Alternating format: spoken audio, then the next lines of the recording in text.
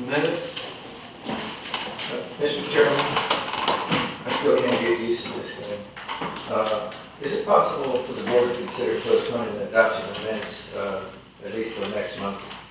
There's just so much to go through when you're so far behind. I think that this board owes it to ourselves and to future board members and to the community to adopt these minutes in proper form. There's plenty of typos.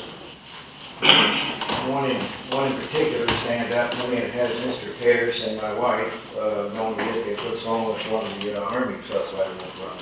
And I just think typos like that need to be corrected before this board starts looking at the depth and character of the comments themselves. It's a large waste of time for us to, especially me, to be looking at grammatical errors. Somebody else should do it. But there's things missing from the February minutes, things missing from the May minutes. And one of those corrections I sent in the very next day, and it never got incorporated into this version of the minutes, the May public hearing. All we would need would be a consensus. I think that would probably be good. But I think we're going to have to send it back to someone to proofread them so that we're not actually trying to do that too. So, Mr. Chairman, I think board members got my comments on the minutes. I did have an opportunity to go through them, just mostly for corrections I could see in grammatical errors, not necessarily omissions. I guess that might take a little bit more time to go through that. And I'm all for taking more time to get things right. It's just that we're already taking such a beating from the public. There are some minutes in here that are simple and are to approve, chip away at this, but I'd be fine with taking the time Mr. Frazier would like to get this right. I didn't think we were under the microscope on these minutes, and I for one am not interested in taking another beating on these things, when in fact we have these in front of us and we've got some minutes that we can look at. 401, yeah. Well, I don't know that we would get a meeting with the code, but I think that we would certainly, there would be some more comments if we adopt something that's not in proper form. This isn't for us, and as someone that has read minutes from 30, 40 years ago this board, I have a great admiration for people who try to get it right.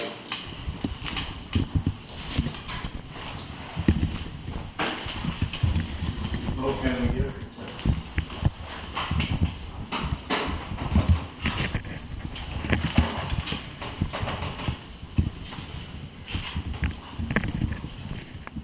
I'm willing to delay the approval of the minutes for another month. I am too. I am, for the simple reason we got behind so much that one more won't make any difference. As long as we can make it better. All right, we'll just delay that to the next month. I think if we could, then we'll have to have a directive that somebody proofread these for the typos and grammatical errors.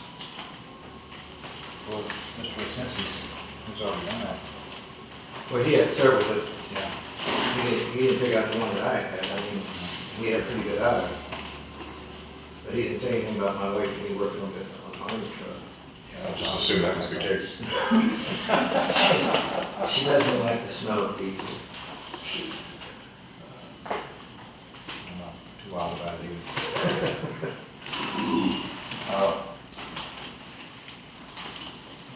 I would say we all do our job and read everything carefully from what we need. Okay. But there are some things though that you just don't know what to put in there, whether there was a skip on a tape or, whether there's something in the videotape that somebody's going to have to look at. So somebody with staff is in fact going to have to be involved here, over and above just us. Okay, that's fine. So we'll need to figure I that out. understand. That's-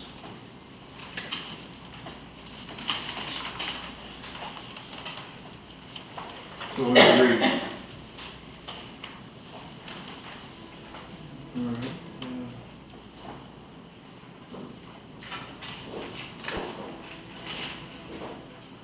been adopted. And the next thing is about our school. We have a new superintendent. Do we have someone to make an introduction or no? Well, Mr. Chairman, before that, can I make the motion that we adopt the agenda? We need a motion in a second. We need a vote. Good idea. I'll make that motion. Second. Motion made, all in favor, say aye. Aye. About our school. Which one? False start. Okay, thank you very much.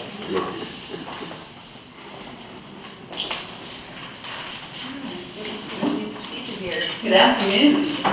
I'm just thrilled to talk to you today. My first official day on the job. I was sworn in just this morning. So we're very excited, but we've been very busy already. So I want to just go over a couple of things. The first is that I've set up a leadership team at central office. We're really big on putting people where they need to be for the success of our division. So on June 30th, we made recommendations to our school board that were approved. Those being that Carol Johnson will be the assistant superintendent. Mike Tupper transfer from the high school principal to central office to assume some duties there. A transfer request from our current elementary principal, Karen Ellis, to be the high school principal. Jimmy Swindler, remaining our assistant principal at the high school, but also helping us as director of career and technical education. That's a really key area right now with all the advancements in our career and technical education realm, especially with additional opportunities for students of workforce development at the high school. So that's going to be a very critical role. An approval of Dr. Blair to continue as our part-time HR director. He really got us through a tough time in the spring, and it was very climactic to say the least, and he did a wonderful job getting us through that. So I'm very pleased to have him as our part-time HR. So, as you can see, we did reduce central office. Kathy Jones did go to Madison as their assistant superintendent. I hate to see her go because she's wonderful, but very happy for her. And also our finance director, Gary Honecker, went to Orange County, so we also filled that from within. And myself being appointed left academic services, and we're also going to take on additional duties there. So really big on conserving our resources to provide more direct service supports to our teachers, and that's what's needed right now, and also provide additional opportunities for teachers to take on some additional duties, administrative roles that they're inspired to do with some compensation, but not exactly requiring a directorship or central office role.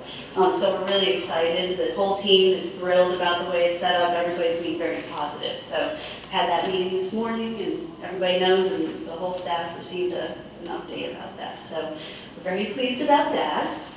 Also, the June 30th closeout meeting, we did have an amount to return to the Board of Supervisors for consideration in the amount of $43,602.54.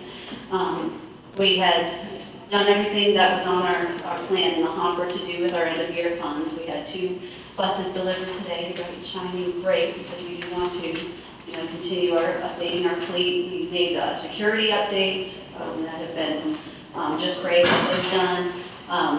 If you were to return that money to us, we have 3 options we'd like you to consider.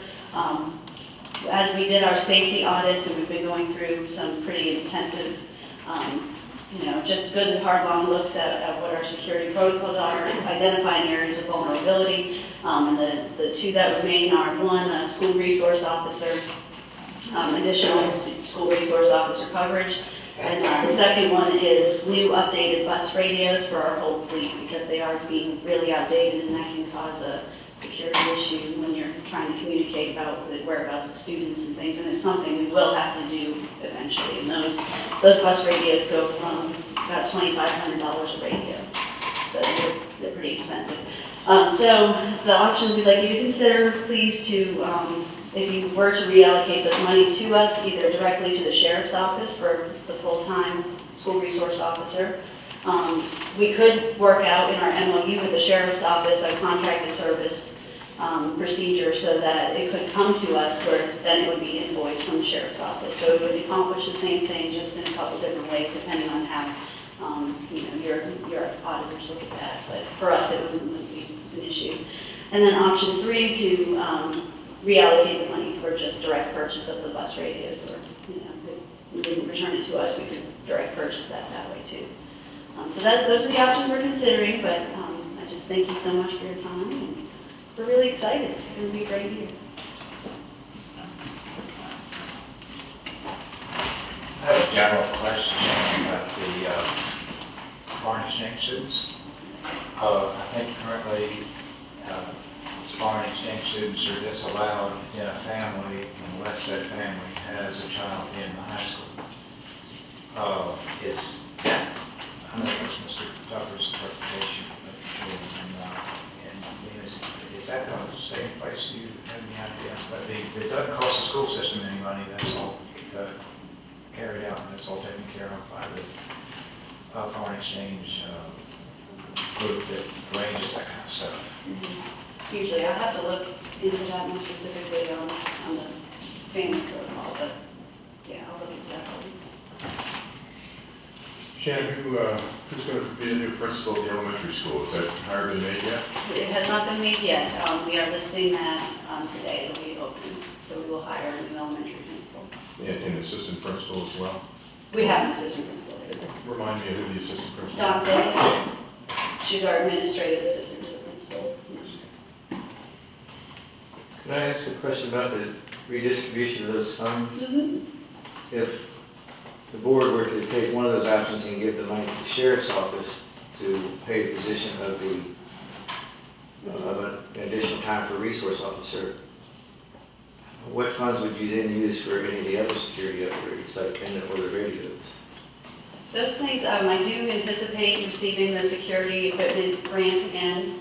We are pretty high up on the eligibility criteria based on things that have happened. So with our audit, I will get monies for some of that. It won't cover the whole thing. Typically we get about 25 to 30,000 if we hit in that realm for the security grant. But as far as a reoccurring costs of the school resource officer too, we're planning for that. It's just in next year's budget, we didn't know this would be that high of a need. Now it is, and it's not budgeted. So that would really help in future subsequent years. That'll be something we do plan for because it is a need. So. Are those security grants like items specific where you would have to buy physical devices instead of being used for salaries? Yes, it has to be just security equipment, and it's pretty particular about what it is. No bricks and mortar and no personnel. Right. So it might be more advantageous for this board to return that money to the sheriff's department? It could be. Either way, it's we still get the same results. So that's what the need was. So however the needs that the board wishes to do that, that'd be fine too. Well, it wouldn't be returning it to the sheriff's, it would be Reallocate. reappropriated. Yeah. So how many buses are you talking about with respect to radios that would need radios? If we did our 17 active routes, it would be about $42,500 to do all of them.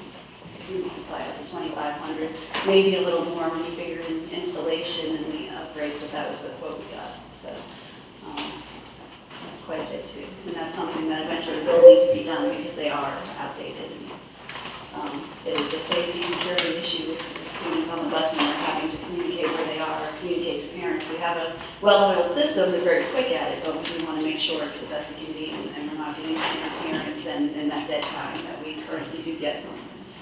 So is that in conjunction with or syncing with the new radios that the county is getting? Is this all part of, is it part of the new communication? Part of the 800. Yeah. Okay.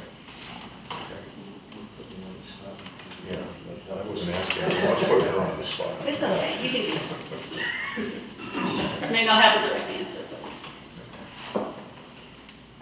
Anything else? Okay, thank you so much. Thank you, Shannon. Good luck. Congratulations. Thank you very much.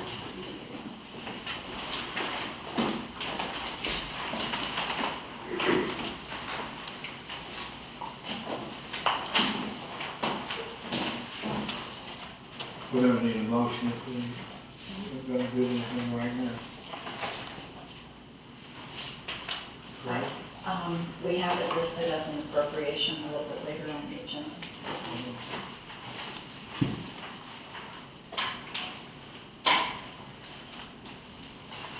Well, the next item will be treasurer's report. As many of you are aware, we had a meeting on Friday for end of the year in which the treasurer was present and presented her treasurer's report. So this is one day later. We don't have an updated treasurer's report at this time since it was just Friday. So we really don't need one. But we did close out the year with a cash excess above last year of $1,218,029, and the treasurer did cash projections. And it appears that if we remain on target, those are the projections for the first couple of months before we get the tax revenue in, that it appears that if we can stay on target and nothing unexpected comes in, that we will not need to borrow. We do have the borrowing resolution on the agenda later today as a precaution, but again, it is our goal that we won't need to borrow. We do have an updated accounts payable report, which would reflect the bills that have been turned in for the new fiscal year. And gentlemen, with your approval, we need a motion to approve the bills today. I have a question on one of the bills, the check for $142,296 to U.S. Bank, Charlotte. It's a bond payment that we have for the school.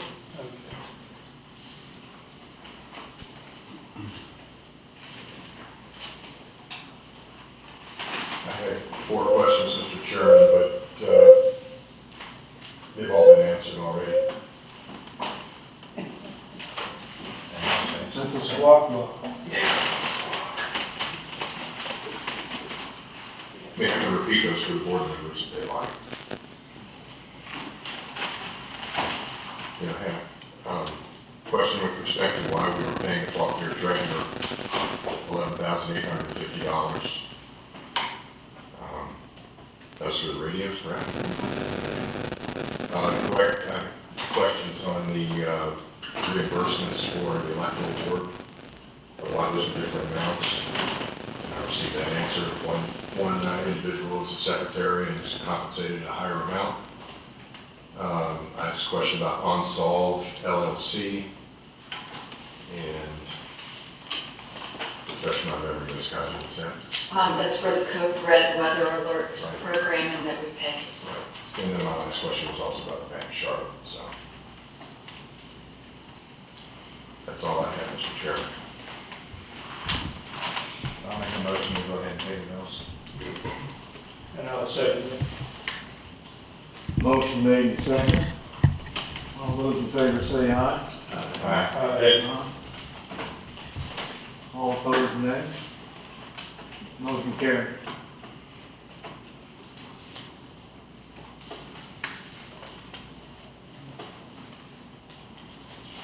We've already cleared appropriation.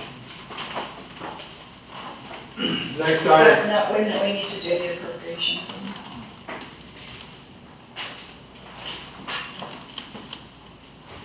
I just passed out a document which shows a memo that we received late this morning from the school, and this reiterates what Shannon reviewed as the options, option number 1 and option number 2 and option number 3. We had an appropriation on Friday for $35,000, and as we know, that number was finalized later Friday morning, and they revised it to be $43,602.54. So the question becomes, what do you want to do with the money this morning? Do you want to return it to the school or give it to the sheriff's department? So whatever you decide this morning, we can manage the appropriate paperwork. So the 35,000 that we talked about on Friday, that's already gone. And then now that we're talking about the difference between 35 and 42,000. No, when we first got the phone call, the school thought that the money coming back would be approximately $35,000. They closed their year end out, paid their bills.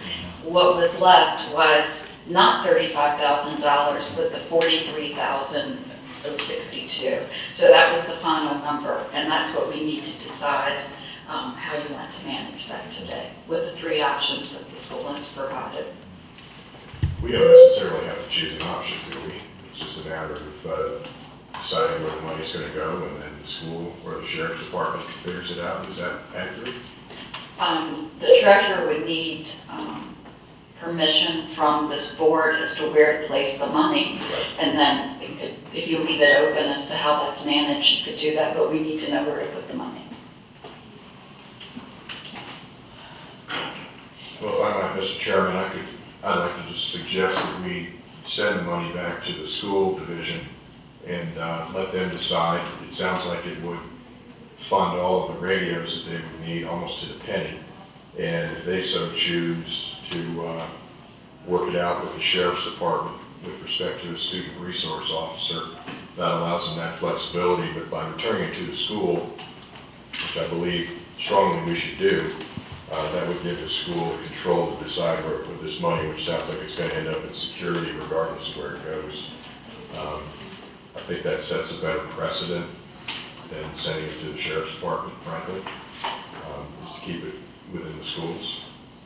So that's my thought of how the board has to feel about that. Well, I don't understand how the process would work between the two different entities, because the sheriff's department budget is approved by this body, and so is the school budget, but they're different entities, and there would have to be some sort of process where the money goes back and forth there if they're going to be doing something. Right. It's going to come back through this board each and every time between it. I don't know how that would work.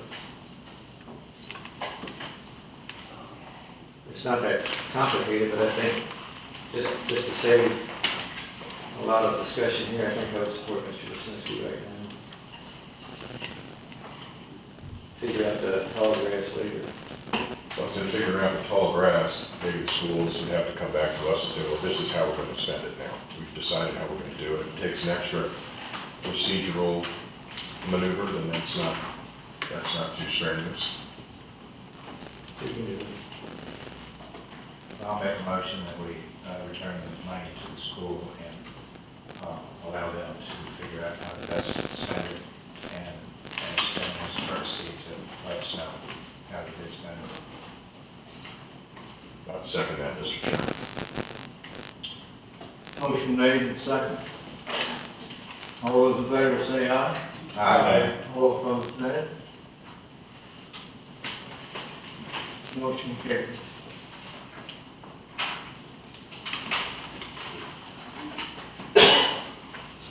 Okay, that takes us up to public comment, which is a period if anyone has comments to make, they raise their hand, and once acknowledged, they can speak from 3 to 5 minutes and direct their comments to the board. Please state your name and the district that you're from. We'll declare public comment open. Hi, I'm Patty Hardy from the Hampton District. I don't know if I'll be able to stay for the meeting to hear any discussion about the county administrator position, so I wanted to make my comments now, just so you have them. In a past life, I spent over 2 decades in a corporate setting, and whenever there was an important senior staff opening, the managers would reevaluate what was going on in the team or the department to see if there were functions that could be moved around and maybe made more efficient or take advantage of somebody's skills that hadn't been taken advantage of before. They would also look for a candidate with skills or specialties that were on their kind of mental wish list. And if a candidate came forward that had a skill or a specialty that was something that they had wanted but hadn't been necessarily anticipated getting, they would readjust the department or the team to take advantage of that skill set. And the reason why I mention that is because I hope that with Ms. Kaiser's leaving and with some amount of breathing room, because I understand you're going to be hiring an interim person before a permanent person, that you take some time as a board to think about the lessons learned over the last couple of years in terms of the position, how the position was structured, how it served the community.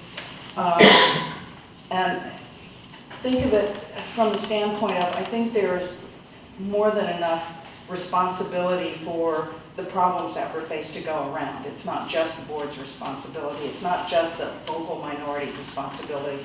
It's not just inexperience with certain areas of the job. So I think it takes an open mind to really look at all of those. And while you're doing that, I hope with this breathing room, you'll take some time to evaluate how the county administrator position might be structured. Would you reassign some functions to other county officials? How would you integrate the county administrator and the zoning administrator now that we have two positions, which we didn't have before? And take a look at what other capabilities and skill sets a candidate might bring to help the county position for future challenges or opportunities. Thank you.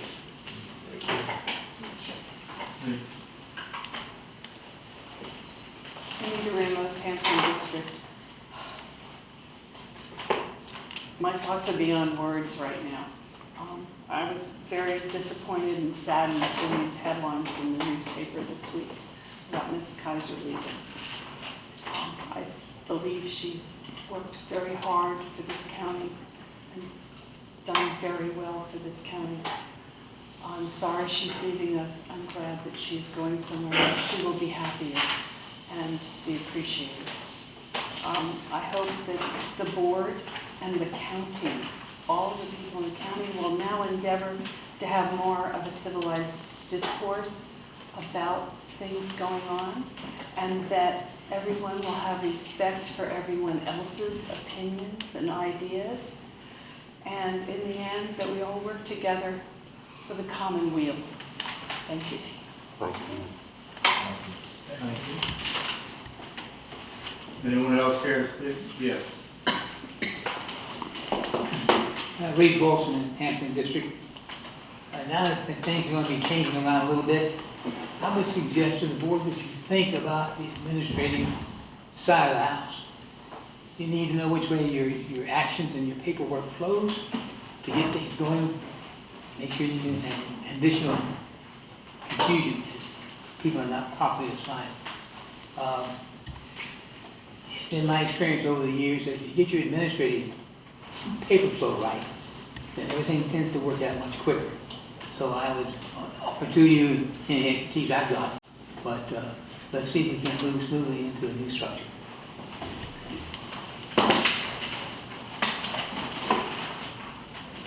Yeah. Page going to Jackson District. First, I want to commend the board for deferring the minutes. I think that was an excellent decision, and I hope you take the time to find a resource to go through them, because there is some missing stuff, and it would be appropriate to have a good public record. We did a lot in the last 9 months that should be recorded. Another small thing, I can't find on the website where the 18 budget is published. I think that's a necessary step that needs to happen quickly. Another issue is, I noticed on today's agenda, we've kind of gone back the way we used to be. We don't have very much in the evening time for public that has a hard time getting here in the comment section. So we're just kind of wondering what happened with that. Is it just this month we didn't have anything, but would like to see that agenda come back. I think the public really likes it. And last but not least, I gave Mr. Parrish a number of copies of that draft PD I put together. I agree exactly with what Patty said. This is an excellent opportunity to look at some other options. And again, that PD is something that can help you get started. All right, hope it helps. Thank you. Thank you, Paige. Anyone else care to speak? I'm Ruth Wiggins from Hampton District. I'm a little bit confused. I'm originally from Princeton County, and there you have a finance director and a treasurer. From listening, this is only my second meeting I've come to, so from listening to what I think I'm hearing, we don't have a finance director here, do we? Is the treasurer the finance director and the treasurer? County administrator acts as the finance director. Okay, okay. It's just a little different than what and that's caused confusion with my thinking. Okay, thank you. Thank you. Anyone else? Anyone else here? Yes. John Sullivan, Hampton District. I'm going to reiterate a little bit what's been said by several people, but turn it a bit. We are all aware that the experience of the last year or so with Ms. Kaiser has been not smooth, a lot of scratchiness, a lot of undermining her authority, I would suggest. And I think it would be useful for you all to think about what went wrong, what didn't work. Obviously, it was nobody's, presumably, intention that Ms. Kaiser would choose to leave after a short period of time. And it seems to me that everybody's got some responsibility to one degree or another as to what went wrong. So as you're looking forward to replacing her, and I agree with Patty, I think we'll figure out what the descriptions are, responsibilities, rearrange things. But I think it is terribly important that when you come up with an answer, it is a person that you express full confidence in from day one. And if I may suggest, to give an example, roughly a year ago when there was a meeting here, and John McCarthy was on his way out, and Peter Luke was on his way out, who, by the way, was greatly mistreated by a lot of people. There was a discussion as to should John's job be broken into two. And John gave a rational argument as to why it should be broken into zoning and administrative.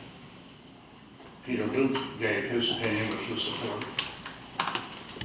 And Mr. Lozinski asked Ms. Kaiser, as the incoming county administrator, what was her opinion on the subject. At which point, one of the members of the board said rather dramatically, I don't want to hear her opinion. I don't need to hear her opinion. I already know. He didn't say I know what her opinion is. He said, I've had people work for me in the past. I know what they're going to say. I don't need to hear it. Maybe that person didn't want to hear her opinion. But she was paying a lot of money. And I would have thought that all of you would want to hear her opinion. I, as a public, would like to hear her opinion. So looking forward and having gone backwards a little bit, I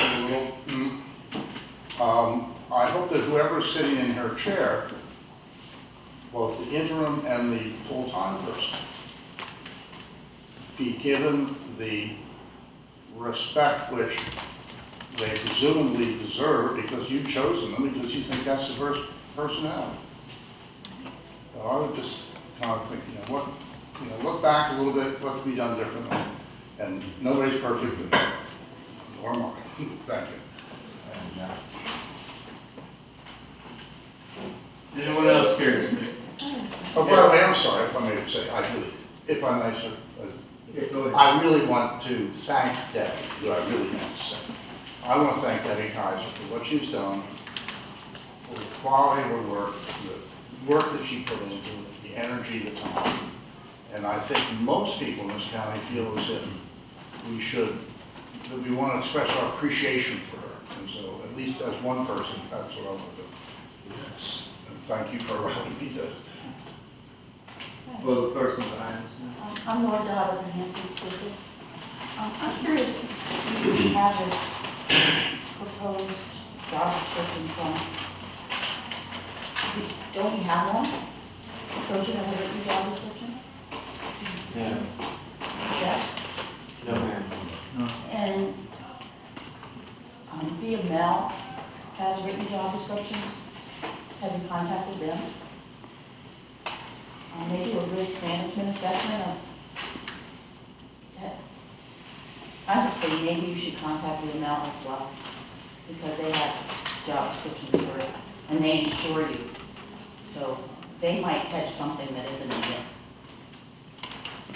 That's all I have to say. Thank you. Anyone else here to speak? Anyone else? Clear public comment, please. Mr. Chairman, maybe remark on public comment? Yes. Mr. Chairman, we need a retreat. Yeah. We need a block of time outside of the regularly scheduled meeting in which this board can get together and talk about a lot of the ideas that I think the public expressed here today, as well as many others that I'm sure we need to take some time to talk about as a board. I know we already feel we have a lot of meetings, and that adding another weekend on that, or a couple of days of meetings, which would probably be what it would take to do this properly, is, I realize, a burden. It's at one level, but at the other, if we don't understand the mistakes that we may have made and get it right going forward, we're going to be doomed to repeat them. I don't have any suggested dates other than to say maybe after, in the fall, in September sometime, before we take up the search, or as we take up the search for the county administrator in earnest, it would be a good time to reflect on maybe not only job description, what we're looking for, but if there is a need for additional positions. This finance director position has been something that's been swirling around, and had different suggestions as to how to tackle that. Just a way of looking at the whole organization and the staffing and the duties and responsibilities. So I would just encourage the board to take a hard look at considering some type of a formal off-site retreat, a couple of days where we can work to try to get it right going forward.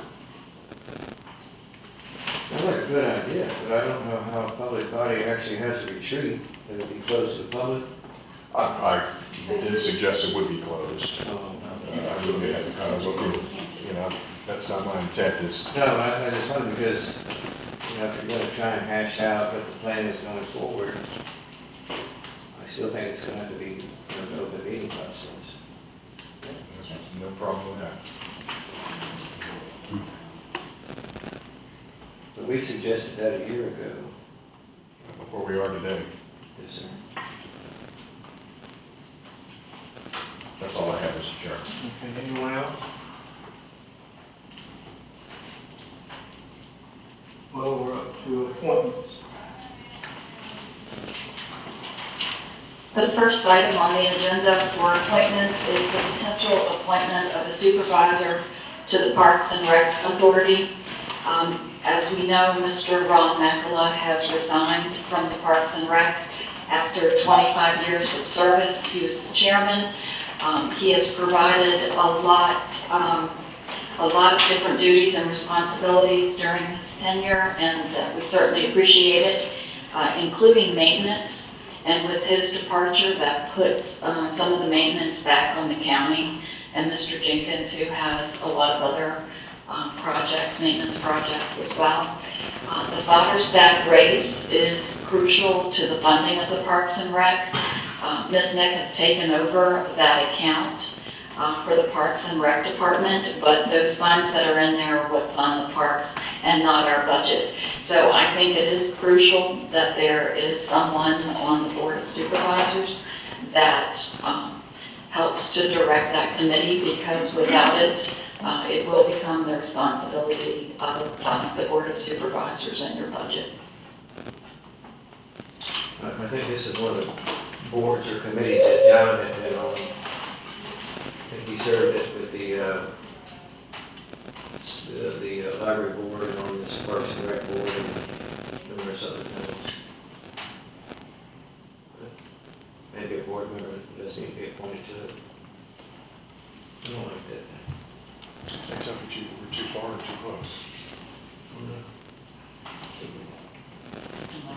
Just want the record to show that I don't like that thing. Yeah, I think I could volunteer to be on that board. By the way, read his letter of resignation, please.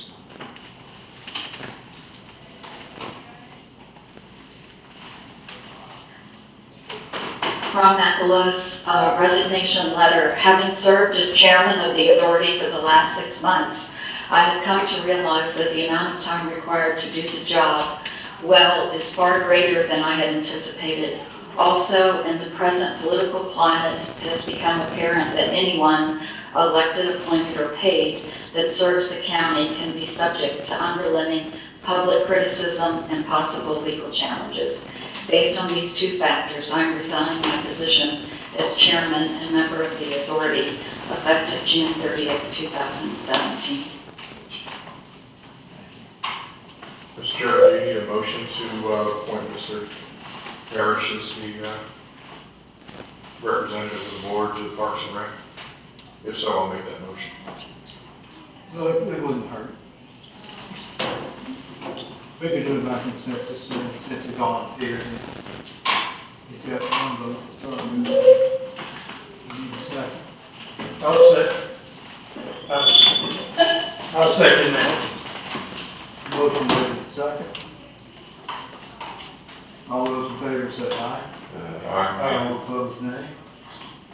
Congratulations, Mr. Chairman. We like volunteers. The next item is appointment to the Building Appeals Committee. We have no candidates at this time. It was ran in the paper again, so we have no one to consider. Appointment to the Community Services Board, that was ran in the paper. I think we have one person, and we will add that to the agenda for next month for consideration and hopefully have a choice between 2 or 3 people. Mr. Chairman, that's a very difficult board to fill. There are a lot of responsibilities there.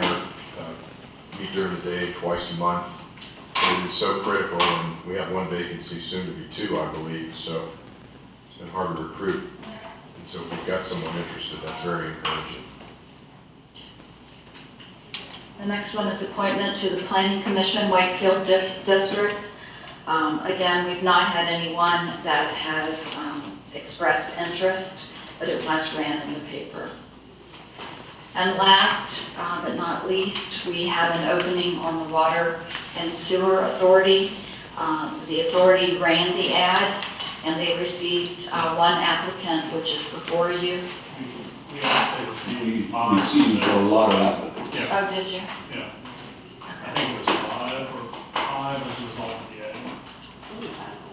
And this is the recommendation from the Water and Sewer Authority.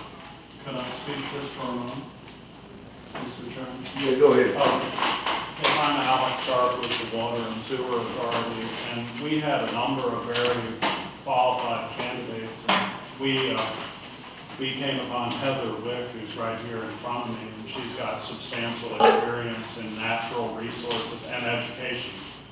Natural resources, water resources, and a lot of experience that I think will come to bear as very helpful to our operation of the sewer authority and the issues that we're dealing with.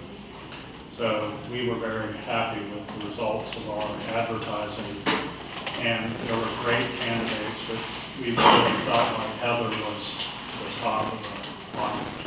So Heather's right. We're excited. Am I correct that you're not a resident of the county? I'm not a permanent resident. We've had a home, my husband and I have had a home here for 10.5 years. We now spend more time here than in Arlington, and are expecting to become permanent residents with the sale of our house in Arlington before the spring. Your resume doesn't reflect that, I just wondered. That's we thought someone might raise that question, and that's my response.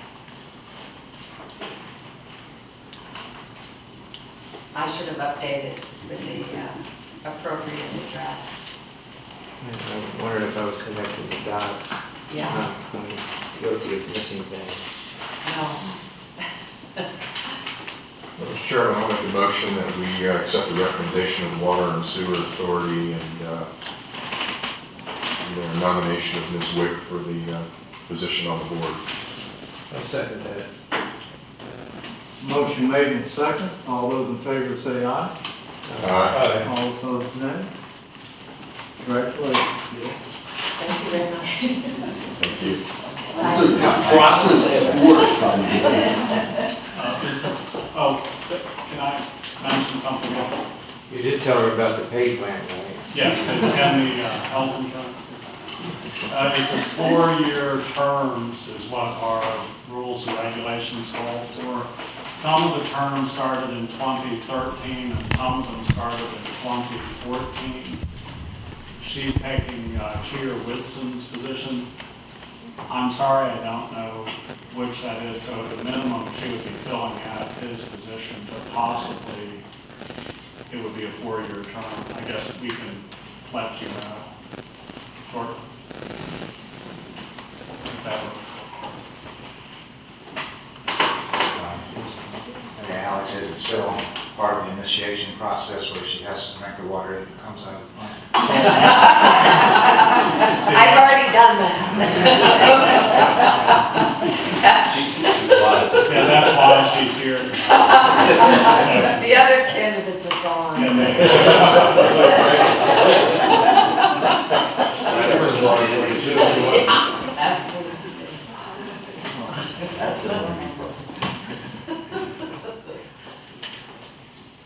Well, as you can see, we're pretty happy that you were. Yeah. As am I, thank you. Okay, old business. First item, broadband, Mr. Lozinski. Thank you, Mr. Chairman. The next meeting of the Broadband Committee is Monday, this Monday, July 10th, at a special time and location. It's at 4 p.m. It's going to be at the Washington Fire Hall. It's because we have, we're being joined again by representatives for the Center of Innovative Technology, specifically the new director of rural broadband, a gentleman named Chuck Kirby, who comes to the CIT from Franklin County. Also, we'll have Ms. Jean Kleinmail, who is has been our primary point of contact with the CIT since we agreed to partner with them. Again, that's 4 o'clock, Monday the 10th at the Washington Fire Hall. We're hoping for a good turnout. Some of the members of the Broadband Committee, I think there were 3 or 4 of us, traveled to Madison County last Friday. Madison County is probably about 4 or 5 months ahead of us in the process. They are also using the CIT and their survey what has gone out, and they're in the process of compiling, well actually they've compiled the results. Now they're at the point of working with the CIT to come up with a request for proposals so that they can find the right kind of provider mix to solve their broadband challenges. There may be an opportunity, we don't know, to team with Madison or do something regional. That's one of the exciting possibilities here. But the purpose of the CIT coming in is to kind of give us an update on their efforts in rural broadband around the Commonwealth, as well as answer any questions that we have now about the survey we'll be putting out in Rappahannock, which will come out when school gets back in session in the fall. I want to express my appreciation again to the board last Friday for appropriating $8,000 for the Broadband Committee for the use of offsetting costs involved with the survey. And I can report to you that Madison did not do a mail out to every household as some other counties have done. They sent a postcard out to every household, basically said, here's where you can find the survey. So it's not a fait accompli that we're going to be sending a mailer to everyone and spending all that money on a mailer, but we're certainly going to spend some of it in a public awareness campaign, and I think we'll explore some of that on Monday afternoon. So we're still very active, Mr. Chairman, and entering kind of a productive phase here, and I think you'll hear a lot more about the committee's efforts between now and Thanksgiving. Any questions board members may have, happy to entertain at this time. Thank you, Mr. Chairman.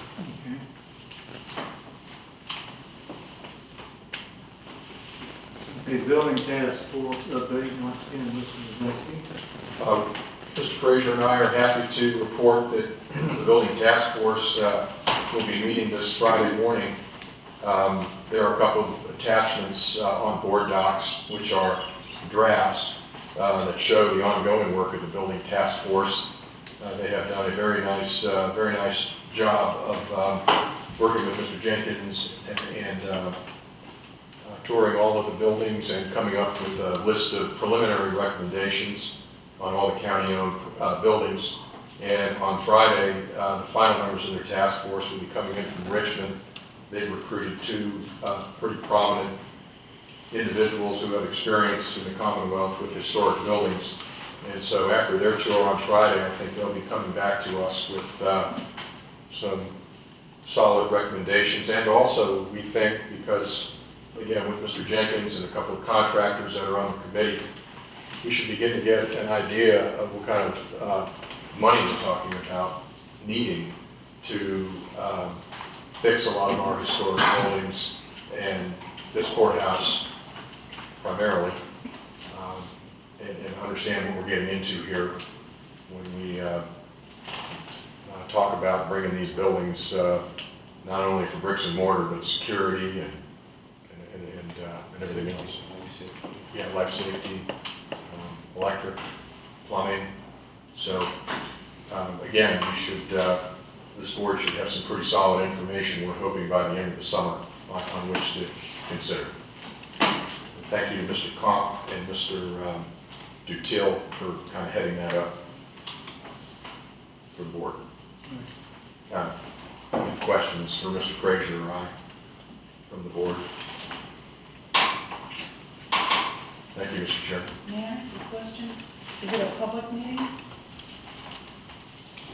I can get that, yeah. The reason why it should be is it's kind of going to be a day-long meeting. It'll be for a while, and then grab a lunch and come back. But it's What time? 8:30 in the morning on Friday, meeting at the Country Cafe, and then proceeding from there. Thanks. Thank you. oh yeah, I have a recording device. I'll talk to the board or the task force. All right, thank you. Ron Frazier, the tower. I'm sorry, Tower location. I'm not sure what this is on here for. I didn't know if you had an update. I haven't had a chance to talk to the engineering yet, but you had sent an email about potentially talking to the person, and I didn't know if you had an update. I don't really have anything at this time. All right, I contacted y'all about to see what it was, and I hadn't heard back. I'll work on it this week, or next week.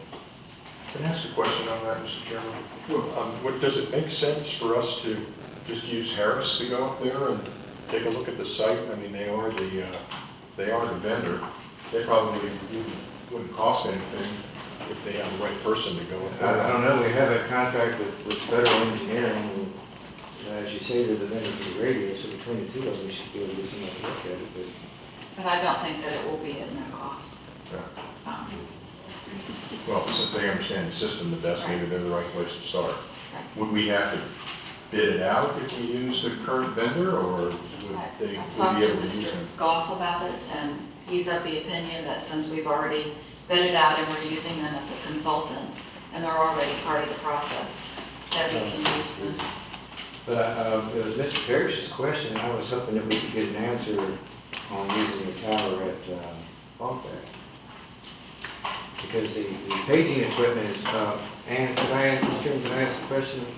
If one of y'all out there could tell me what the frequency is for the pagers again? Well, there was two frequencies. One was high VHF, 155 to something, and then there was a discussion about the possibility of UHF. up around 450, 470. And Do you- both of those are line of sight operations. But do you remember what the frequency is for the state police radios? They're up around, well, they were under around 150, 174. It's just, I don't know why we wouldn't be able to use hogback if state police are using it for their radios in the same area. If they have coverage, I don't know how the pager wouldn't work. Isn't that just is it a matter of getting approval from the Park Service to I do that? don't know. Yeah. This is a two-month-old question. If we can find out who the contract is, that might save us, we'd still have the equipment cost of this and the installation, but we wouldn't have to go with the tower. That might be the immediate concern, which is the pager. And then if we have any concerns later, we may need a tower. Ron, that's the tower that's in the park on the highest point there, just north of Foxville. Right. I guess that would probably have to come from either the Park Service or the feds. But the Commonwealth of Virginia is on it. I don't know who owns it. I don't know. I could probably do some digging to see what I can find out. If we can just, hang the pager equipment up there with this internet backhaul system, it might work. I think it wasn't going to work earlier if we were looking at line of sight back to Little Washington. But if we're not worried about that anymore, if that's not the major concern because we don't have a microwave, why wouldn't internet backhaul work? I don't know. I'll see what I can find out. But I believe the frequency has been allocated is around 155 point something, which is high VHF, which requires repeaters. I think it's an option that we shouldn't just ignore. Is there any reason why this board can't agree to have the vendor look at hogback and look at the other option? Can we at least agree to that at this meeting, or is there something else that needs to be determined? I would think it would be great if we saw some movement on this issue. It's just a matter of pushing on with it and getting it done. That's where we're at. Do we know we have a point of contact at federal, don't we? Is that the name of it? We do. Do you think we could ask Mr. Dameron to check?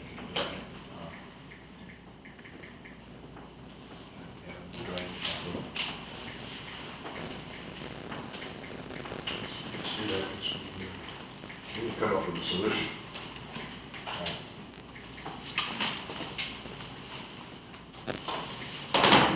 Next item number 4, fire and rescue services. An update, Mr. President. I don't have anything more to update than the last update that I had is that the Fire and Rescue Association had agreed to get their comments together, present it to the companies, and then unless something changes between now and the July Fire and Rescue meeting, they were anticipating signing it and presenting it to the Board of Supervisors for August. Mr. Fraser, was it agreed that we were going to try to have another sit-down as we did a few months ago with the chiefs, or is that not? Well, the Fire and Rescue Association meeting, they decided that that was probably not necessary if they just incorporated all their comments and presented it to the companies for approval, and then had it, back at the July Association meeting. I've not heard anything different on that. That was the plan at that last meeting I attended. So hopefully we'll have a document circulated later on this month. Signed by the fire rescue companies. Well, that takes us to number 5. Actually, Mr. Chairman, I'm sorry, one last question. Mr. Goff, are you engaged in that process, or you're just waiting for this draft to come? I haven't seen anything. In fact, I asked Mr. Lenny if he'd seen it. He hadn't seen it either, so I think they're still talking amongst themselves, so we don't have them. So is it your plan to look at it before the board, or as the board looks at it? I'll be glad to, yes, I will, sure.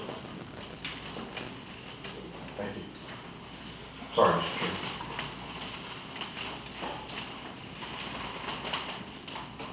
Filling official position in Those two are listed on the agenda today. They're also listed, the building officials also listed on closed session. If it's needed, as you know, on Friday, we voted to, you voted to continue having George to be the building inspector at a different rate. So I don't know if there's any other instructions today that you'd like to provide. And while you discussed advertising the emergency manager position, I don't believe there was a discussion whether it was full-time or part-time or what that rate would be. So I wanted to open that up for discussion today so that we can move forward. Well, if we can get somebody part-time, I think that's the initial approach. And For this is which position? the emergency manager position. Actually, Mr. Chairman, I'm of the opinion that that position might very well be, might need to be full-time. I think we may have suffered a little bit from it being part-time. This county hasn't had any disaster relief drills. It hasn't had a lot of the different, I don't want to say we haven't fulfilled all the requirements, and I don't want to say we've only done the bare minimum, but I do think there are some number of things that we could be doing in addition to what has been done, and I can appreciate more than ever, we only have so much, part-time person has only so much time and they're wearing multiple hats. But I would be more inclined to see the building inspector position go part-time and the emergency management coordinator be a full-time slot. I think we can do some really good planning, some forward thinking, and I'm not sure we're going to get that with that position being part-time. That's my counter thought on that. Well, in the event that we were moving toward a paid EMS to supplement our volunteer EMS, would that be something that this coordinator would involve with? I would assume so. Well, the code section 44-146-19 spells out what the state requires, and I think that we need to have a position requirement that's close to what's required here. Right. And I don't know why it wouldn't necessarily need to be full-time, but it needs to be somebody that can focus on this. And if it is determined that it's full-time, then we have to make it full-time. But I think we need to sit down, maybe 2 members of this board and staff, and write a draft, present it back to this board for advertisement, and get this thing going.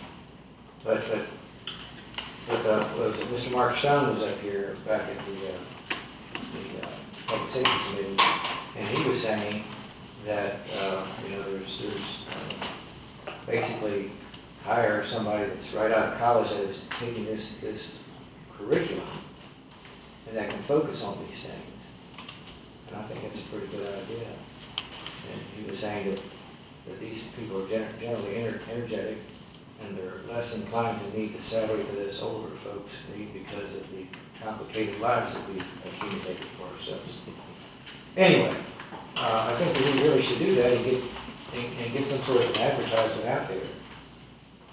I know that the chiefs got together and worked on something, but it's just, I think it's going off in a different direction. I think that this individual could be working with a crossover situation to pay staff, but I think that we need to find somebody that's running calls, as I said before.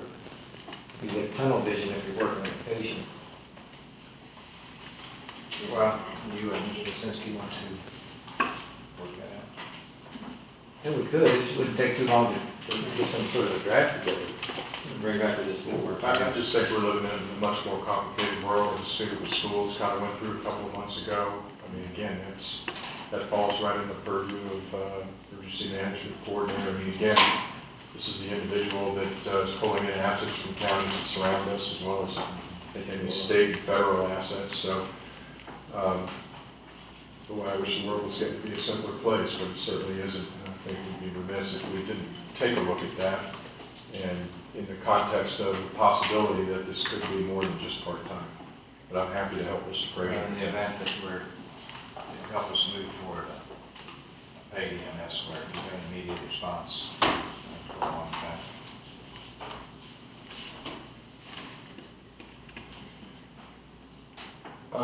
With respect, I guess we're ready to switch gears. With respect to the building official position, I do know that I received an email today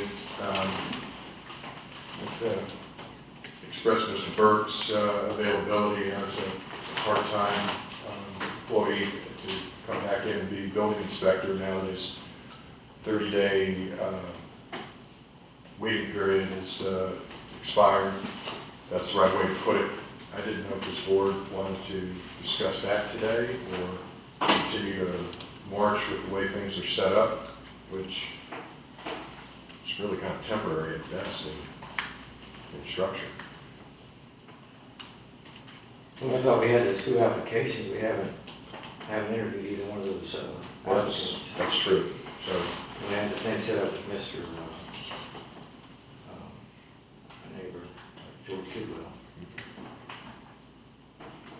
I thought we were okay at this point. We could certainly consider that. well, now that we have a couple of new resumes in, and this email from Mr. Burke, maybe there are 2 board members that want to take that one for action. Come back to the board with a recommendation. I don't know if that's appropriate.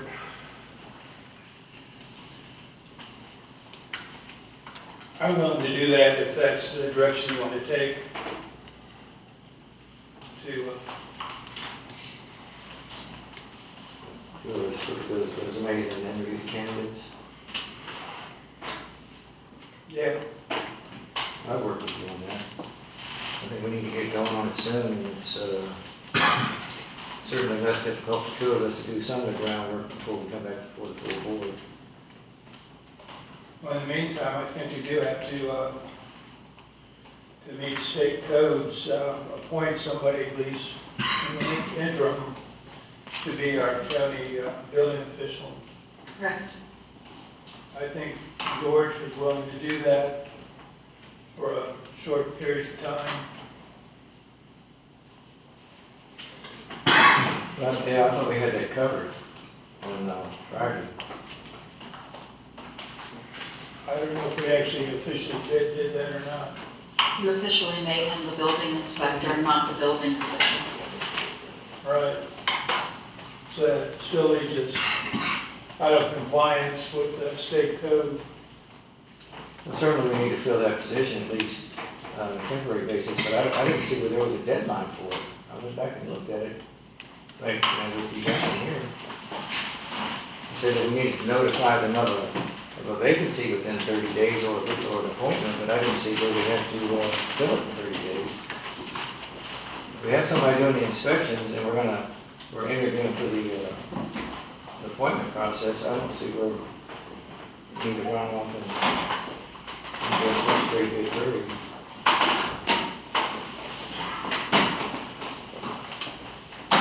And here it is here.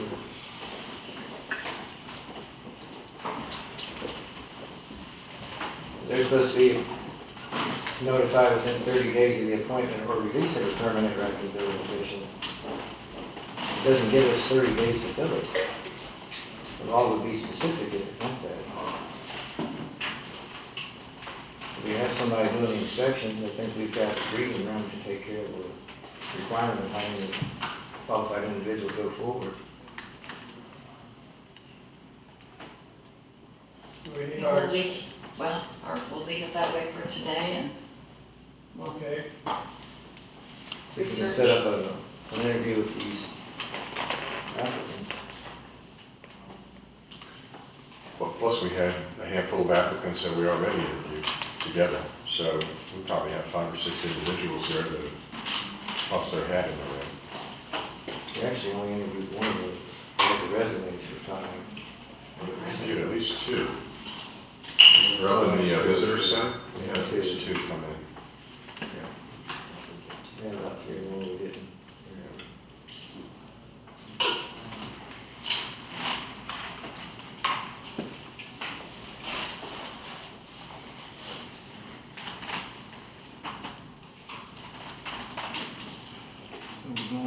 new business.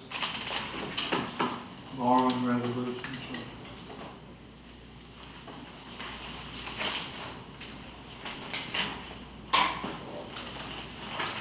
You have a borrowing resolution in front of you. This is similar to the one that we had last year. This states that the county of Rappahannock may borrow during the current year an amount not to exceed $2 million at the best interest rate and terms available. And again, it is anticipated that we don't need it, but it is there as a safety net. If you are interested in doing this, we need a motion and a second and a roll call vote.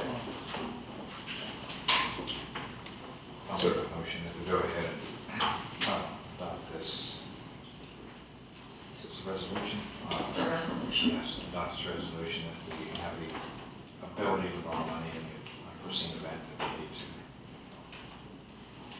I'll second that. So, quick question, Mr. Chairman, in discussion. I see that the amount for last year was $3 million, and this is $2 million, correct? That's correct. Okay. Thank you. A motion made and second. This is a roll call vote. Mr. Frazier? If I could, this is 3 million, doesn't it? It's the old one. That one was 2016, 2017 is 2 million. I put last year's up as a comparison. Getting confused again. Well, if it's just 2,000, then I would support it. 2 million. And 2 million, so. Mr. Livingston? 5 zeros. Aye. Mr. Bennett? Aye. Mr. Perry? Aye. And I also. Comprehensive plan update, Mr. Livingston. Well, Mr. Chairman, this is probably a topic Mr. Frazier probably owns a little more than I do, given all his tenure on the Planning Commission and the amount of time that the Planning Commission spent on Chapter 6, I think, was, well, he was our representative to the Planning Commission. The Commission has voted to move this Chapter 6 forward to the board for its consideration and, I guess, adoption. My only comment before I guess ask Mr. Frazier if he'd like to comment is I think the board ought to take some time looking at this, make sure that you get a chance to absorb it, and kind of like the minutes, but a heck of a lot more important, make any comments or edits, suggested edits, maybe at the next meeting or possibly even September. How do you feel about that, Mr. Well, Frazier?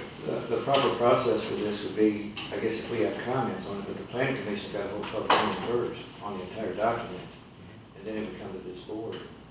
So while I appreciate the planning commission letting us take a look at this, Ms. Memmerman, you make a comment if you wish to, if I'm out of process on it, but I believe that's the way it works.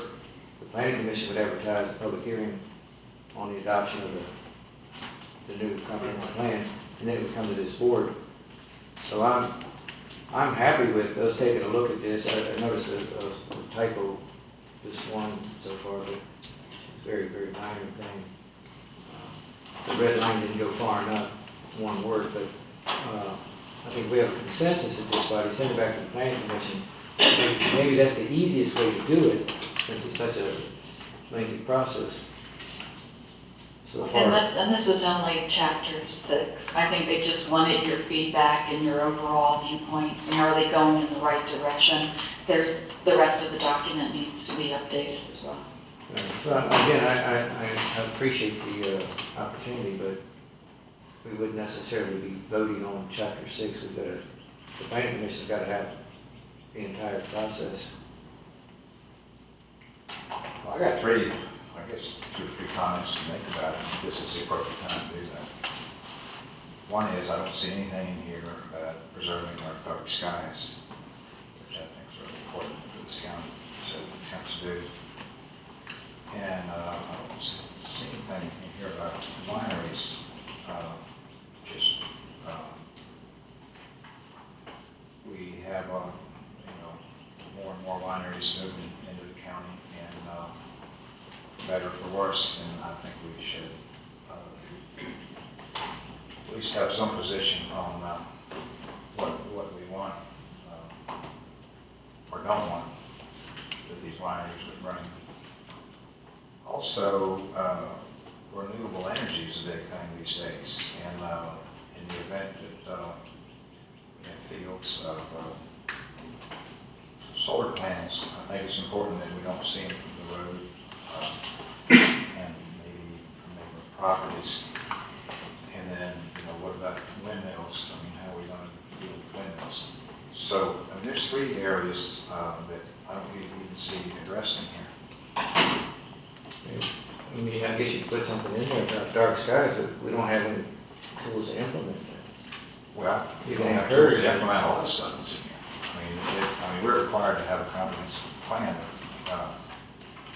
We're not required to enforce it, but it's just a general, want list, and there is, it's very general. We want to preserve our rivers, we want to preserve our viewshed, but there's nothing specific about it. And I'm saying it's important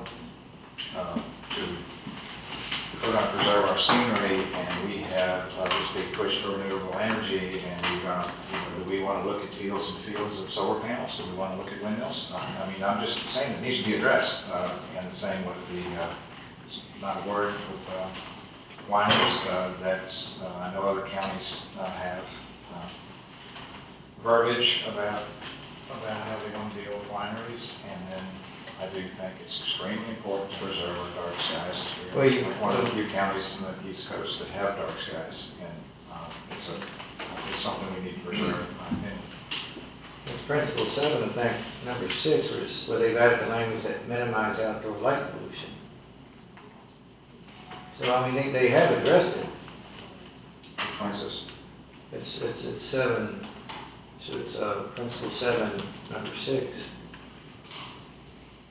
It's in the red letter, so it's in addition to the language.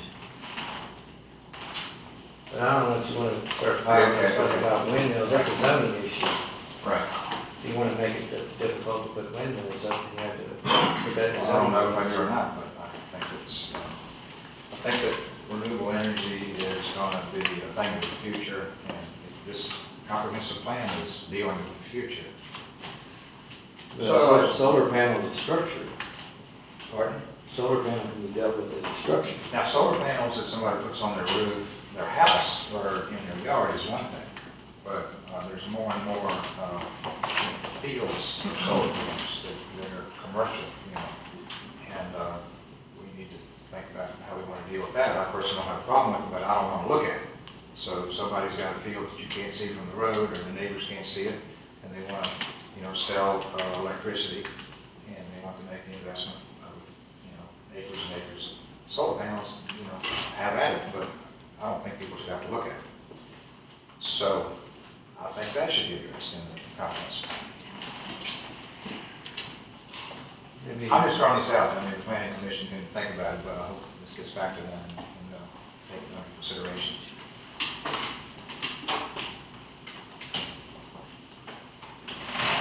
Would that be a solar farm, or would that be a commercial interest?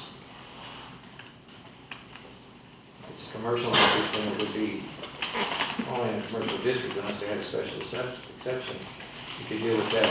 Well, I'm just saying, for example, it says in here that we want to protect our ridge line, the view shed of our ridge lines from houses, etc. We're not saying that it's against the law to build a house on a ridge. We're just saying we want to protect our ridge lines, and that's in here. And so it's the same idea that we want to protect our view shed against, well, really anything. But I think that it's solar, this is coming. You keep hearing about farmers not being able to make money farming, and they're looking for other ways to make money. Well, if they got a field that they're not doing so well grazing or making hay on, and make an investment or have some other company, or at least to a company that's going to put, 30 acres of solar panels and, supply all the electricity in the area, that's more than likely going to happen. And we're not addressing that in this comprehensive plan. would think they should be addressed in the zoning ordinance, though. That's just comments on over any feedback. Or both. You could address that with screening. Well, I think another thing that the land use plan here isn't addressing is the number of people have started to request use of their property for events. And with those events, the amplified music. So, I don't think our The comprehensive plan is supposed to be a general statement of what the county's looking at, and the zoning ordinance is supposed to be specific. If you want to file all specific in the comp plan, it's going to make it an extremely thick document. Well, I think the comp plan says to try to embrace ecotourism and agribusiness, maintain open vistas. I mean, that's broad, overarching. But I agree that in fact, I think the planning commission is going to try to take a hard look here in the next couple of months at some of the ordinances, because they may not have enough. They've got the tools, but they may not be sharp enough, or they may need more tools, and something along the lines that you're suggesting probably would be part of what they're going to end up discussing.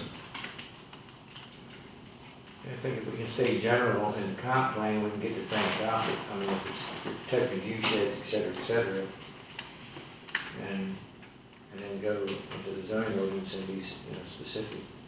Yeah, you're right. Because the zoning ordinance is out of date.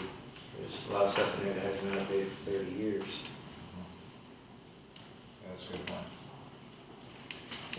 I guess the question is, does the board want another month to kind of look at this chapter 6 before it sends it back to the planning commission?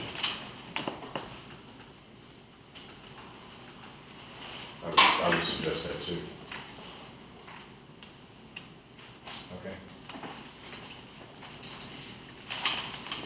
No, next item, county administrator update.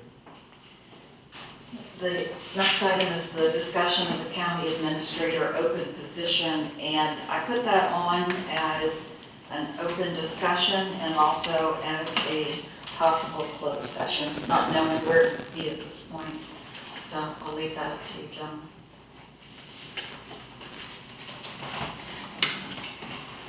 Well, with our current county administrator leaving in roughly 9 days, so we have a candidate that is willing to step in and help us out until we have time to advertise and interview and hire a permanent county administrator. And so we had a subcommittee, Mr. Olszynski and myself, and we met in the county attorney's office and interviewed a person that has retired from and let me know if we need to go into closed session for something like this, but so it's a little bit of an emergency to get somebody in that office to keep the county running that's got some experience, and this person is here in the room today, and she's been a county administrator in several counties, and just recently retired, and can help us out on a part-time basis to fill in the gaps until we actually get that position filled.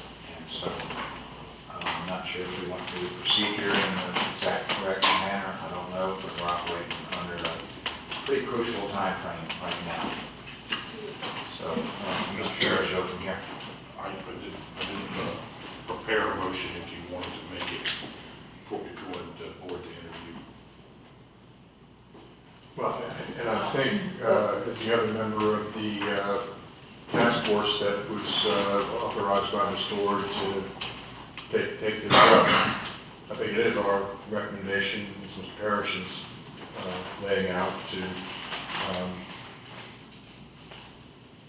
move forward with the next step in introducing and interviewing for the other board members this particular candidate, which I guess would be in closed session, if I'm not mistaken. I assume that's what the resolution is prepared to do. If I could, Mr. Chairman, I've sent an email to all of you, Mr. Goff included.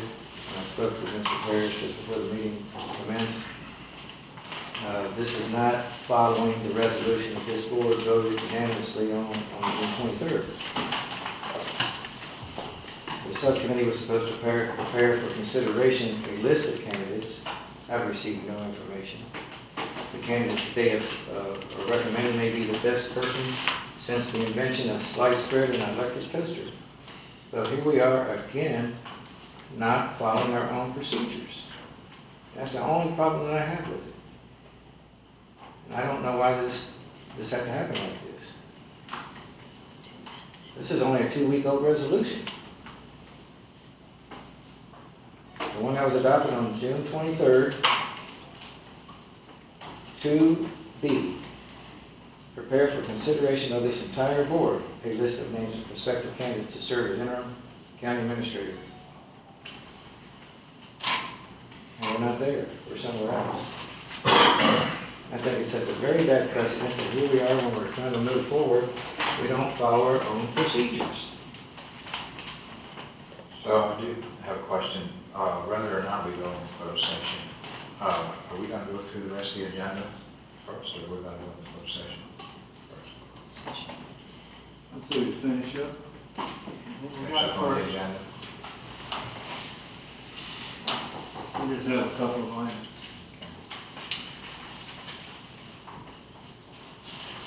And then prejudice is something we can take up in closed session, I presume. on the No, agenda. I think for my part, for the public, I'd like to just get it out there that this is again one more instance where we are not following our own procedures. We knew on the 23rd we had this time crunch when we adopted this. We already knew what the last working day of the statute would be. There was no secret. I don't know why this is done like this. Well, the task force, I'm sorry, but you've exceeded your authority, and Mr. Goff has exceeded his authority by drafting that resolution when 3 members did not authorize him to do that. Why do we keep going there? Why do we keep doing the very same thing?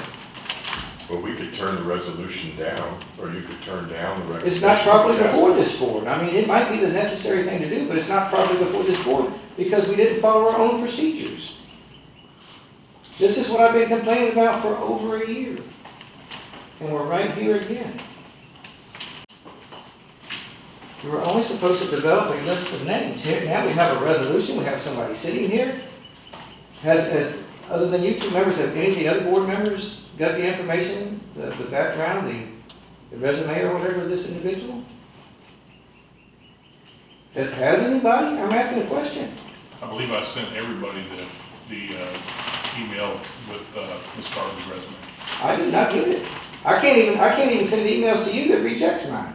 Yeah, I fixed that today, but I get some of your emails, but I don't get. Only if I send it from my Gmail. If I send it from my county account, it rejects it. I had to add you to the list because I hadn't gotten something from you before on that email list apparently. But yeah, I sent out an email with Ms. Carter's resume. When was that though? That was last week. I did not get that, no sir. I believe it was maybe Monday or Tuesday of last week. I did not get that. And these gentlemen act like they didn't get it either.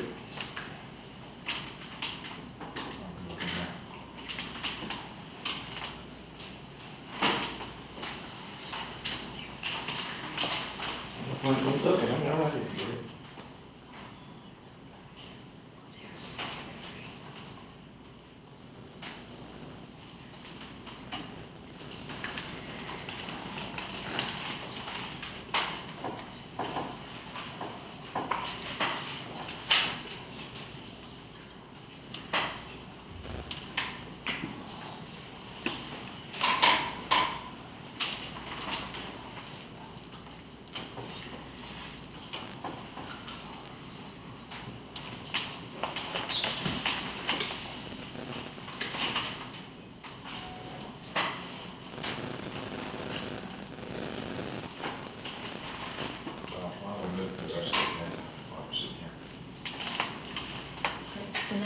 item would be the county administrator update. My understanding is that a couple of years ago, that this board approved for a tree to be placed in the courtyard out front in honor of Hal and Bev Hunter. And the tree has been replaced twice and is still not living. They believe that it's the location of the tree that is causing the problem. And they would like to resurrect another tree, preferably a smaller tree, in honor of Hal and Bev. And they would like to do that as quickly as possible due to the illness of Miss Bev Hunter.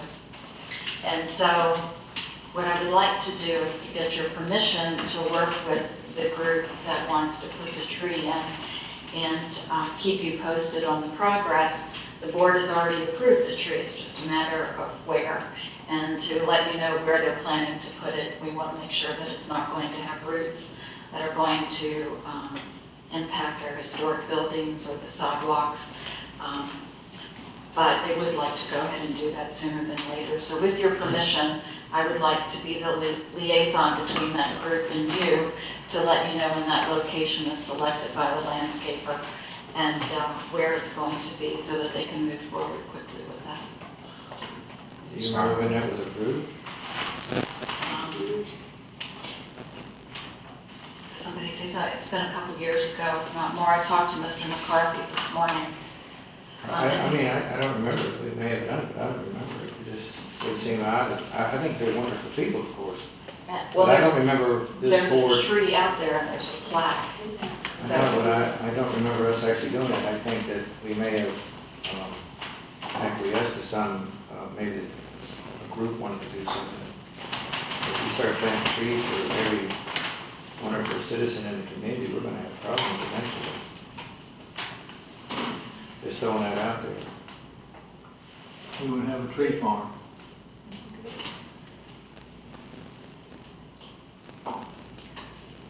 Yeah, I'm fine with it, and if you need a consensus to plant another tree.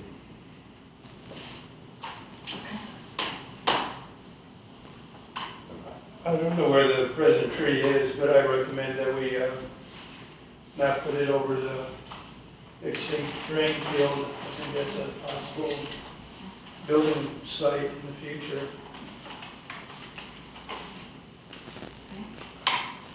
So there's a consensus for me to move forward as a liaison, and I'll keep you posted.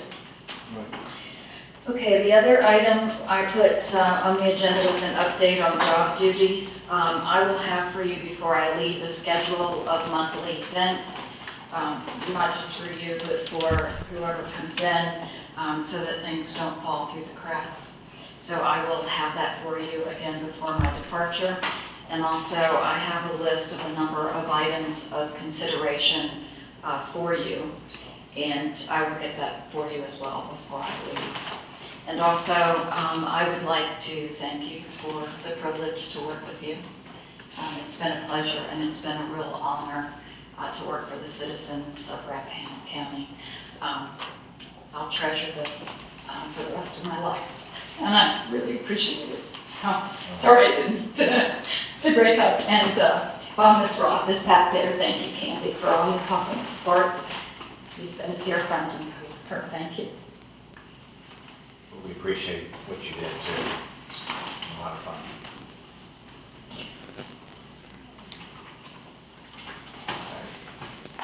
So is that take us to the end of this? Yes. Then Correspondence and information. Any information? so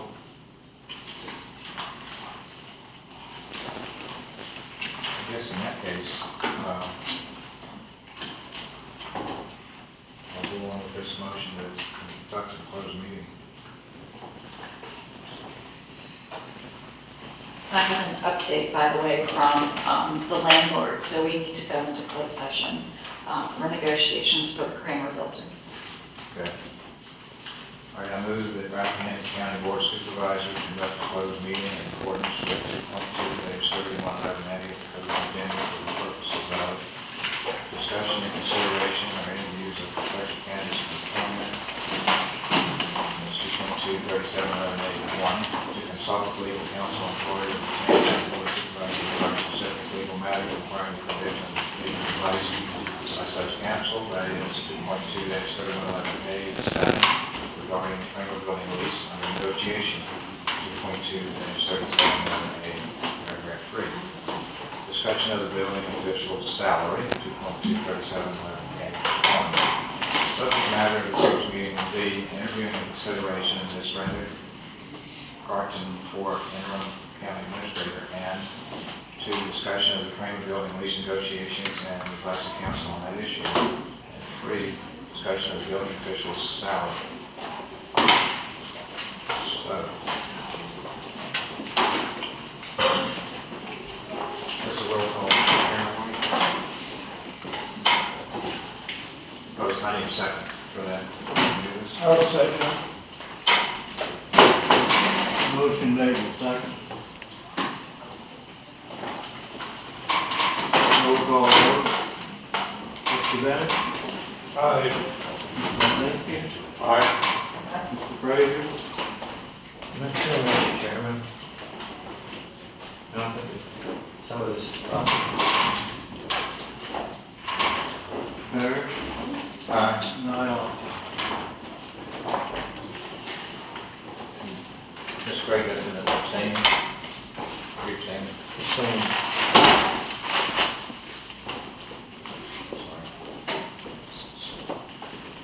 So there is, Yeah, turn that off. only public business matters lawfully exempted from the open meeting requirements of the Virginia Freedom of Information Act, and only such public business matters as were identified in the motion by which the closed meeting was convened were heard, discussed, or considered by the Board of Supervisors in the closed meeting. A roll call. Roll call. Roll call, important roll call. You want to do a roll call? You can go. Mr. Bennett. Aye. Mr. Lisinski. Aye. Mr. Frazier. Aye. Mr. Welch. Aye. And I also. Okay. Should we sign?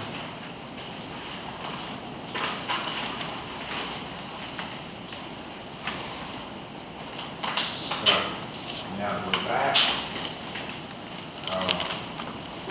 guess I'd like to make a motion that we hire,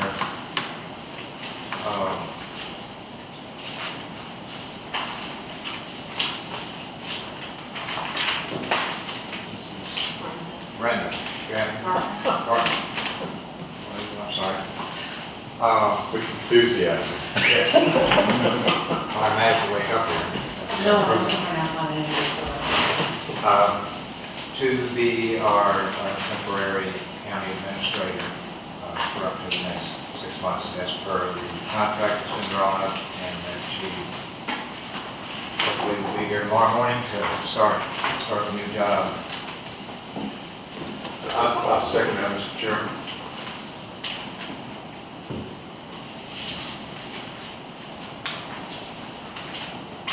Pardon? I'm just going to second Mr. Parrish's motion. Okay. He made a motion, you seconded, all. Sir. This is also a It's a roll call, sir. roll call. Roll call vote, Mr. Frazier. Aye. Mr. Blazinski. Aye. Mr. Bennett. Aye. Parrot. Aye. And I also. Let's see, you made the motion. Parrish made that motion. And John seconded it. And it was 5-all.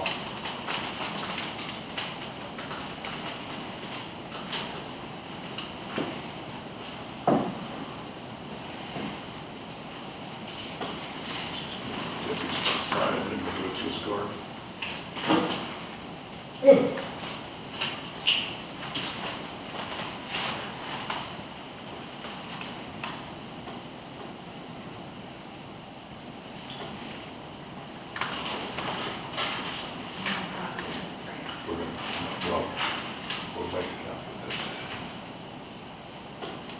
Ms. Gardner to sign.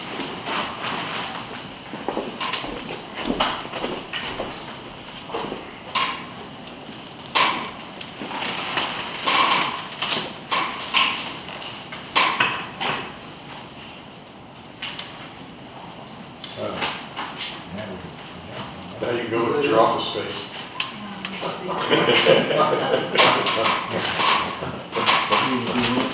Recess.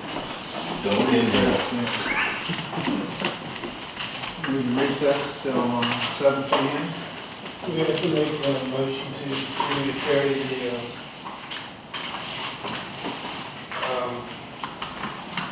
proposal to the, for the Kramer building, or?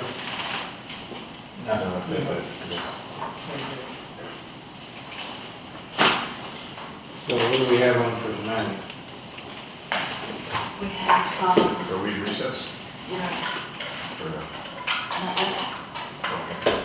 Tonight you have the all now, which is Susan. Dillon. She wants 40 minutes at her home. That was tabled by the planning commission. That's what I thought. And so we had it in the newspaper for a public hearing tonight.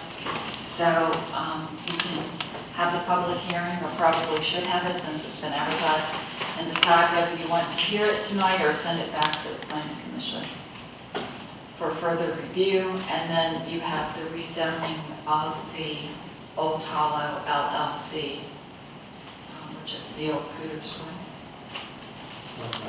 Unless that application has changed a little bit, it's properly before the board, I would think. Which one? The rezoning, there was a certificate missing.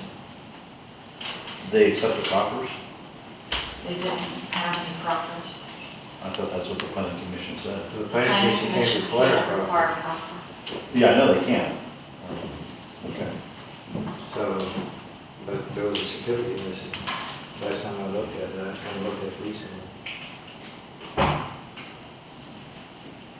I don't know what certificate that is. Yeah, what certificate? Had to be a sworn affidavit that, it was just a sign that affidavit has to be sworn before a notary that the, about the non-interest of any members of the BZA or board. They signed it. They signed it, it's not, it says right in the zoning ordinance, and I think state statute, it's got to be a sworn affidavit, notarized. She signed it in front of Lauren, who's a notary. See if Lauren will sign off on it. I think she That's signed county it. attorney, the process is, I mean, it's just there for a reason. You're talking about the affidavit of Conflict of conflict. interest. Yeah, it's got to be notarized in order to be an affidavit. It wasn't in there, It's signed, it's in the file. but it's not notarized, so it's not proper. Now, who witnessed the signature? Did Lauren witness the I signature? think so, I'll have to go back and look. Because if she witnessed it, then she could notarize it, and the file could be amended with the notarized affidavit. I don't think the timing of it's critical, but it is, part of it has to be done. It's part of the application. What's the conflict of interest? But nobody in the planning commission or board has any interest in the property or joining the property. Yeah, it's a signed statement, but it's got to be a sworn affidavit. That's not what it is. Is that done by the chair? It should have been done when the application was taken. That's right there in the list of requirements, submission requirements. What do you all do about the building official?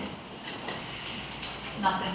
Well, we did that Other earlier than when open session. we set up the, Oh, so yours is the building official temporary? yeah, I mean, we're continuing the marches we did on the He's the 30th. inspector. Yeah, Inspector, but not an official. right, Oh, okay. yeah. Because you don't think you have to have an official right away. According to Mr. Frazier, we don't. Okay. I got it. We need to recess. Need a motion and what? So- I'll make a motion. We can do it, we can go ahead and make one. You have a second? I'll second it. Okay, all those in favor say aye. Aye. All those opposed, no. Recess. 7 p.m.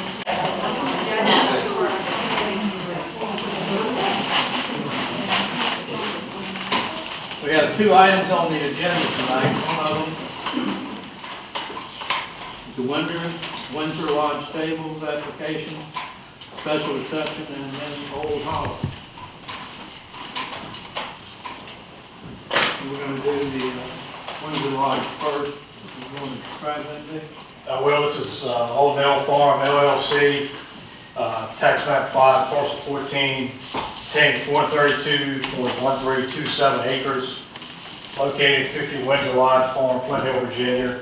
The easement owner co-applicant Windsor Lodge Stables LLC. It's tax map 13, parcel 145, at 24 Windsor Lodge Lane, both in Wakefield District. Desired conference center event venue on the Old Nell Farm property. And this event center would host up to 4 events between the months of April and November of each year, with a maximum attendance of 200 guests per event on the Old Nell Farms LLC property. Accommodation for these events would be located in Kent to be situated immediately west of the cottage on the property. The Planning Commission did have a public hearing. They did table this. We're concerned with various issues, traffic among them, but it is on the board's agenda tonight for consideration. The board has a choice to have a public hearing or not have a public hearing and make a decision or not make a decision. Gentlemen, anybody have any comments? Yeah, I think since a lot of people have shown up with interest in this application, that we should at least go ahead and have a public hearing on it, but not necessarily vote on it tonight, if indeed we do decide to send it back to the Planning Commission. Anyone else? I think we should have the benefit of the planning commission's comments, Mr. Chairman, before we do adopt anything. You got a copy? No, sir, If I might, Mr. Chairman, being the representative to the Planning Commission from the Board of Supervisors, it was, as Mr. Damron said, it was tabled by the Planning Commission. Chair of the Planning Commission desired to, let's just say, take a half a step back and take a look at the county ordinances, or recommended to take a look at the county ordinances. That in conjunction, this application in conjunction with another application that was similar, roughly similar sized property with another large event application. There was a feeling that we should look at it from 10,000 feet rather than going through approving each application separately. But with respect to the applicants, because they don't want to necessarily be twisting in the wind for a long period of time, I think the Planning Commission was going to work with Mr. Dameron to move smartly forward and try to have those meetings to look at the county code. But for those reasons, the Planning Commission voted along the lines of the recommendation of their chair to table this particular application. Were there any proffers? No, sir, not on this application. All right, thank you. Since this is going to be a public hearing, anyone that wishes to speak will have the opportunity to do so. To speak, just raise your hand, and when recognized, please stand, state your name and the district that you're in, direct your comments to the board, and try to limit your comments to 3 to 5 minutes. In case you want to speak longer, you can wait until everyone else has the opportunity to speak, and then you may speak again. So, I declare the public comment section open. Anyone wishing to speak, raise your hand. Mr. Chairman, may I address the board? Yes. Thank you, Mr. Chairman, members of the board. My name is Michael Brown. I represent the applicants Allnell Farm LLC and Windsor Life Stables LLC. I appreciate Mr. Dameron's summary of the application, and I won't rehash that. I know all the board members have all the application materials.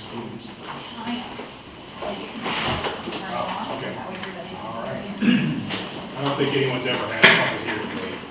I know that the board members have all of the applicant's materials before them, so I won't re-summarize all those materials already. I appreciate Mr. Lozinski's comments about the Planning Commission decision. It was something that I was going to address this evening. I don't disagree with the notion that was expressed in the Planning Commission meeting that it might be helpful for the Planning Commission and the board to review our various sections of our zoning ordinance that refer to conference centers and events, field parties. There are definitely overlaps there, conflicting information there. The zoning administrator at the time the application was filed determined that this was filed under the correct classification in this case.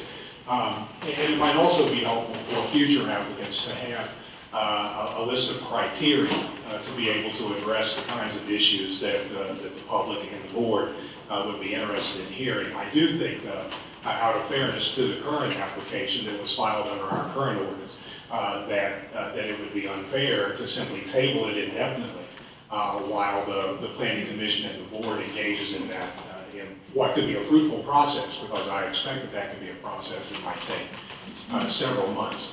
A number of issues, a number of comments, rather, came out of the Planning Commission meeting, and there were really two primary areas of focus mentioned in those comments. The traffic, concerns about traffic and safety related to the use of Jericho Road in connection with this use, and potential noise generated in connection with this use. Related to the first of these, the adequacy and safety of Jericho Road, it's important to note that just before the Planning Commission meeting, Mr. Randy Norris from VDOT in Warrenton provided written comments related to his physical review of the entrance of Jericho Road. Those should be in the board's materials. He noted no concerns with the entrance and expressed no safety concerns, other than he did mention that he recommended that a stopping sight distance study be done by an engineer, and those results submitted for approval. In the intervening 2 weeks since the Planning Commission meeting, we did have Mr. Dan Clark from Clark Land Survey conduct at least a preliminary stopping sight distance study. His preliminary measurements and results indicate that there is no concern at all with stopping sight distance as you approach the entrance from the eastern direction, in other words, westbound on Jericho Road. His measurements and his calculations do indicate that the stopping sight distance as you approach the entrance from the westerly direction, in an eastbound direction on Jericho Road, is marginal. And by that he means it's within 6 to 7 feet of the safety limitations that are established by VDOT, assuming a posted speed limit of 45 miles per hour. What we intend to do, Mr. Clark literally just got those to us yesterday. I commend him for working on the 4th of July to get those to us. But we haven't, of course, had an opportunity to submit those to Mr. Norris at VDOT for his review and further comments or recommendations. We would submit to the board then that we would like for you to consider, if you're inclined to approve this application tonight, consider a condition on the special exception permit that conditions final approval and issuance on the review and approval by VDOT in connection with this safety review. The other safety issue that was expressed at the Planning Commission meeting, as I recall, was one related to the passage of emergency vehicles getting to and from the property or getting to and from other properties on Jericho Road if there was some complication that was created by an event in doing that. The property of the applicant, Allnell Farm, and applicants, Allnell Farm and Windsor Life Stables, have an alternative means of access out to Zachary Taylor Highway, Route 522. It is not it's not by any stretch of the imagination a public road. It's what I would describe as a farm road. It does go from where the event, proposed event location is located, all the way through the farm. It comes out on 522. In fact, that was the alternate access that was used at the time some of the improvements were being made to the bridge on Jericho Road. That access goes all the way through the farm and comes out on Jericho Road. And what we would ask the board to consider in connection with safety and emergency vehicles is again imposing a condition on the special exception permit that required the applicant to keep that emergency means of access open, so that it would be available to first responders in any kind of an emergency situation, whether that emergency arose in connection with an event occurring on the property, or if that emergency arose on another property on Jericho Road and for some unexpected reason the Jericho Road access was blocked. Finally, the last topic, and then I'd like to give others an opportunity to speak, was the noise factor. Here, we believe that the very limited number of attendees at events, the limited number of events that the applicant is seeking in this application, combined with the topography of the property, that is where the event location is to be conducted, surrounded by wooded areas and in a slightly recessed area of the property that goes down near a pond. We think all of those are mitigating factors in connection with any noise concerns. At the same time, again, the applicant would be glad for the board to consider imposing a condition on the special exception permit that limited the hours of any kind of noise, and the applicant, I think, is going to suggest limitations of their own. So we would ask that the board consider favorably the special exception subject to those additional comments. Thank you. Thank you, Mr. Morris. Who else would like to speak? Oh, wait a minute, yes, I yeah.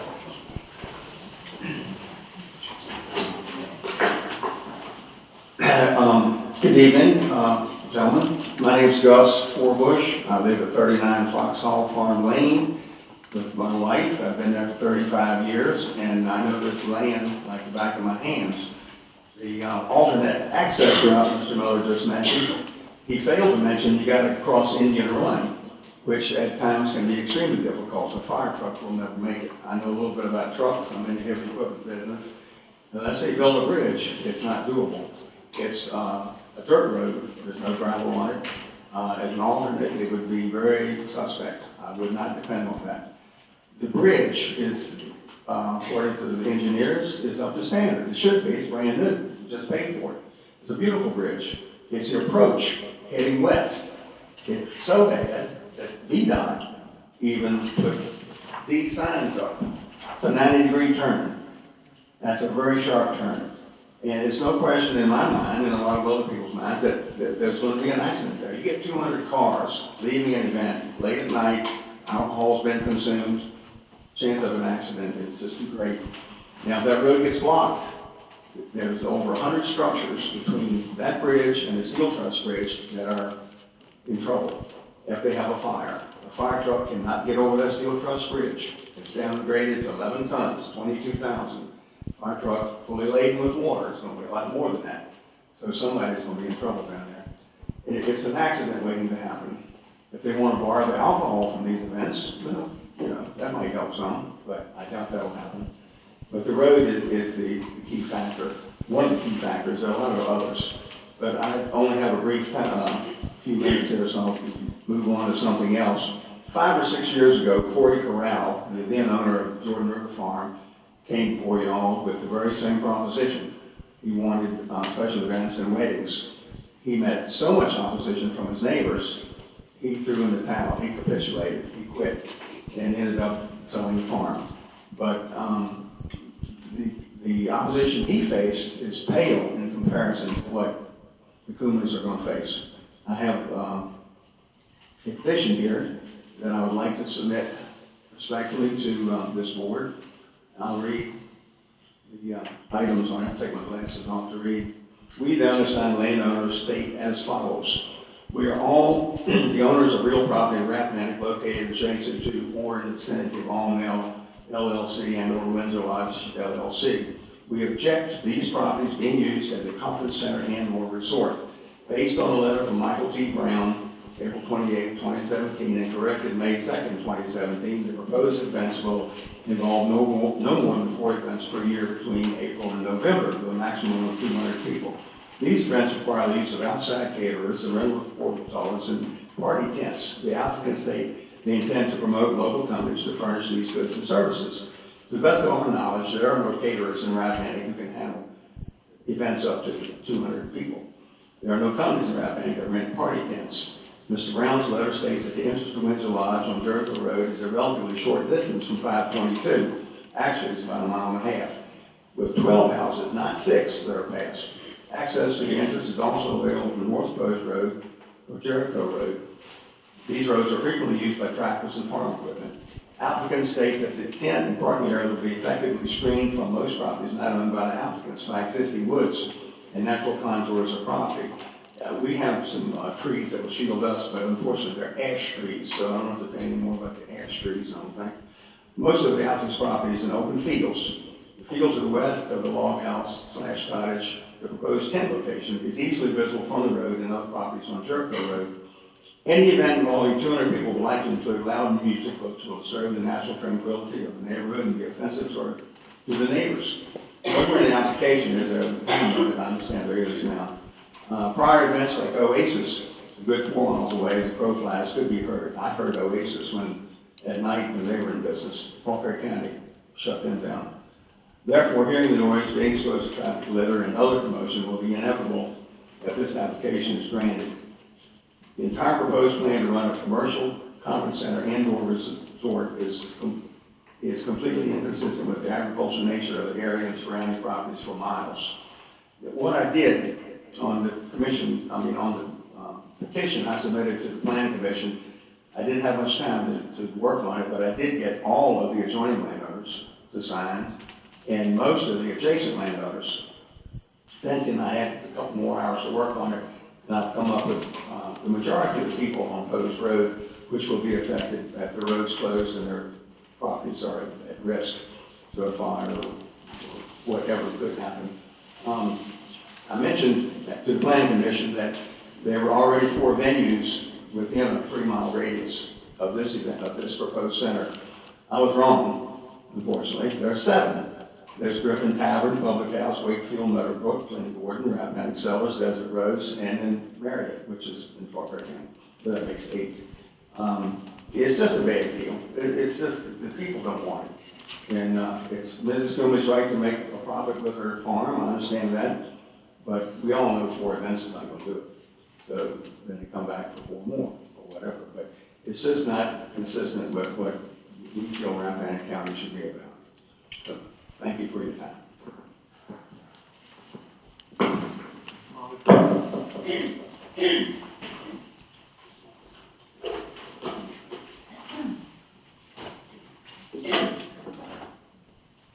My name is Monica Worth, and I am in Mike Bennett's district, and we're in Spearville.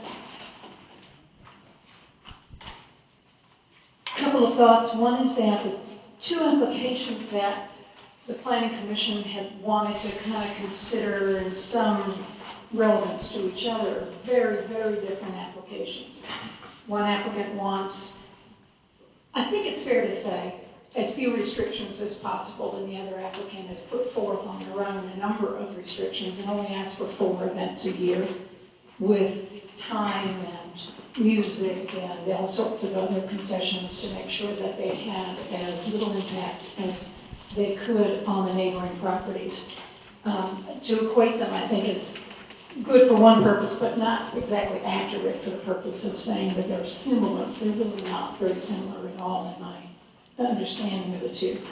The second thing is, I come in today as the former president of Flint Hill Volunteer Fire and Rescue, as a 20-year county resident, as a person whose work, I'm a specialist in traffic safety. I work with the Federal Highway Administration, the National Highway and Traffic Safety Administration, NHTSA, and a number of other state DOTs around the country, including occasionally VDOT. So I have kind of an understanding of some of these traffic safety issues, and I have lots of concerns about roads in the county as far as traffic and parties and things like that go. So I'll address one of those in particular. And I also come to this as a musician who knows you don't have to have music till 2 in the morning. You don't have to have music till 1 in the morning. I worked with a big band in Charlottesville. I worked in Washington, D.C. We always have restrictions on how late we're able to play and how things are mic'd and you name it. Often we're inside the building and not outside, even if the party is outside. So there's lots of ways to do that. My concern about traffic is mitigated by a couple of experiences I've had in the county. One is that there are very large events on Crest Hill Road, and I'm afraid I don't know the gentleman's name who has hosted these events, but the Thousand Faces event that takes place in the fall. A number of... John Henry, yes, thank you. John Henry's events. I've been to a couple of those. There's a ton of alcohol. There is a huge bonfire.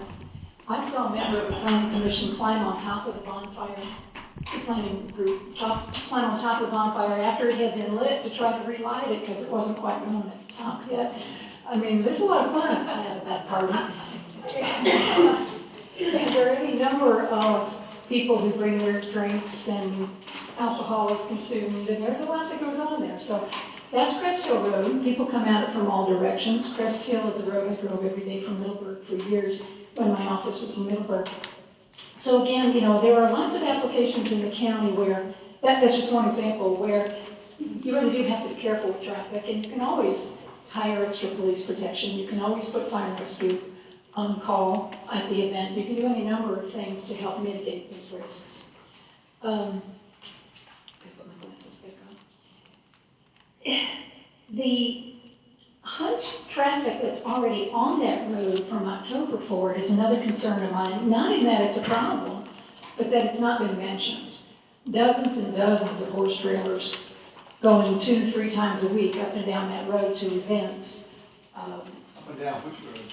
Up and down Jericho, up and down the surrounding area roads, to your farm, to other people's places. I think that crossing that bridge, making those entrances, doing the sorts of things that are done just as a legacy of history in this county, provide some of the same kinds of concerns if you really want to look at it as the sort of traffic that's going on there now. And in fact, those events used to cross the county's property. So they weren't a problem then. Now they're not being mentioned as a problem, so I want to raise that. And in my own neighborhood, I live in a, Mike knows this, Chris knows this, a few others do too. I live in Ashby Road and Woodward Road in Sperryville, very, very small gravel road, paved road intersection. We had events there for a long time, and as long as there were about 4 some a year, the neighbors had no trouble. It wasn't until they became there was a proposal for them to become far more frequent that the neighbors objected to it. And so I can tell you that without any concession for parking, without any issues in terms of trying to get fire and rescue into that area in an emergency or consideration of those things, we managed as a neighborhood to do it 4 or 5 times a year pretty happily, all in all. It's not something you want to do every weekend. I wouldn't want to live across the street from that either. But very few times a year, given all the other activity in the neighborhood, seems fair to me. Thanks. All right, my turn. Everybody all the way up there. Good evening. I'm little, I'm going to stand up here. Hi, everyone. I drove a ways for this, so bear with me. Hi, Monica. Do you recognize the voice? It's from a really long time ago. I do know. I recognize the attitude. And here we go. All right. My name's Tara Johnson, and I moved to Flint Hill in 1999, and I was an EMT for the Flint Hill Volunteer Fire Company. I currently reside in Warren County. However, we board our horses at the All Mill Farm in Rappahannock. Everybody on board so far? Okay. My family and I still care very much about what happens in beautiful Rappahannock County. Now, The Bible says in Luke 12:48, "Too much is given, much is expected." The Allnell Farm is attempting to do just that by offering their exquisitely picturesque facility to the public. I have attended a copious amount of functions on the property. Each one was a splendid success, and none garnered a single complaint. Parties, pony club camps, fox hunts, I knew he was familiar, and horse shows, to name a few. These festivities attracted hundreds of appreciative participants. It did not pose a hardship on the neighbors, or was there an inappropriate amount of traffic on their all but vacant road. As a boarder, I am confident that Allnell's same attention to detail will be shown towards maintaining the integrity, cleanliness, and organization of their equine operation while fastidiously supplementing a much-needed, much-anticipated wedding venue.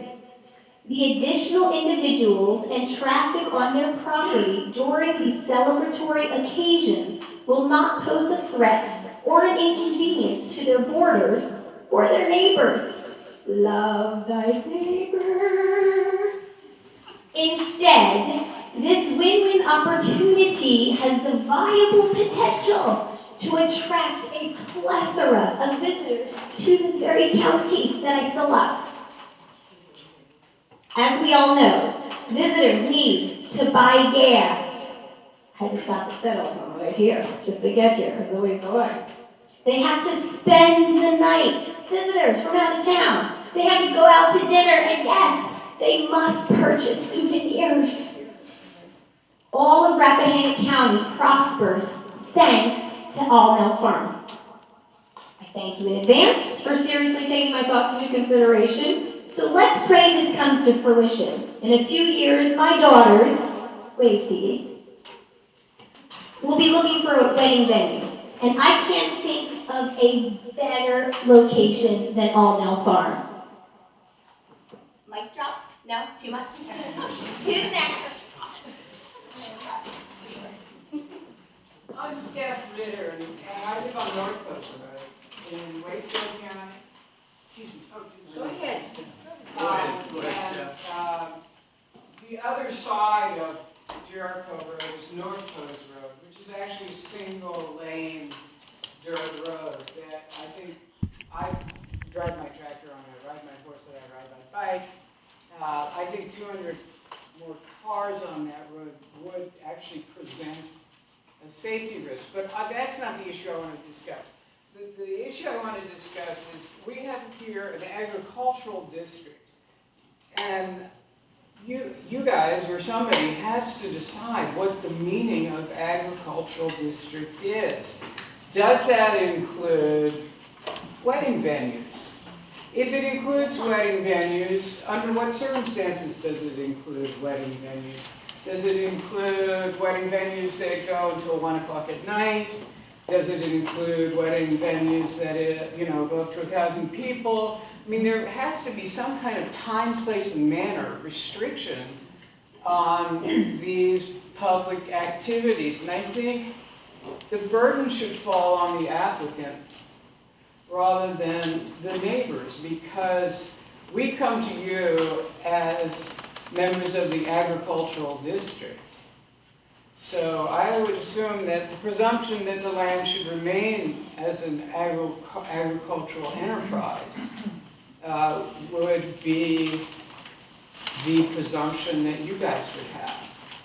If somebody wants to make that agricultural enterprise into another kind of economic activity, then I think they have the burden of showing why it's necessary, how they'll restrict it so that it will be accommodated within an agricultural district, whether or not it detracts from the values that were contemplated when we decided that this should be an agricultural district. So I think that before you issue a permit, that you guys should really think about what the criteria are that you want people to meet, both for the sake of notice to applicants, also notice to neighbors, and for the future of the county. I mean, I do think there's a crisis about not being able to make money in agriculture. And it may be that this is the moment where we as a county want to sit back and say, look, you know, agricultural zoning doesn't mean that anymore. It means open space with many other activities or something. But that is a really profound problem. And what we're doing now with each of these applicants coming forward is like whack-a-mole. You know, I like this one, I don't like that one. It's arbitrary. And I really do believe in process. And part of process is having rules and regulations so that people are on notice. And I feel very strongly that you should develop those rules and regulations before you make decisions which will inevitably appear arbitrary if you're not following rules and regulations. So, but thank you for your time. And thank you also for serving on this board. Thank you. Senator.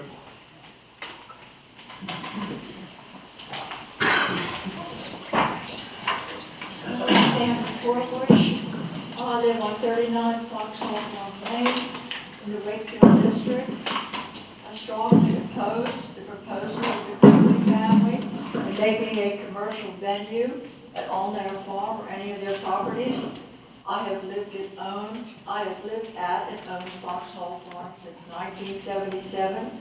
My husband has been there for 35 years. Mrs. Coomley's farm is right across the road from Foxhole Farm.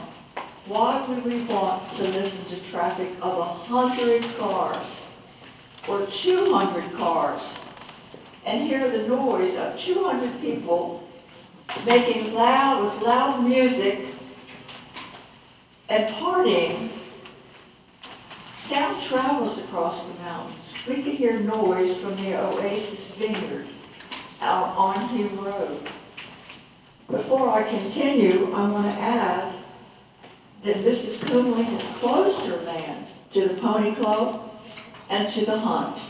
No one is allowed in there. The farm is locked up. That's her business. But to say that the farm is used for the Pony Club and hunting is not true. The distance is not short from 522 to the event entrance. It is 1.5 miles. As you approach Foxhole Farm, there is a 90-degree curve at our entrance. Oncoming cars stop and let you pass through the curve, as it is a single lane in that section.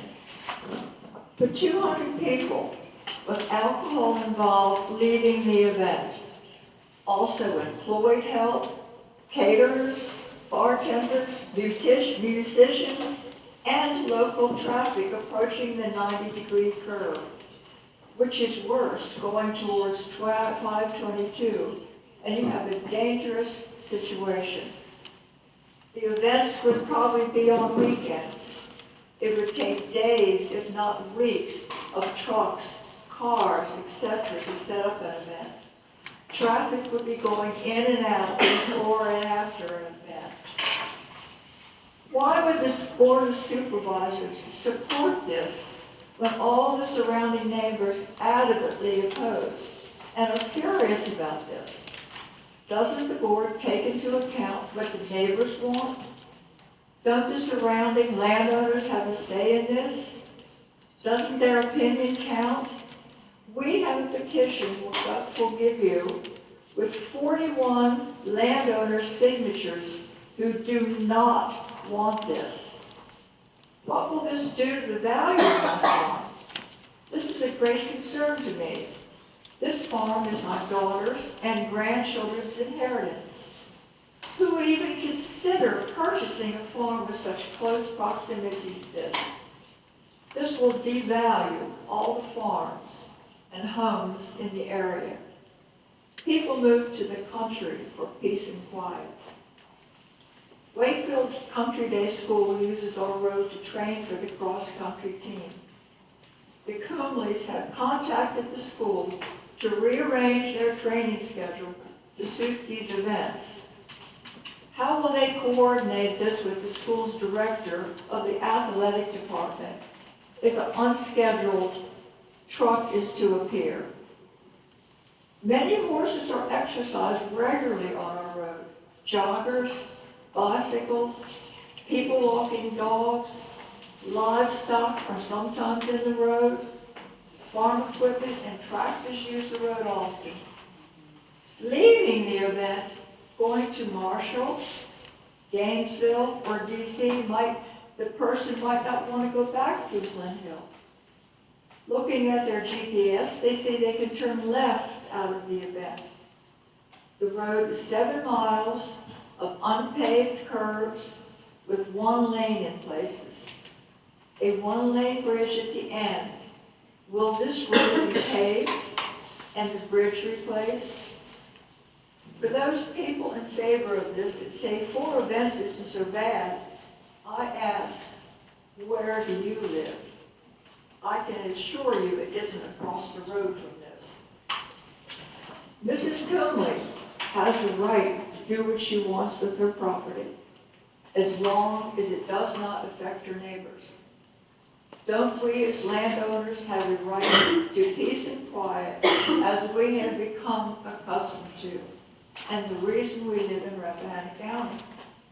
This proposal is not in keeping with the nature of this agricultural area.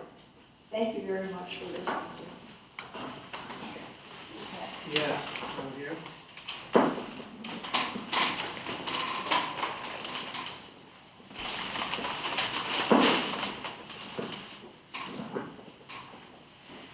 Hi, my name is Michelle Arnold. I am not a resident here, but I'm here to speak to some of the previous events that were held by our nonprofit through the United States Pony Club. And I didn't realize I would have so many friendly faces that don't necessarily share my opinion, so please bear with me. I'd like to say that Mrs. Cumley and her family have been longtime supporters and contributors to the United States Pony Club and our own local division. In years past, we've held various horse shows, parties, and camps at Windsor Lodge. We don't utilize this facility any longer for multiple reasons. There will, I'm certain, be a time in the future that we may venture back there, but to be perfectly honest with you, most of our members are not on this side of the fence anymore, but closer to the farm that we use in Fauquier County that a landowner also gives us permission to use. But during the time that we were heavily supported in Rappahannock County, the Cumley family opened their farm to us for various events, including for many years up to 6 horse shows a year, which included at any given time 50 to 60 competitors along with their horses and trailers, which supports ample parking at the Cumley farm.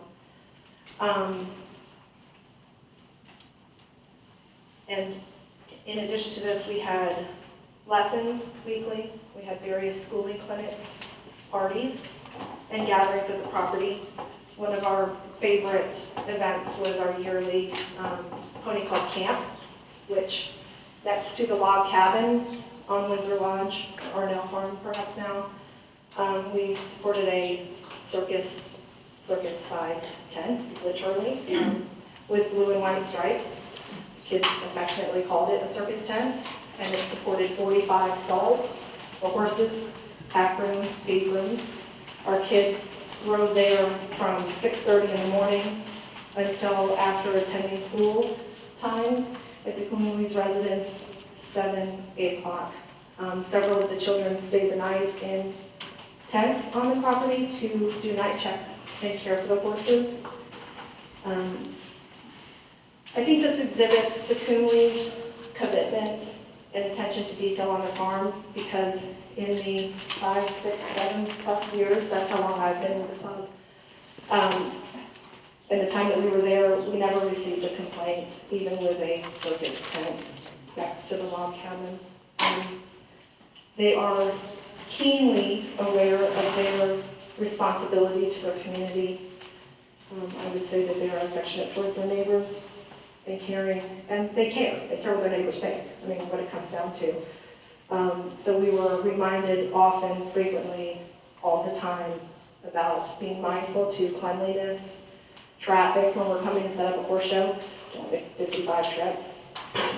We prohibited, or we tried to minimize, I should say, any impact towards North Pose Road by clearly indicating to all competitors when we had horse shows that North Pose Road would get them in trouble, basically. You don't want to trailer down that, right? And I can't think of any instance where we had any complaint of multiple trailers coming down there. So even with 100 competitors coming in, I don't think it impacted that side of the road.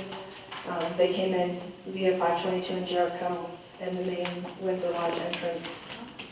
Some coming in and some leaving at the same time. I'm sorry? Did you have? Excuse me, no. Oh, sorry. It's not a conversation. Oh, I apologize. Without incident, in those years that we had those shows with competitors. So I would expect that the Coonley family as a whole would continue to foster the relationships with their neighbors, be mindful of noise, cleanliness, and traffic. That's it. Thank you. Thank you for your time. Just a common courtesy, when someone is speaking, please do not interrupt. This is not a conversation, it's a hearing. What do you? Hi, I'm Stratton Sims. I live at 45 Thoroughbred Lane. I wanted to just follow through on some of these comments about my concern about the traffic. You know, I suspect that most of the pony clubbers were there during the day and not drinking a lot. And I am concerned not so much about 4 events at the Coonleys, but Gus Forbush just pointed out that there are 8 sites that are approved for parties. Many of them are, you know, wineries who probably are not limited to 4 events a year. So if you just said 4 events a summer, you know, May to October, you know, 4 times 8 is 32. That's, you know, 32 Friday and Saturday nights possible. That is a lot. And if you said 200 cars, you know, 200 people, husband and wife, that's 100 cars per venue, that's still 800 cars. It's a lot. So I'm concerned about the noise. The noise travels. I'm concerned about the traffic. I know that horses go up and down and traffic goes up and down Jericho Road, but, you know, with the fox hunt and the horse people are, you know, carrying their beloved animals. They're driving slowly and they know the roads. They're locals. People coming from the city don't. So I still believe that there's a traffic problem, there's a noise problem, and there's the whole property value problem. You know, if who's going to coordinate the events? Are all 8 venues going to have parties the same night? I mean, are you going to make our section of the county, you know, party row? I mean, I just really have to wonder. I mean, what's the future? What if I suddenly change my mind and, you know, close to the Coonleys decide I want to put up a tent? And what about the next person? I mean, how many of these are you going to allow? You know, 8 in a 3-mile radius? That kind of seems excessive. So I think we need some guidelines. I think we need to look at the future. I think we need, you know, it's not a question, we need to develop a plan. It's not a question of 4 events. Thank you.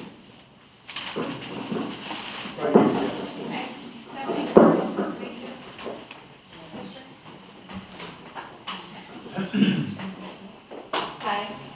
I'm going to pass out, I did these PowerPoint briefings, just so you can look at the pictures and stuff like that, give you an idea of the road.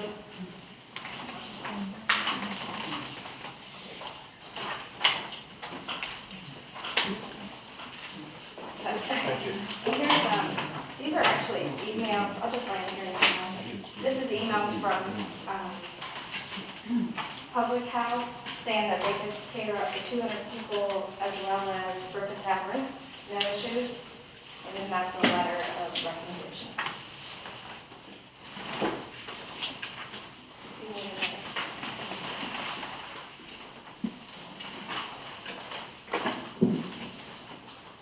Okay, so on the first slide, I posted the location of the event venue. And I said, please note the long private drive off the main road, and we plan to hire people to assist with parking to streamline the process. And then the next one is about the event venue.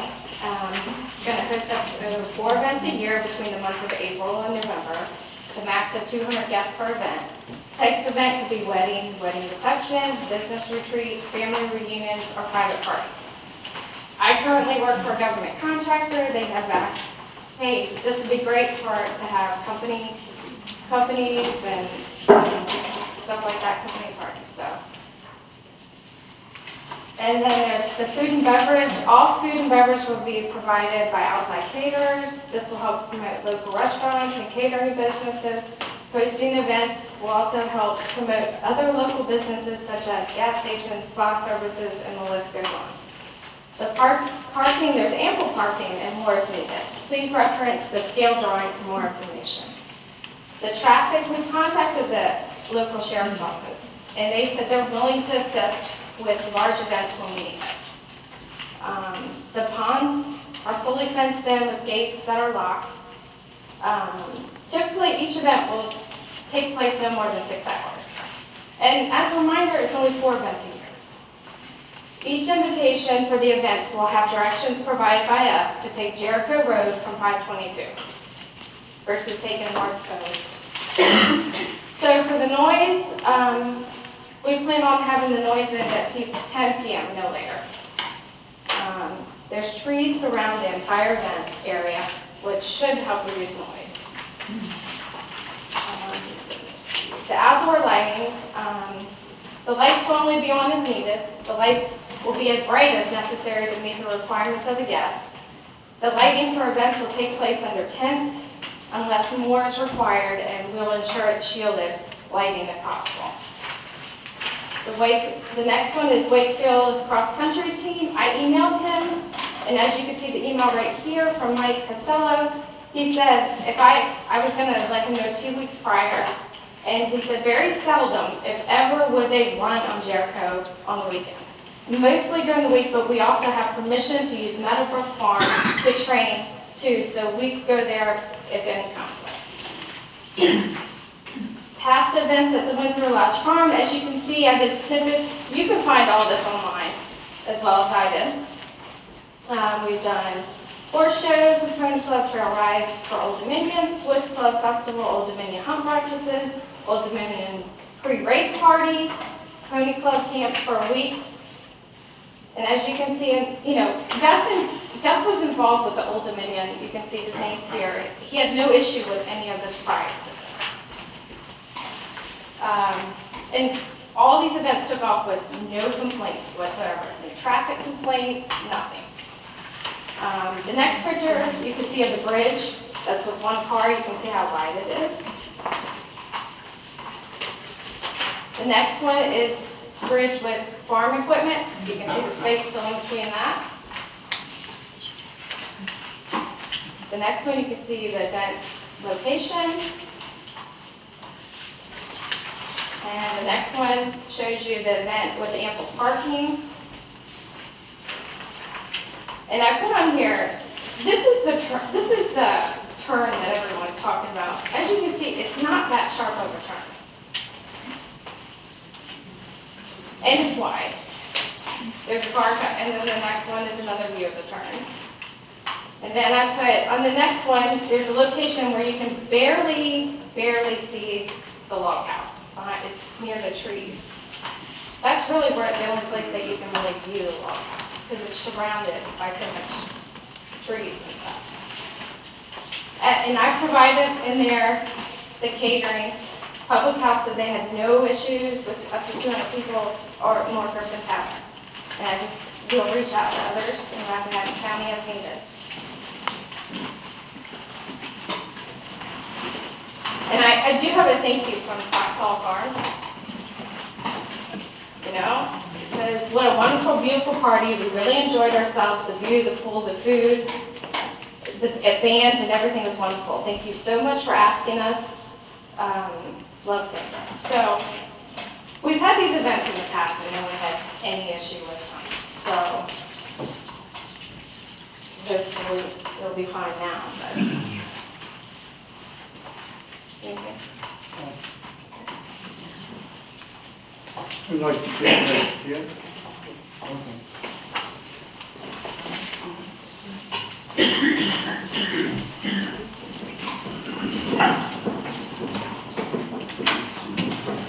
My name is Janice Perry.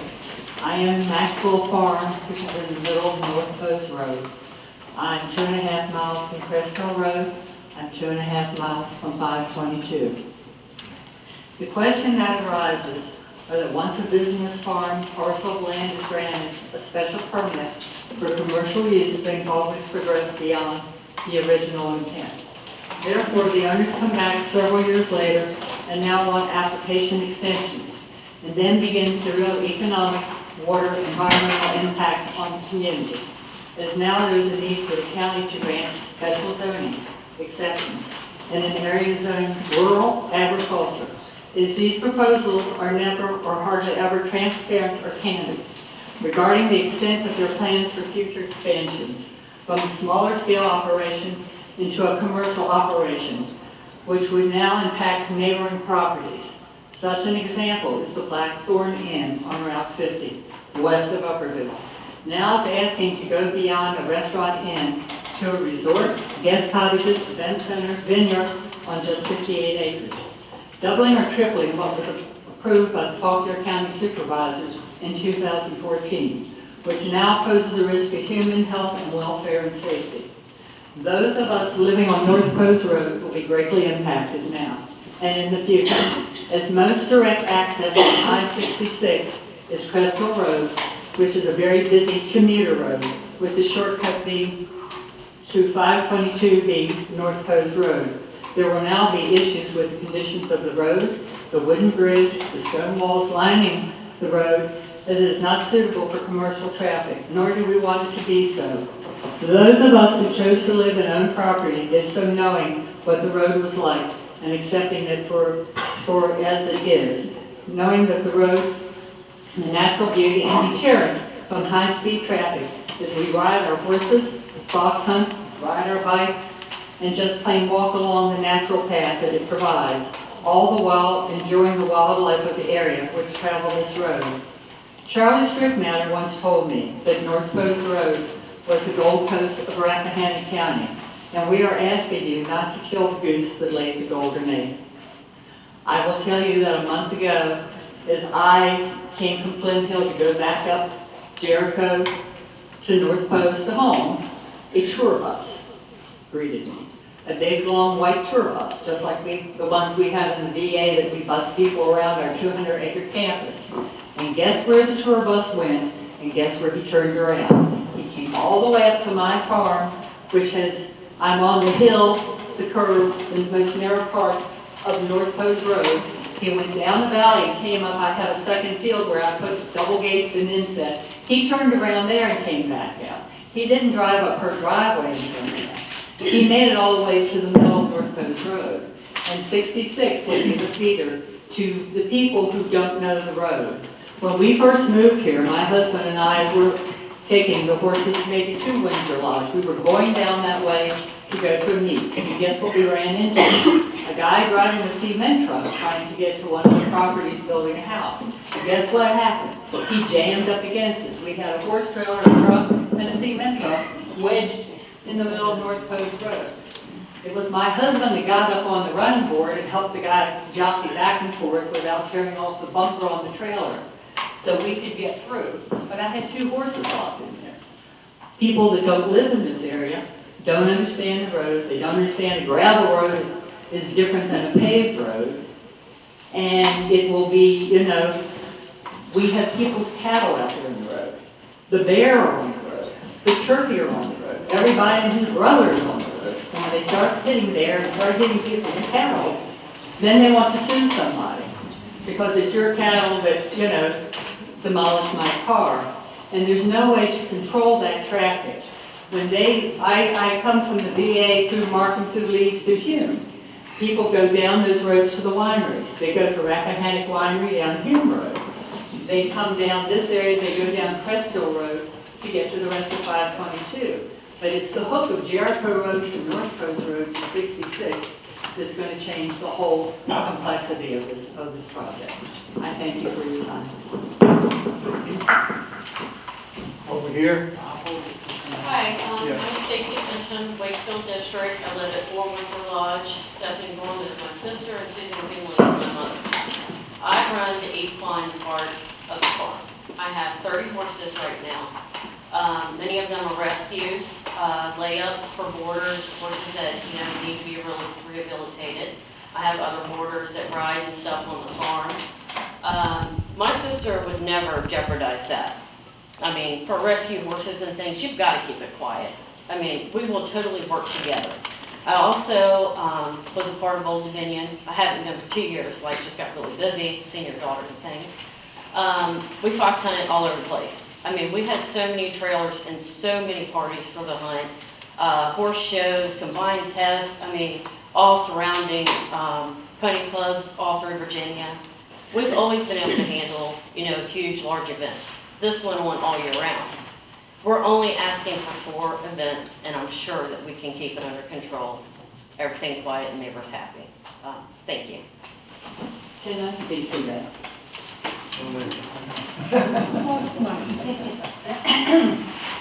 Someone else like to speak? Yes, there's somebody behind.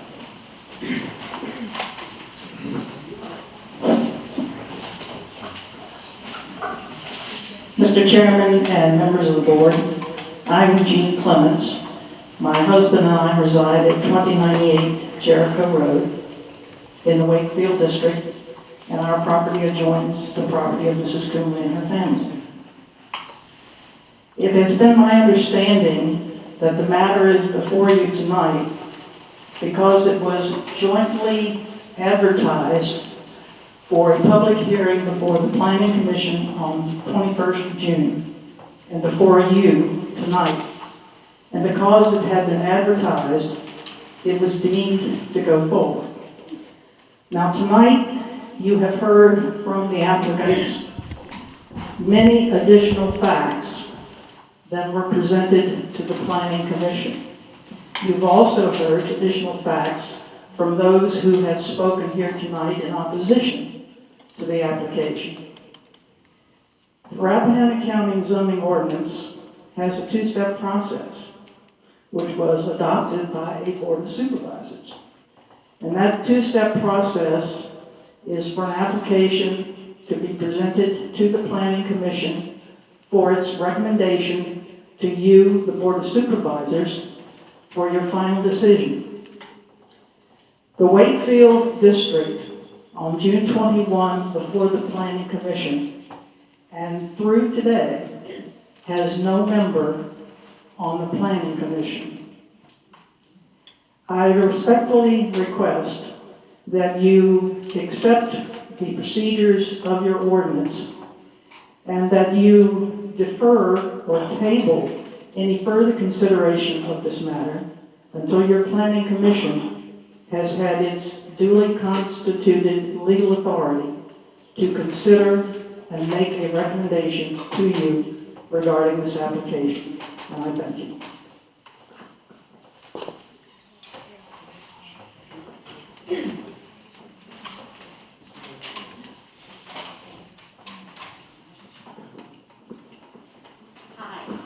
Hi, I'm Susan Coonley from Windsor Lodge Farm, O'Neill Farm, Lady Windsor, in Windsor Lodge Stables.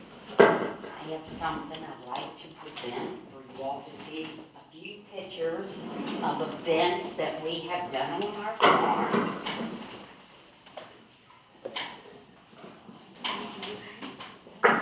We've heard all of the negative things about Windsor Lodge Farm and O'Neill Farm.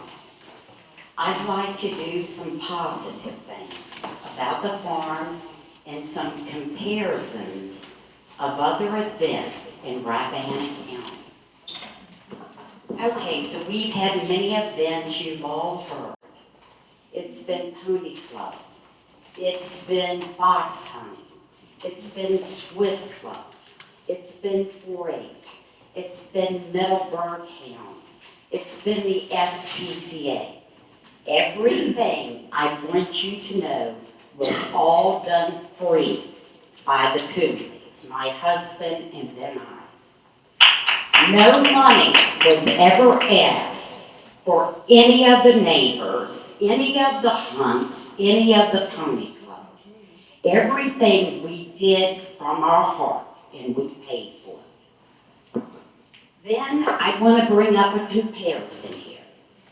We have got the point-to-point races on Benvenue Road. You compare that to Jericho Road here. We're talking about events here and how many events we do. Every year, there is a point-to-point in April on Benvenue Road. That is one of the worst, dangerous roads that they are. You may have 500 to 1,000 people coming in there. They're all drinking. They leave their drinking too. It's a very dangerous road. So when we get in to all the venues in the wine cellars and everything that we're trying to bring money to this beautiful county, I think we need to check out that racetrack too. The road is very unsafe. You're our supervisors. Let's get together and check that out too. Everybody in here, practically, that is opposing my event is because I cut out fox hunting there. Why did I cut out fox hunting? The land was abused. There was disrespect. My farm help would have to come in and go out in the afternoons or nights on their time off because they did not lock gates. They would have to get the cows in off of Jericho in 522. We run a respectable farm. My husband did. I have tried so hard to keep this going. But people that disrespect you, I want nothing to do with them. I don't want them on the farm. If you tear up my property after I have done a Christmas hunt breakfast and probably spent $3,000 to $4,000 on it, had help, horse trailers, 100 to 200 horse trailers come in, and I've got ruts all in my property. Nobody stays to help you clean up. You're used, and you get tired of being used, and I thank you. But take all of this in.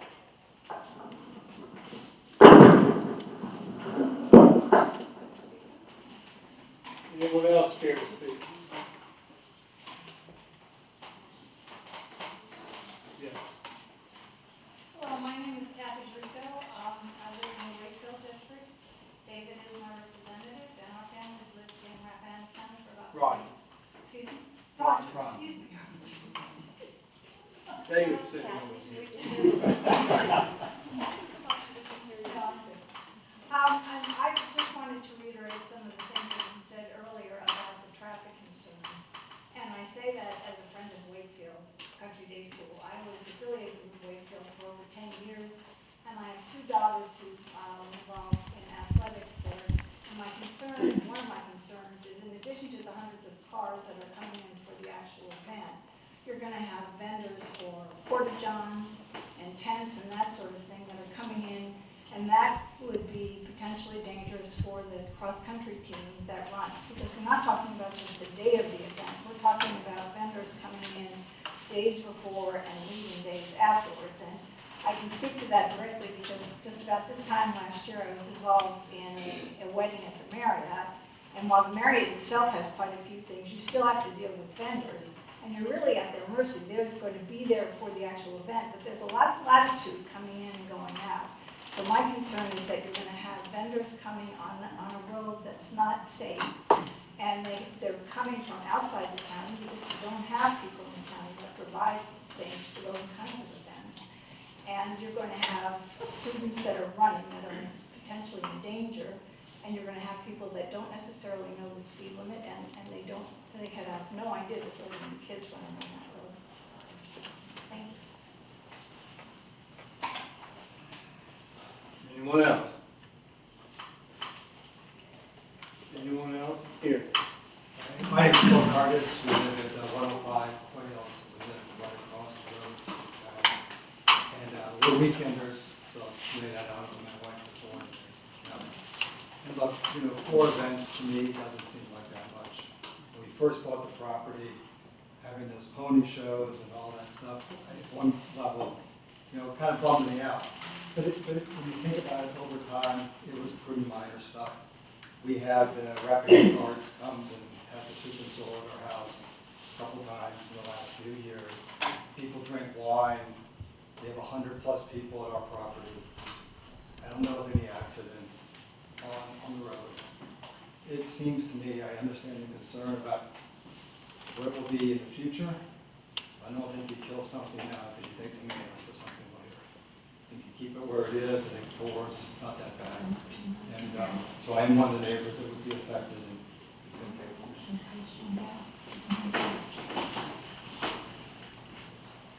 Anyone else care to speak? Anyone else care to speak? Gus, you may speak again. I'd like to apologize to the board. I forgot to submit a petition after I told you I had one.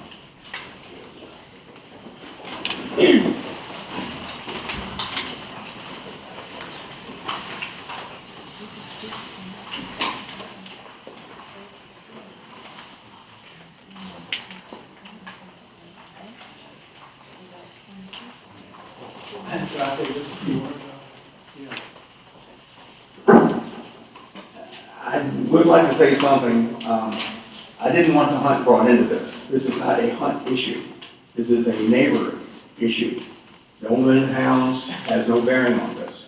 The Coomleys have brought the hunt into it, and I'm upset about that. But the word, there's nothing I can do about it now. The things I've heard her say about the hunt are so far-fetched, I just don't know where to start, and I'm not going to dignify it with an answer.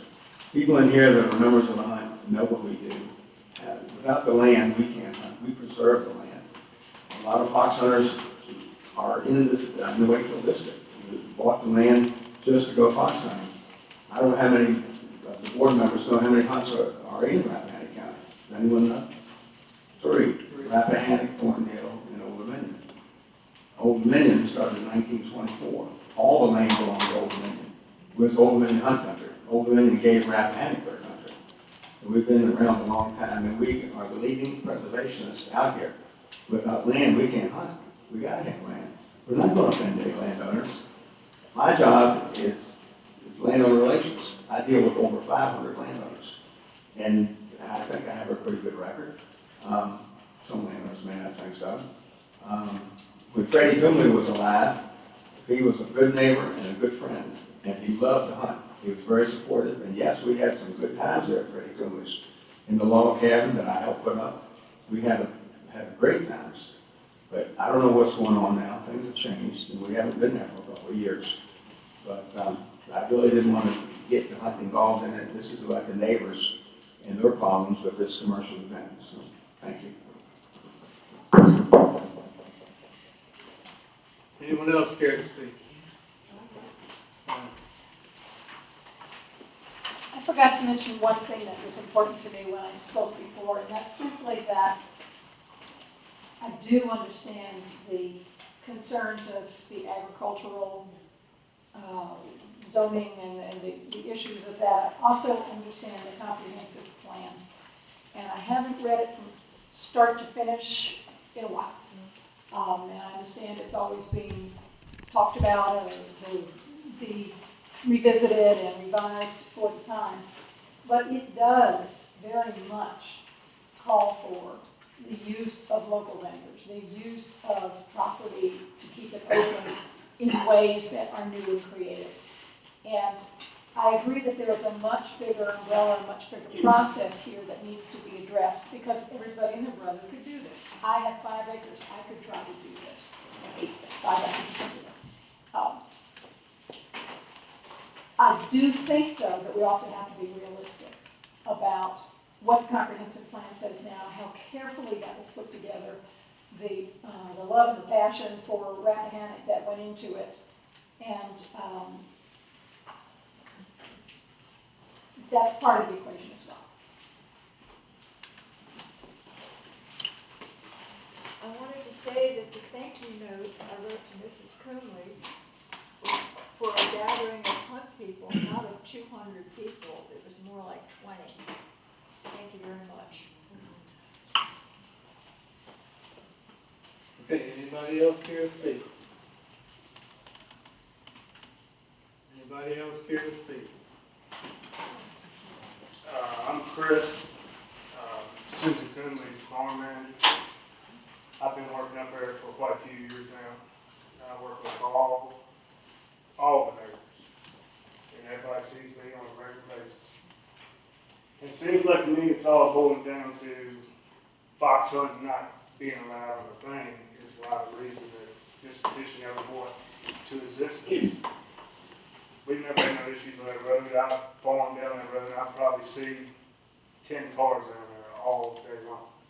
The majority of the traffic comes when the fox hunt. I mean, it's simple. This little event that she wants to have, it ain't gonna be no different than the fox hunt, the way I look at it. And it's for tearing up the grounds. That fixed a lot of ruts. That pulled a lot of people out of business. I mean, she was 100% correct on what she said. Thank you. Anyone else? Here. I just want to say I'm Barbara Black in the Piedmont District, and I've heard a really good case for and a really good case against, and where I stand is with about 500 people who are urging our leadership to really look at this in a big context of tourism and agriculture that is the heart and soul and financial base of our county. And you have a tough job, but I urge you to do it. You just can't take one case at a time and just do it on the merits of a great case which the Coolies have put together, or a great case that the neighbors have put together. They both have. You can go to school on this case, I think. And I really urge you to do it for the sake of our county, for all of us. I don't have skin in the game over on North Pose Road, but I have skin in the game in this county, and I dare say there are a lot of people who would agree with me.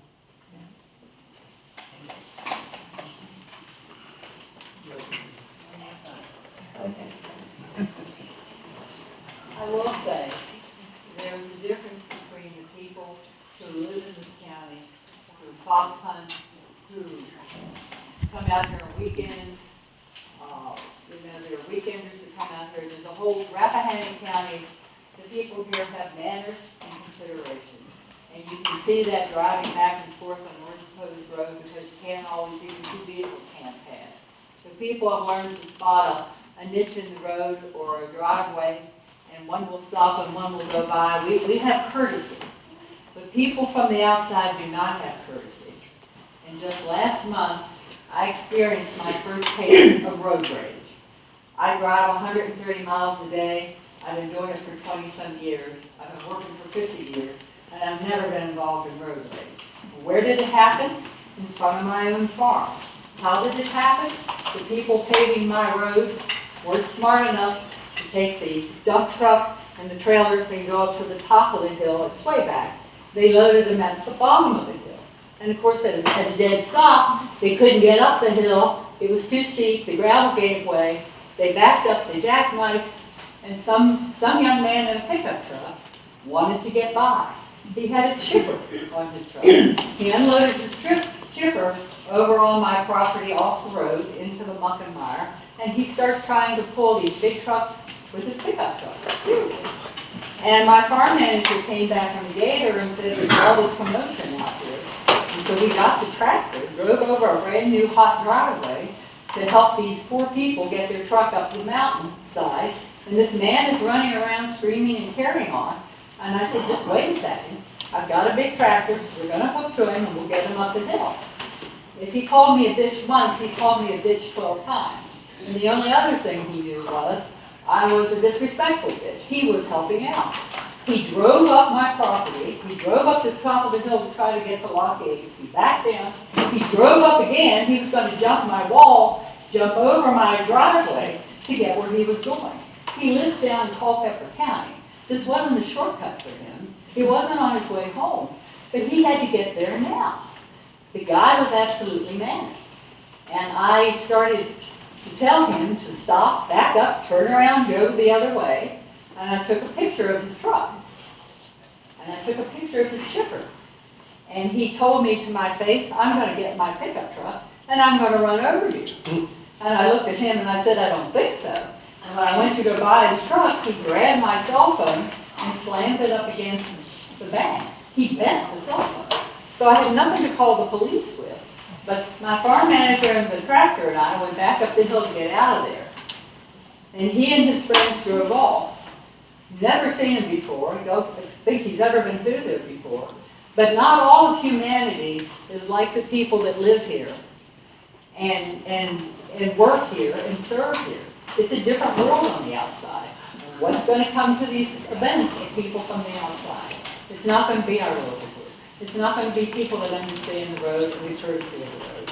They're going to come with GPS from 66 to Crest Hill Road and on up to these events. And this is only the beginning. So I can tell you, beware. The people that we're bringing in are not like the people you see here in this room. It's a different mindset. Just for the fun of it, if you're a transplant and you were not born and raised here. Oh, I'm sorry, may I check? I've had one chance, do I get a second chance like everybody else? Okay, if you were not born here, just for the fun of it, stand up. Can you tell by my accent I wasn't? All right.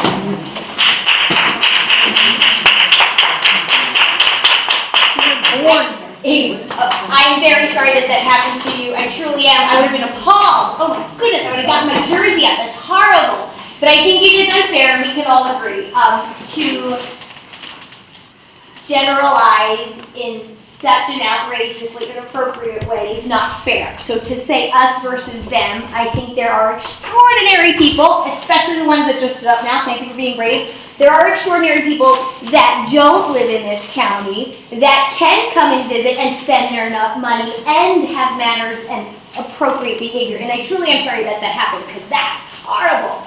But guaranteed, the people coming to this awesome wedding, they're not driving cement trucks and they're not driving tour buses and they're coming dressed nice and they're going to have their manners.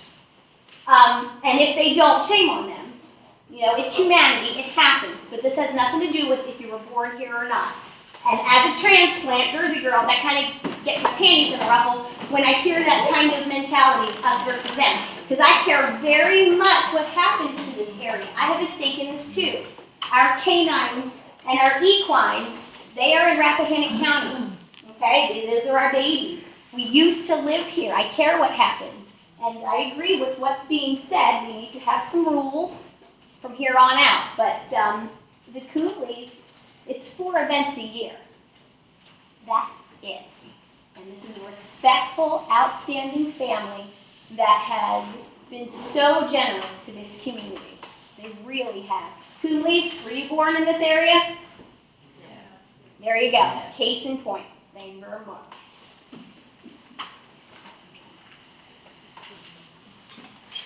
Anybody else here to speak?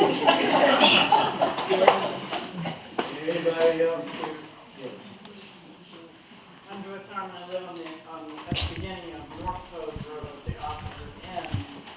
And I have lived here for a whole lot of years, since 1992. And so I've gone up and down the North Coast Road many times. And I've actually had several very close calls. One time it was in a larger truck, but a couple of times it has been a car. I have no idea where they came from, why they were speeding down North Coast Road, because it's not a very fast road. It's not a wide road, but there have been 2 occasions that I have ended up either up on the bank or over in the ditch.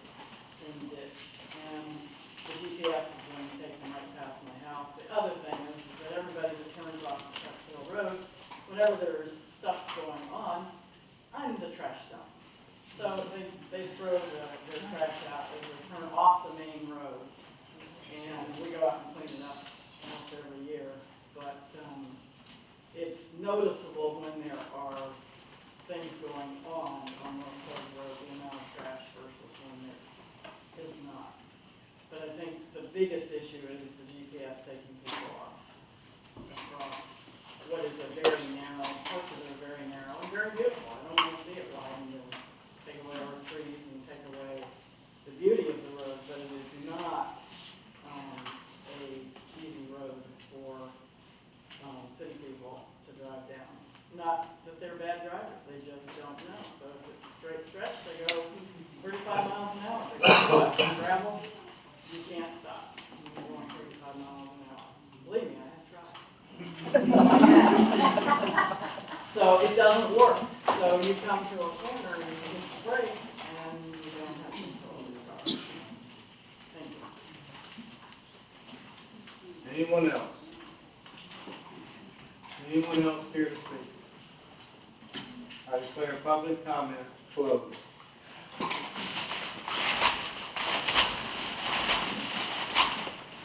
Mr. Chairman, Yeah.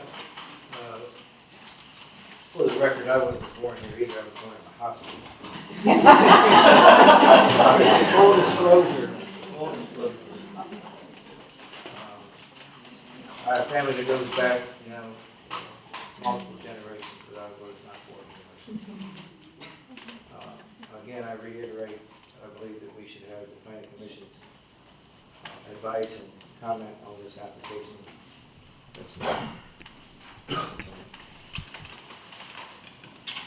Yeah, I'll second that sentiment. We've heard several times tonight about the importance of having procedure and policy in place to deal with applications like this. We need to figure out really where we're going as a county. I've heard not just with this application, but with other recent applications that the farmers have a hard time making a living farming and they need other sources of revenue. Well, if that's the case, every farm could have events or other sources of revenue that may actually affect the very nature of Rappahannock County. And I think it is important, this is going to go back to the Planning Commission anyway.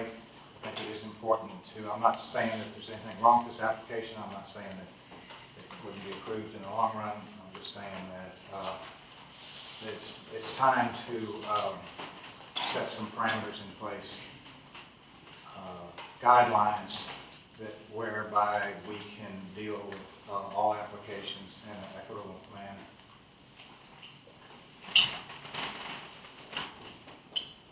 Mr. Chairman, I agree with the sentiments of my colleagues here. We certainly have tools available to us, but those tools probably aren't as sharp as they need to be. I think the last thing we want to be here is capricious and arbitrary. And the one thing I did hear that I thought was interesting that maybe the Planning Commission can also begin to take a look at is where there have been approvals for these kind of event areas around the county, so we can get some kind of sense. Somebody said cluster of events. Traffic is a concern. We probably need to know how many events are going on in a particular area, and that's not just in relation to this particular application, but it's probably something that as we consider more and more of these types of venues, we have to kind of take a look at it from a larger perspective rather than an individual, in addition to an individual. So for that reason, and the reason I mentioned earlier, when I was talking about the recommendation of the chair of the Planning Commission would be to send it back there for their work.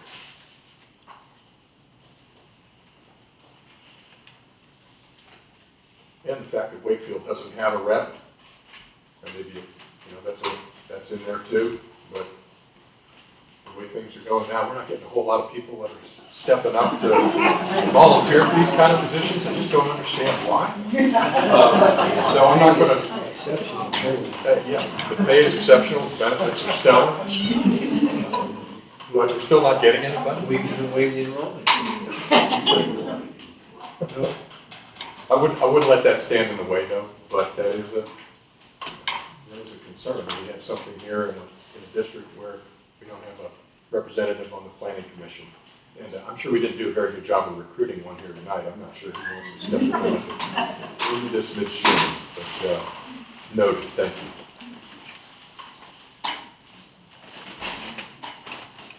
The Wakefield member on the planning commission resigned 2 weeks ago, so it's not as if it's been 6 months trying to get someone.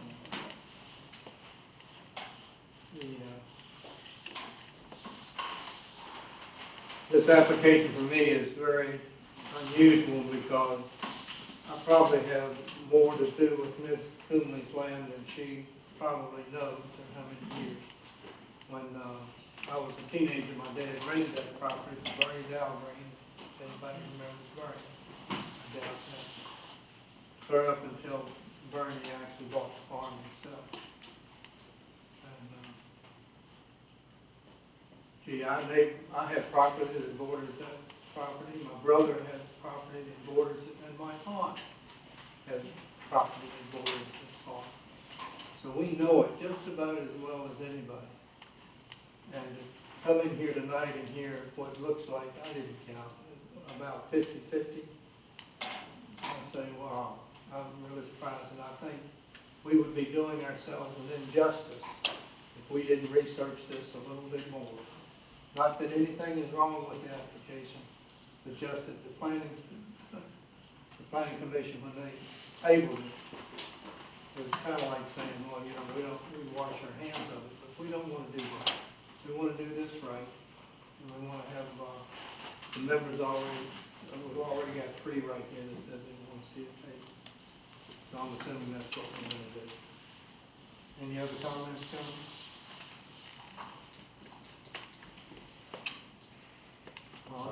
I'll make a motion that we turn it back to the planning commission. Well, I'll second that, Mr. Chairman.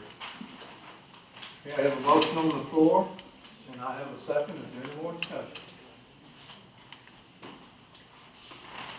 Okay, all those in favor say aye. Aye. All opposed, nay. Motion carries. It's tabled back to the planning commission. Chairman, can you take a short recess? Yeah, Allow people to, let's take a 5-minute break. Maybe what we should do is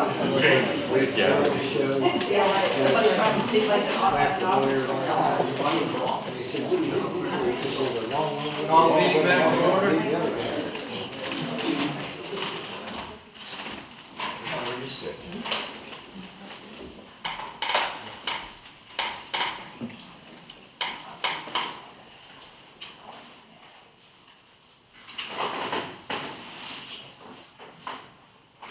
You want to explain the Yes, application? this is a rezoning request 170503, Old Hollow LLC owner and Legacy Farm Market LLC, a leaser of the property located 12167 Lee Highway, Sperryville, Virginia, 0.3516 acres, tax map 38, parcel 72.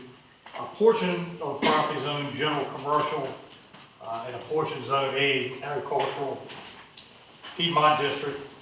The desire to rezone a part of the agricultural portion of the parcel to general commercial to allow retail farm market family business use. Use is allowed pursuant to 170-134 A through J of the Rappahannock County Code. Just a little additional information. VDOT has forbidden parking in front of the building for safety concerns. The zoning was grandfathered from the 30s to general commercial. They did boundary adjustments proposed or accessory parking, it must be on the same lot, however. And the boundary adjustment, of course, does not change the zoning, so it does remain ag, therefore the applicants are requesting that it be rezoned to general commercial to encompass this parking area into this use being proposed. And the planning commission did ask that the applicant proffer that would be the only use on the rezoning, or as a result of rezoning, as part of their motion. And the applicant can speak to this, but it has not been done, no promises have been made on this. Mr. Chairman, comment made, Mr. Chairman, that VDOT has forbidden them to park in the front of the property. You have that in writing? I'm getting that from what the notes that were passed to me, and I did not. It's in the file Is that in the file? that VDOT Is that on the? strongly opposes any vehicular use of that concrete slab in the front of the building. It is in writing, it's in a letter submitted with my application. That would be a taking. Here it is, letter dated April 26th, Ms. Abdullah. It is an attachment to the package. Point number 1, that's some concrete slab. Unfortunately, this thing keeps blacking out. I accept it for every time getting anything done with it.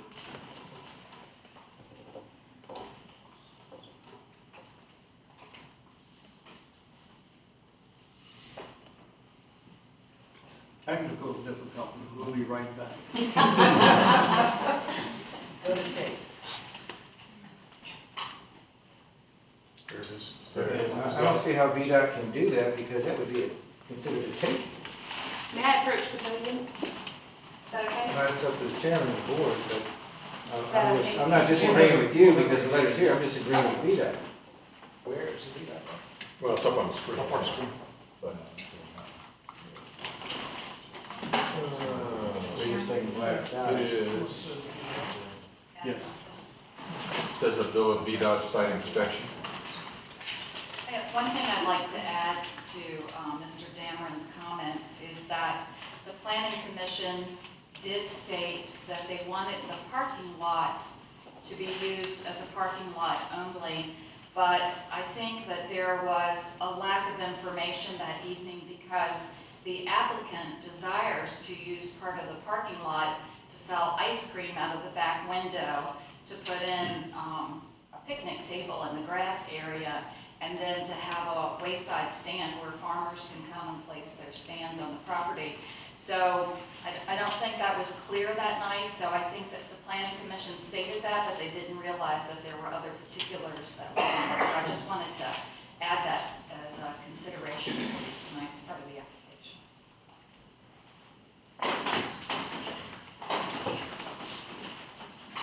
This is a grandfathered business to start with, and I don't see how VDOT can do this. That would be considered a taking. They can strongly discourage, they can strongly recommend on something different, but they cannot forbid it, I don't believe. It would be a taking. Well, that wording is Strongly opposing. opposed. To say that it's forbidden is not the same thing.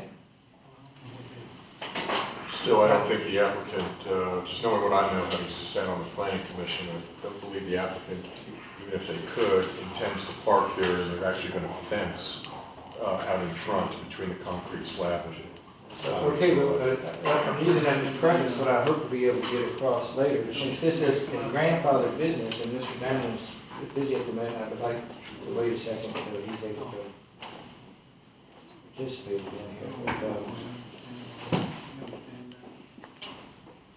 I believe it's a grandfathered business, and since it's a grandfathered business, I don't see how, under our zoning ordinance, we can use the required parking requirements because it's a grandfathered business. The parking requirements would be for a new business. If we were approving a new commercial business in the commercial district, we would say we have to have so many required parking spots, et cetera, et cetera. But it's a grandfathered business, so we can't require parking spots. It is what it is, for better or for worse. So if we can't require parking then I don't see why we would have to rezone it for parking. Now, I had a problem with the boundary adjustment because that's where someone had exceeded their authority and moved property that was from agricultural use to be boundary adjusted to the commercial use, and it was going to be used for more intensive use, and that cannot be done administratively. That would have had to be done by this board. But it's there now. It wasn't supposed to be done like that, but it's there now. But I'm sorry? She asked me a question. She asked if I understood what you're saying. I do understand what you're saying.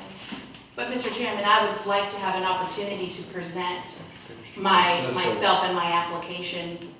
I'm really not done. I'm trying to lay something here. I don't believe that we need to rezone the agricultural zone property to give the commercial use what it needs.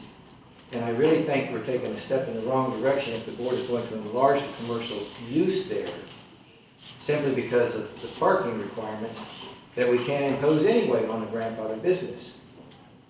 I think it would be simpler if we're having heartburn with the parking on agricultural zone property to simply repeal that language, or maybe to add something where they have to apply for a variance. Because if it's already zoned commercial, but if you increase the commercial zoning, I believe we fall under spot zoning because we are only doing that for one particular property and one particular applicant. We're not doing that for an overall rezoning unless that's exactly what's going to start happening there in that area. You're setting yourself up for a situation where we could have adjoining property owners either there on 211 or up Old Hollow Road seeking commercial zoning. And how are we going to say no? We just did it. So what's your suggestion? My suggestion is, number one, we tell VDOT that we don't care if they strongly oppose it. That's their problem. But we do not have to enlarge the commercial zoning. We can do one of two or three things here. You can, number one, just simply repeal the section in the ordinance that says that you can't park on agricultural zone property. I mean, how many pieces of property will that affect in the county? Right. At Mayhew's, it's already zoned agriculture. Right. And a half a dozen other of these community stores. It would be simpler to do something like that, I think, or if you still want to be able to have some say in the parking or what goes on with the neighboring property, however it's zoned, is you do it with a variance. Because I really believe that this is spot zoning, even though it's commercial, you're only doing it for one particular parcel and one particular applicant. And that is the definition of spot zoning the way I read it. And it could set a bad precedent. It's going to set a horrible precedent. The only thing I would challenge with that is that the applicant doesn't want to accept that the property be used just for parking. I think as Ms. Kaiser said, the applicant is looking for the ability to have outdoor seating both on the grass and the deck, as well as window service for ice cream, which is all, of course, beyond the commercial zoning. So to limit it just It's not illegal to sit in agricultural area at a picnic table. I think Mr. Fraser is saying we could satisfy that with the variance. I think so. It would be simpler. Yeah, I would like to keep it simple. So that in itself is an amendment to the zoning ordinance, which this is too. This falls under amendments to the zoning ordinance, and I do not believe that this is the best way for this board to proceed with a problem like this. You might have a good solution there. It's not against the law to sit down and eat at a picnic table when agricultural zone area. Mr. Chairman, may I please ask again that please present my application. I am Lisi on the applicant, and I can address I have a couple of things to address Mr. Frazier's concerns. Go ahead, dear. Thank you. I'd first like to start out, before I get to that was part of my presentation, to address those VDOT issues. Myself, I'm Tracy Abdullah. I'd like to introduce my family. This is going to be a family business. My husband, Alan, our son, Zach, our oldest daughter, Tina, and our youngest is Lexi. Our business going to be a family-run business. Legacy Farm Market, because this is the legacy that I'm leaving for my children and my grandchildren. To jump ahead of my presentation and your concerns with the VDOT letter, they strongly oppose any vehicular use of that concrete slab. And I went back in the title, and the commercial use of this property goes back to beyond 1928. 1920 is when the original part of the building was built. And it's been referred to as a commercial business since then. It's not a new spot zoning. That concrete slab that's in the front was actually a little larger. My father and my uncle and many people who I've never even met before, citizens in this county, have come through and told me about themselves as children walking through there. My great-grandparents walked through this building. That turn lane before 211 was widened in the 80s, I do believe. The turn lane didn't exist. So I do believe that there was a little bit more of spot zoning on that parcel than it is currently. The other concern is, you brought up Mayhew's. There's a number of businesses, either way you go on 211. They have an opportunity to pull into a parking lot, whether they're zoned commercial or they're zoned ag. They have an opportunity to pull into a parking lot, pull into a parking space, back up and pull out onto 211.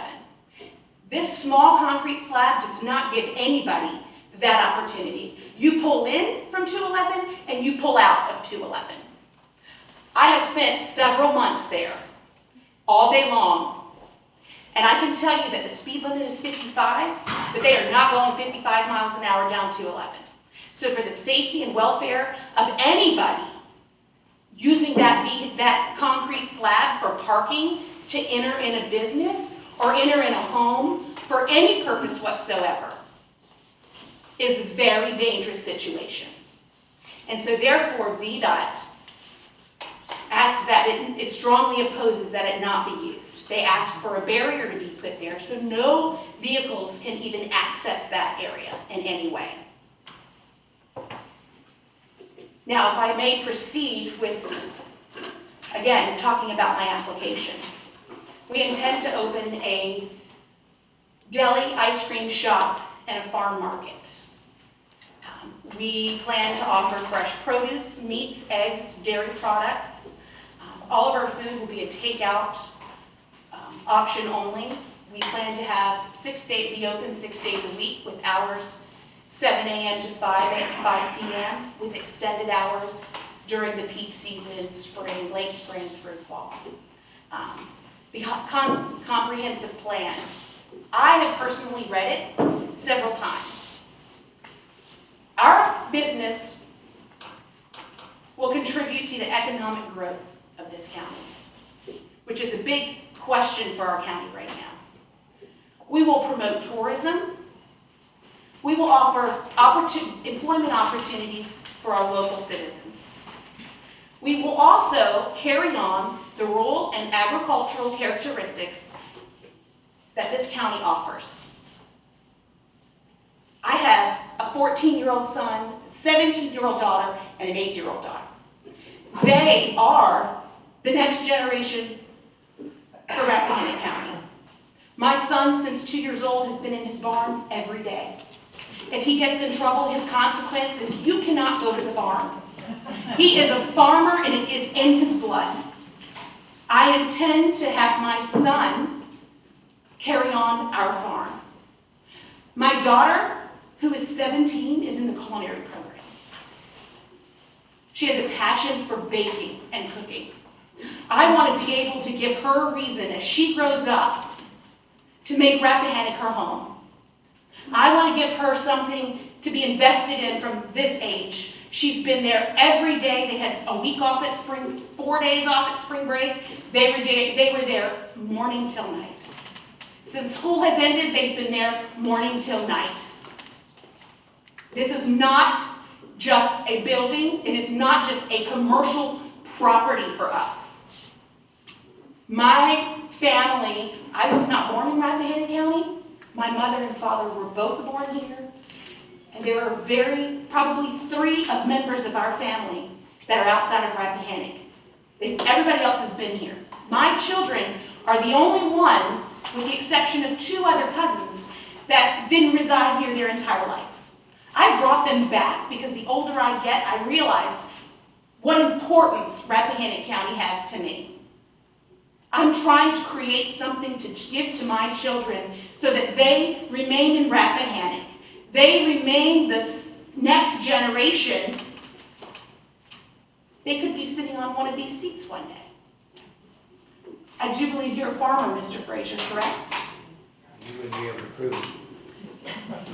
I read your article in the Rappahannock News, and it referred to you as being a farmer. That boy over there is a farmer as well. I got a bunch of free-loading horses. The past uses of this property since 1928, since before 1928. Just to let you know, I went back to 1916. I spent several visits I had to come back because I said, oh, I forgot a page. I forgot a deed. I got to go back and get that deed. So 1916. 1928 is when it was built, and it was referred to as Bradley-Atkins Service Station. Many people have been through here. I have met many citizens that have come. I do not know them, have never met them, and they tell me how excited they are to be able to come through our doors. Through a building that's been here forever, that they remember coming and buying candy from. My uncle, who just turned 71 on July 1st, has come there twice and shared stories with me how he and my grandfather came and it was the cheapest gas in Rappahannock. It was probably the only gas in Rappahannock that he could buy at the time. But he talked about that. It's not a building to me, and it's not a future investment. It's not a commercial property that I've purchased. I've purchased my history, and I cherish it more than just a building. There are no new buildings that we plan to construct. We're remodeling. We have addressed so many issues with this building. We want to make sure it stands another 100 years. So I am blessed with the opportunity to live day to day with my children and my grandchildren in my daily life. That's what this business is about for me. I made sure I've addressed the plumbing, the electrical, all the building issues. We have a new commercial well being drilled. The septic system was put in new in 2013. The lighting, we plan to have all of our lighting signage lights will be downward facing.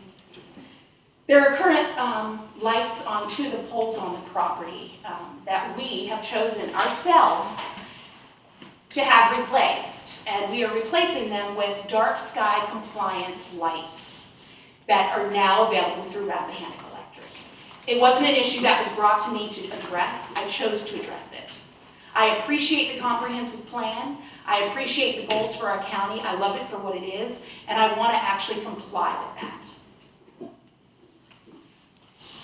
The parking.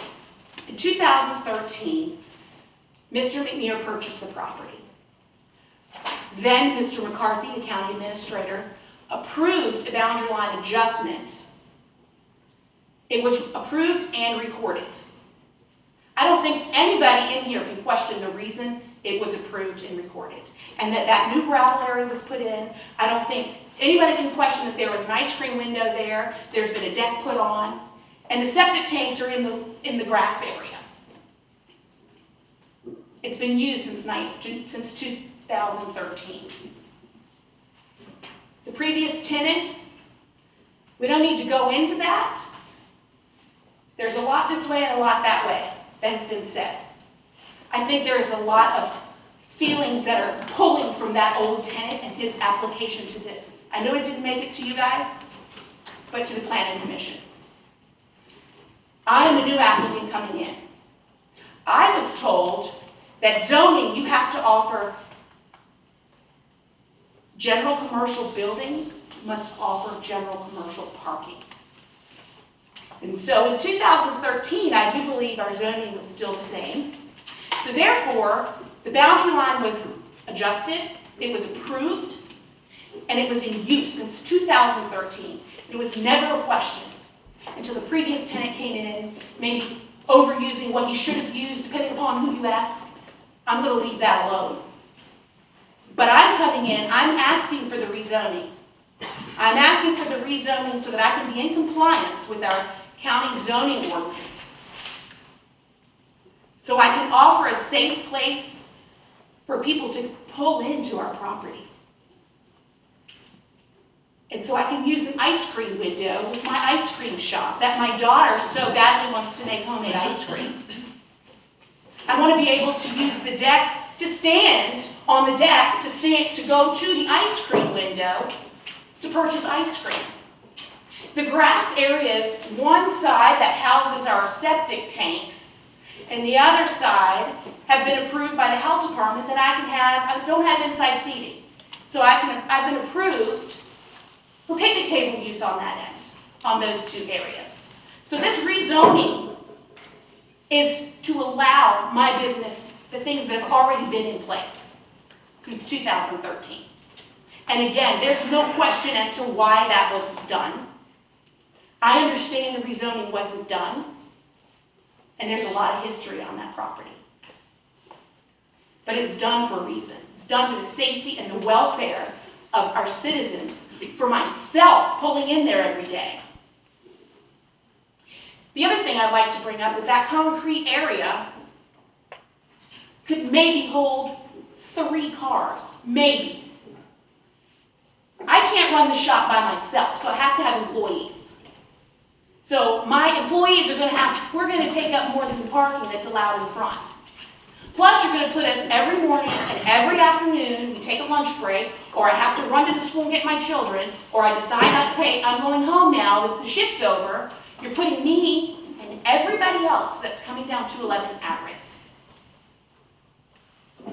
I also was told that it's against Virginia state law to back out onto a main highway like that.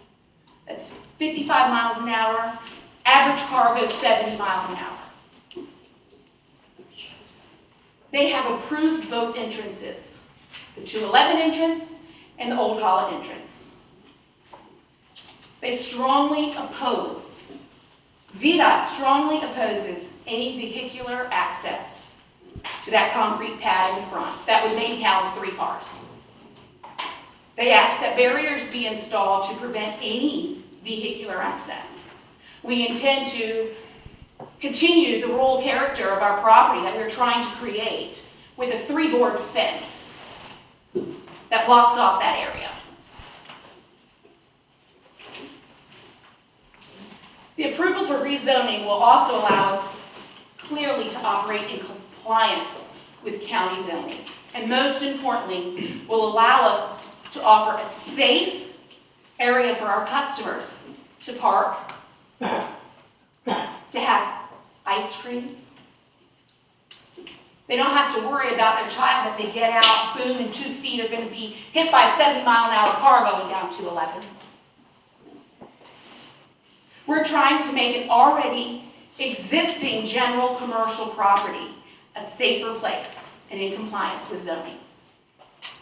Now, at the Planning Commission meeting, it was brought up very last minute, and I feel I didn't have an opportunity to address restrictions. I was told legally that I could only offer proffers, that the county could not request them of me. So therefore, county could request a restriction. So I asked the Planning Commission to accept my application as I submitted it without restrictions. Again, I didn't have an opportunity to address any restrictions or any proffers because I was blown away by the recommendation that it had to have a proffer. Because I was told legally I could only offer it, and I did not offer it. So I'd like to take a moment to address the restrictions. The restrictions on this area will clearly burden our business by no ice cream window, no deck use in the back, no use of those grass areas that have been approved for my outside seating and my only seating, and the septic tanks are on the property.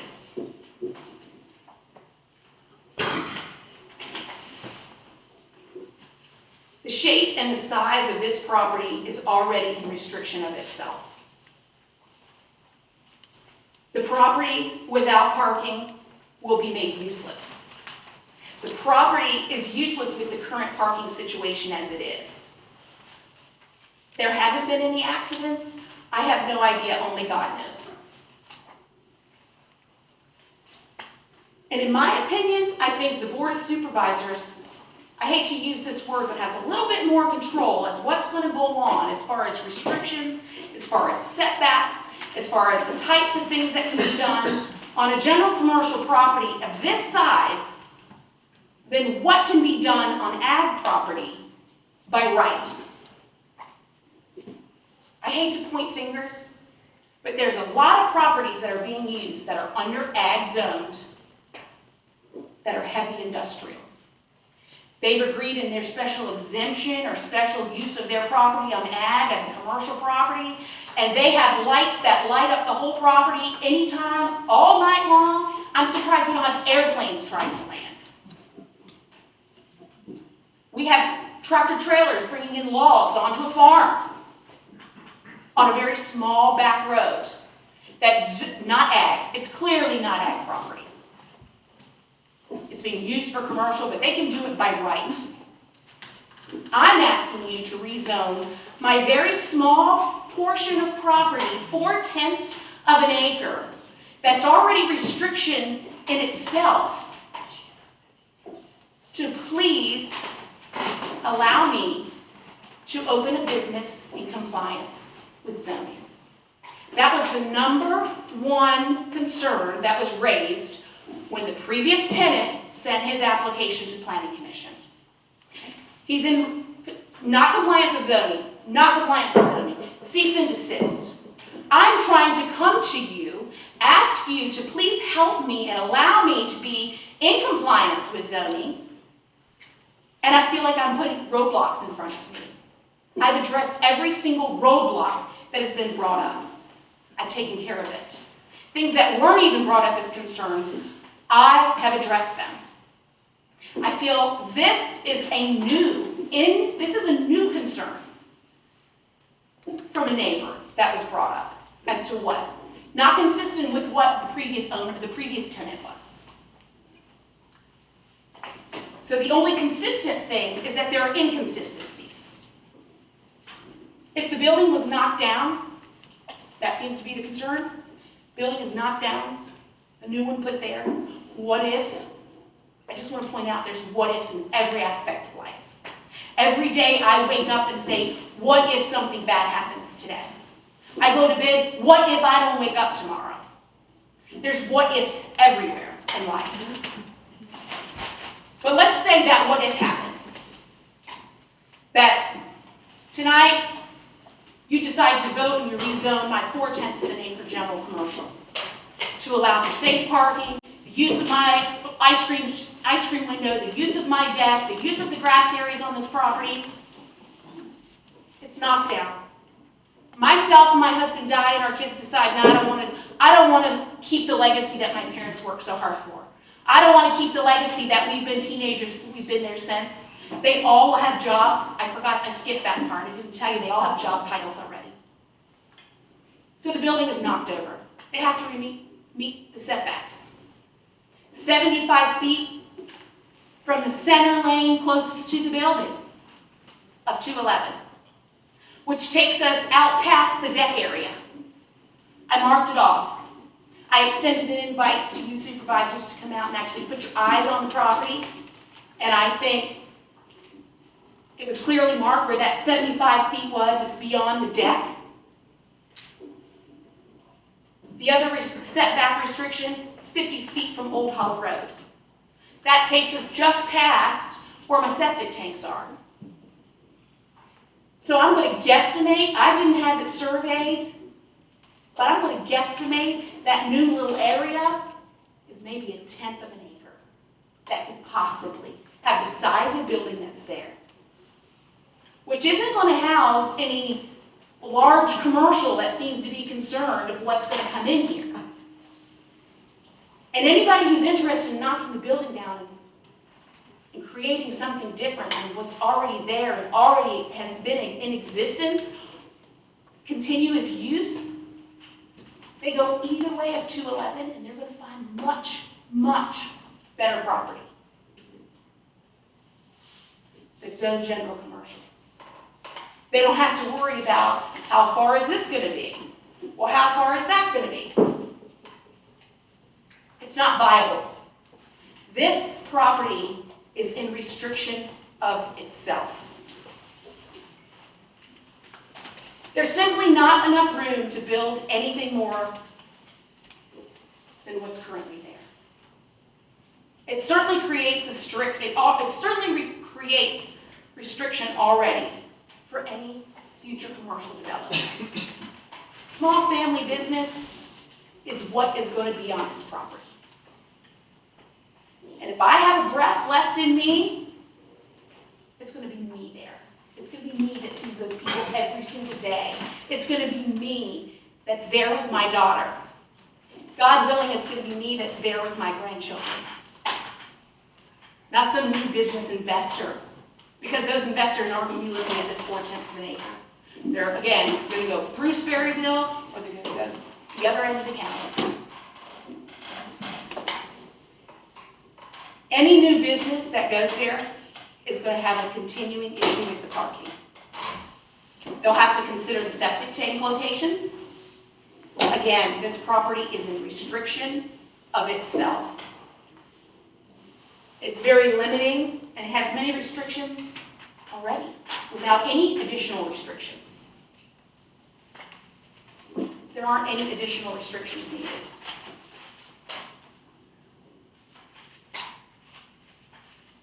Besides the ice cream window being in this rezoning area, my deck to stand on for the ice cream window, the outside seating areas, the septic tanks will continue to be an issue. With any restrictions, I'm being forced to start a business with one hand tied behind my back. And I haven't even opened my door yet. I have citizens coming in, many, I've lost count of how many residents of Old Hollow Road that have come through, saying they can't wait so they can come buy ice cream. A number of people said they're going to be my first customer for ice cream, my first customer for a deli sandwich. With this restriction in this area, I will also not be able to to support community activities. My children are involved in 4-H. They're involved in Girl Scouts. I'm a Girl Scout leader. I'm a 4-H leader in our county. Youth groups, sports club. My kids play sports, all 3 of them. With restrictions that I can't use this for only parking, I can't support them if they want to have a car wash on a Saturday morning. Other businesses can. They have that ability to support a community. What do I say to my Girl Scout troop or my 4-H troop that may need to raise money for an event? I can't support you, sorry. Or what do I submit $500 for a special use permit and go through a month of planning commission, and then next month I have to attend the Board of Supervisors to get approval for this? So come back to me in 3 months, and I'll tell you if I can let you have a car wash Saturday morning from 9 to 11, or a bake sale. I want to support my community. I would love to support the local farmers. I'd like to be able to offer at some point local farmers to come and sell their own products. I can't do that. I certainly can't put them on that concrete slab in front of 211.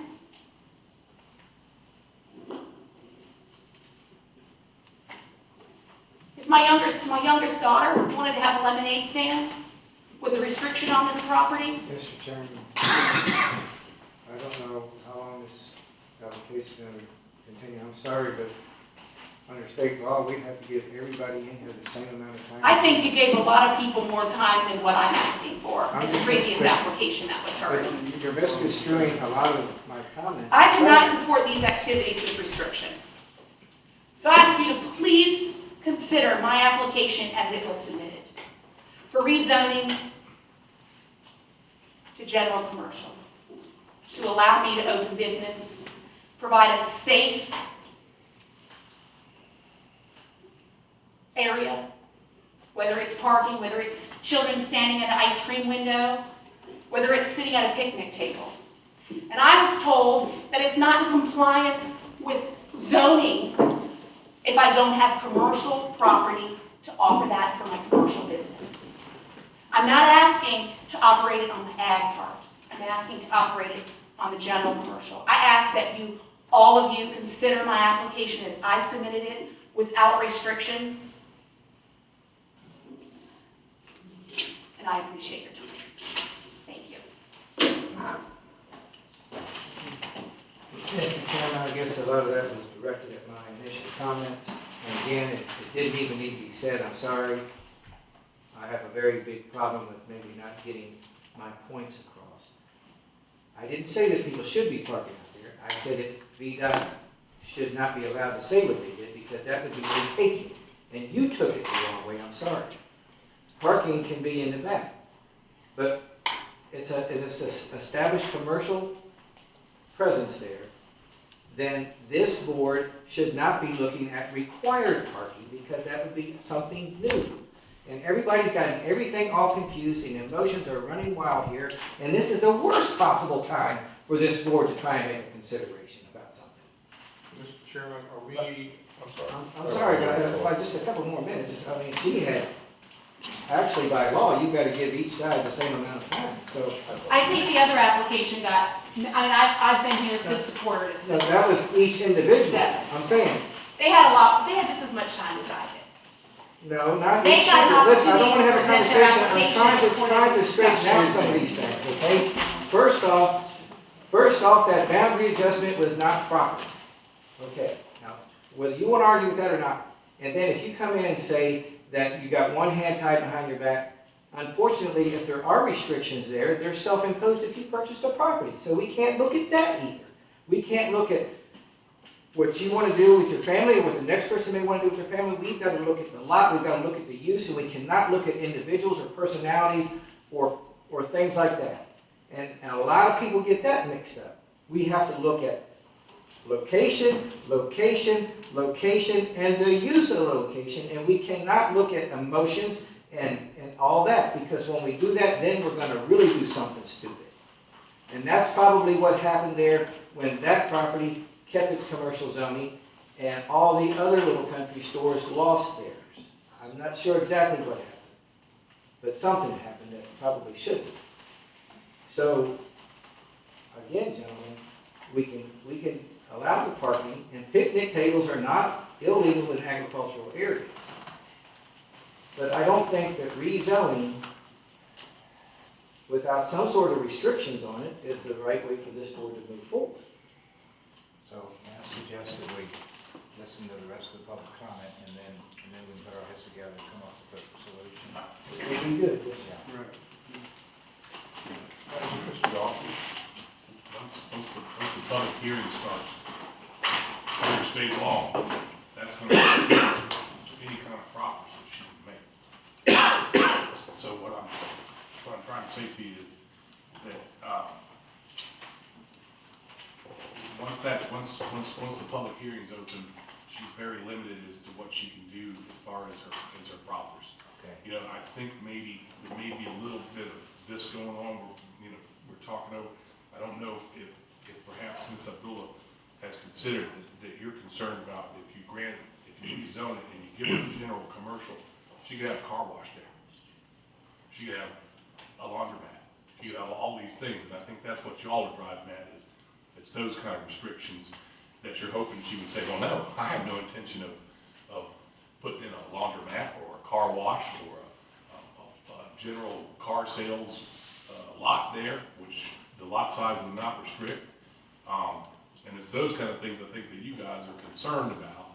And if the public hearing goes forward without those kinds of proffering off of the general commercial uses that she does not intend to do, that at that point then it becomes, then we're dealing with this 15.22297. And it says prior to a public hearing before the governing body, that's the reasonable conditions proffered prior to a public hearing. So if we go with the public hearing, then that's kind of, I don't know that that we're speaking the same language necessarily with Ms. Abdullah on that point. Because that might be the way through. And Mr. Frazier brings up a good point. You know, VDOT, they can say, well, we don't think it's safe, but if it's been used that way since prior to 1960, jack doodle we can do about that. And she's right too, that, you know, the business is gonna fail without the parking behind it. And you need to have the parking, absolutely. He's right, there's no restriction on picnic tables or decks or anything else on that. So what I'm saying is before this public hearing gears up, maybe we ought to perhaps have a recess and maybe could talk to Ms. Abdullah just for a minute before the public hearing. All right, I officially retract my suggestion that we move to public comment. And, Question for Mr. Goff? Yes, sir. You know, the term variance came up here, and we all know, well, let me just read 170-136. Variance shall not permit a change in use which may be accomplished by a special permit, a special exception, a rezoning, or by a conditional zoning. You know, if this can be accomplished through a rezoning, I don't see why it needs to be done by a variance. And we all know variances go to the BZA. And I'm just saying out of respect to the applicant who had been, you know, given guidance by, a county administration and planning commission, you know, to have this come up here at the 11th hour is disheartening. It's almost like changing the pathway entirely. And we all know, I guess emotions are running high. There's a lot of work being done here on the property. That's notwithstanding, that's the choice of the applicant. But it just seems like we've told the applicant there's a certain path, and that path is a rezoning. Previous history out the window, because that's not what's before us here. So my only comment is I would hope that there's a way to keep this on the path that it was set for this evening in the way of a rezoning. But whether that's moved or not, Mr. Goff, I don't know.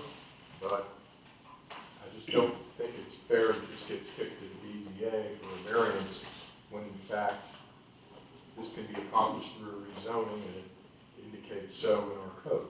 No, you're right. You have to have a variance, you have to change the ordinance, which this is an amendment to the ordinance too. This is an amendment to the zoning maps, whereas the other would be an amendment of text. But you would have to amend the ordinance to allow parking on different zone property as a special use permit, a variance. And then that way it keeps it local. That's what special uses are. They're more local than a special exception, or more general for the benefit of the county at large, is the way that they were always conceived to be. So what I'm saying, yes, you're going to have to change something. I'm thinking either repeal the restriction against parking on different zoning and classification property, or amend the ordinance itself to text the language so that it can be done with a variance. But spot zoning, even though the property has retained its commercial zoning through the upheaval of 30 years ago when the 73 was basically repealed and then the 86 was adopted. Whatever happened leading up to that point is all history. We've got to deal with that now. But the problem is that if you increase the commercial zoning of that parcel, and it's only for one applicant or for one individual use, I believe that is spot zoning, the way that I read the statute and a couple of court cases. And I don't have access to court cases. I got to stumble along and find stuff, whereas, Mr. Goff probably has those.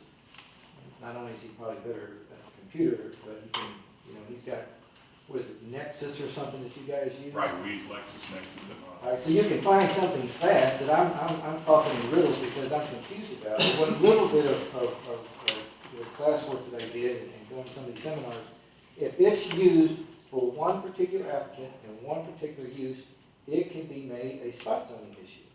And that's what this would be, because it doesn't benefit anybody else there on the road. So if you have parking in the back through whatever, because we can't require required spaces of a grandfathered use. So I think, unfortunately, the applicant had been given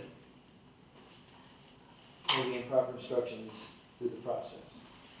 I don't agree, it's a different interpretation than what I believe is required. So what I would say to the board is, why are we making the applicant suffer, or why are we putting this on the back of this current applicant? If in fact we do have an issue here with our codes and our zoning and our ordinances, I'm all for taking that up and fixing this, but I'm not sure I'm not on board with penalizing this applicant because we just had an aha moment and we discovered it after we've told the applicant that all they've got to do is, just go through the rezoning process. We haven't even discussed, heard public comment, or had the opportunity to decide the merits of this as to whether we're going to vote. This should have come out of the planning commission, I'm sorry. This should have all came out of the planning commission. Because if we do something wrong here in relation to the zoning ordinance or state statute, then it's invalid anyway. Well, with respect to the spot zoning issue, I mean, the genie is out of the bottle on this The property. genie's not out of the bottle. It's been spot zoned already. But if you increase it only for this applicant, unless this board is going to be looking at and understanding the fact that we may be looking at increasing the commercial area right there at that corner, either on up Ohio Road or adjacent to this along 211. And I think if the community understood that, the commercial property owners would be against this because it's going to change the dynamics in the community, because if they can apply for, purchase ag property there and then apply for rezoning, then they don't have to buy more expensive property up the road to commercial district. Well, then we have the power to turn down the application and in fact say that this may in fact be spots, this one. Yes. If it's argued before us, we certainly have the power and the ability to deny it. But I think what I'm hearing here is they don't even get a day in court, so to speak. Well, because we're throwing this, whether it's this variance issue or something else, all of a sudden we're not even going to get a chance to hear it here. Well, gentlemen, both points are, I think, very valid, but I would point out, just respectfully, that what Ms. Abdullah is presenting here is a unique property, one that has a unique history of being used commercially, as she said, since the 1920s. So there is a slippery slope aspect to what Mr. Frazier is bringing up, and that is that Ms. Luke across the street, now she wants to be commercially zoned, and on, and all of a sudden now you've got a new commercial overlay running up that side of 211. But Mr. Lozinski's right that this board has the power to say no to each and every one of those applications that doesn't bring with it this unique history of being commercially used. So I'm saying that yes, it could be in the form of a variance, and yes, it can be in the form of a rezone, and I think we could articulate very well the case that this is not spot zoning because of the unique aspect of this particular property and its history. We're not just picking out somebody's favoritism, we're saying, look, here's a spot that's been used by the community for commercial enterprises for 70-some years. So I don't think that it's irrational or arbitrary or capricious to proceed with a rezone in this particular instance. Otherwise, I'd agree with Mr. Frazier, and I'd agree that you're increasing the commercial footprint. So but you're increasing the use. But only de jure, because in de facto, it's already been there. Not the increased use. The increased use has been there, we know, since now 2013 at least. Yes. So I'm just saying that what we're doing is really, it's almost a little bit of a semantic game, because I think we'll all agree that this property is traditionally the corner store where people come in and out there all the time, buying little stuff, nabs and drinks and peanuts and whatnot. Now it's going to be tomatoes and hopefully watermelons and stuff like that. And so, Mr. Chairman, I wish this was just as simple and as easy as a semantics game, but there's a business involved here. There's blood, sweat, and tears poured into this property. I realize we have to strip emotions out of this and judge it based on its merits as to whether or not it stands up to the test of the decision to rezone, but I really think it would be disingenuous of this board if it just did not take this issue up here tonight and proceed with the public hearing, because we have directed this applicant, whether it's the county administration or the planning commission, for the very fact that we put it on our agenda this evening to take this up, and I think we owe the applicant an answer whether that's an up or a down, as opposed to trying to defray it to another path and another board. And I don't know if that's the decision that's before this board right now as to whether or not we would like to proceed with this and hear this, but that's my strong feeling. Mr. Chairman, would it perhaps benefit the board if I were to speak briefly to Mrs. Abdullah about the issue of the property? I think that one proffer could be to actually barrier the front pad from traffic, which I don't think you'd have a problem with that. And then, whatever else would come along.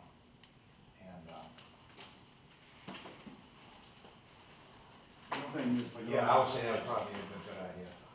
Yeah, I would think that would be a good idea. And I was wondering if our zoning administrator had any insight input into this.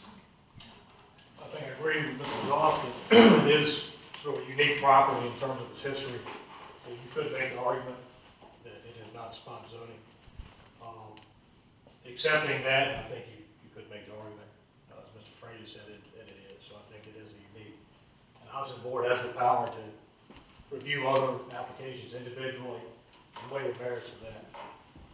And just so I understand the potential ramifications, because, as the applicant pointed out, it's possible that something could happen to all of them, overnight, and the property goes on to other owners and down the road. Did I understand that, the setbacks are ignored because it's an existing structure? In the event the structure comes down, that if the setbacks is the 50 feet from Old Hollow, which I assume is from the middle of the road, that's not from the edge of the road. Yes, From the middle of the road, and the 75 feet from 211, that brings it down to an area about the size of this room? Yep. Is that correct? So that would be all that, subsequent owners could deal with in terms of commercial use. Yes. Who told you that, if I could ask? I said when I made my presentation that I guesstimated by the time you did the setbacks. Yeah, but who told you that that's what you would have to do if the business, something happened to the building? Excuse me, I don't understand. Who told you that you would have to adhere to those new setbacks? If something happened to The zoning office. But that's incorrect, because if you rebuild within 2 years, it's grandfathered. And it would be as it is. That's what I said in the presentation. If You were saying if it would there's be a new reduced business to that 10. comes in, they're restricted to using the existing building as it is. If they're going to use the existing building as it is, if they knock it down and they choose to build something different, then they have to meet the setbacks. No, not within the first 2 years.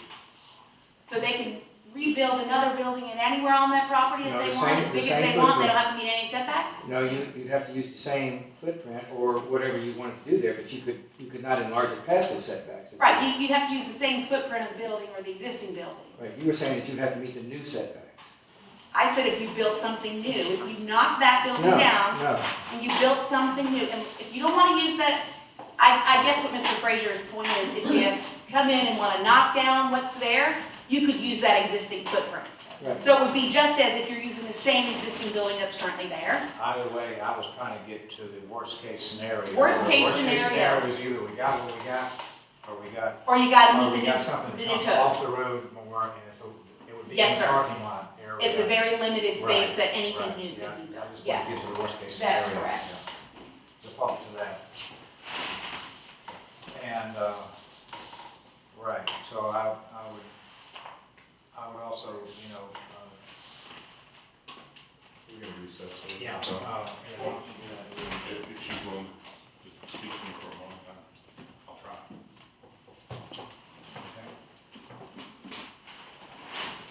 We're gonna recess in 5 minutes.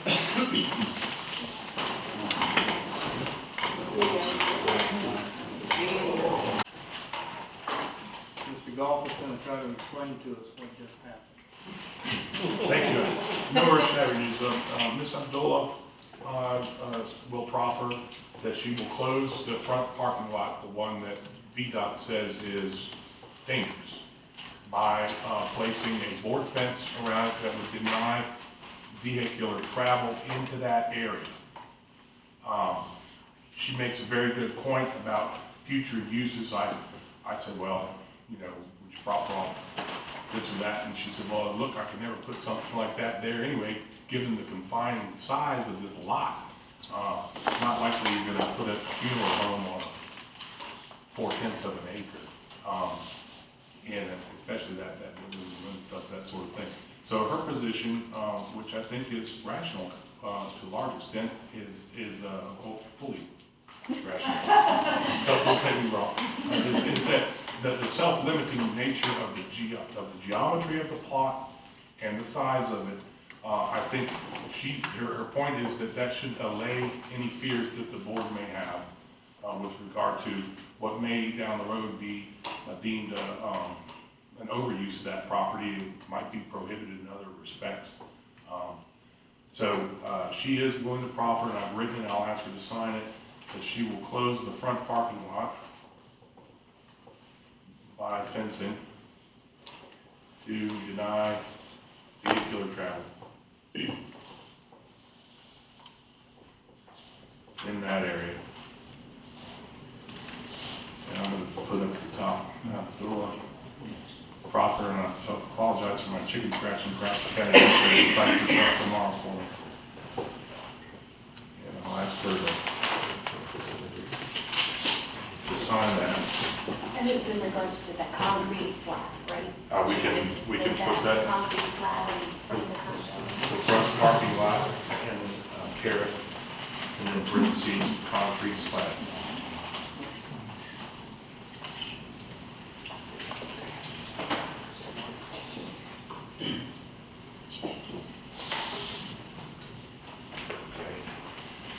Mr. Chairman, I'd ask that her proffer be made part of the official application I handed to Mr. Daniel.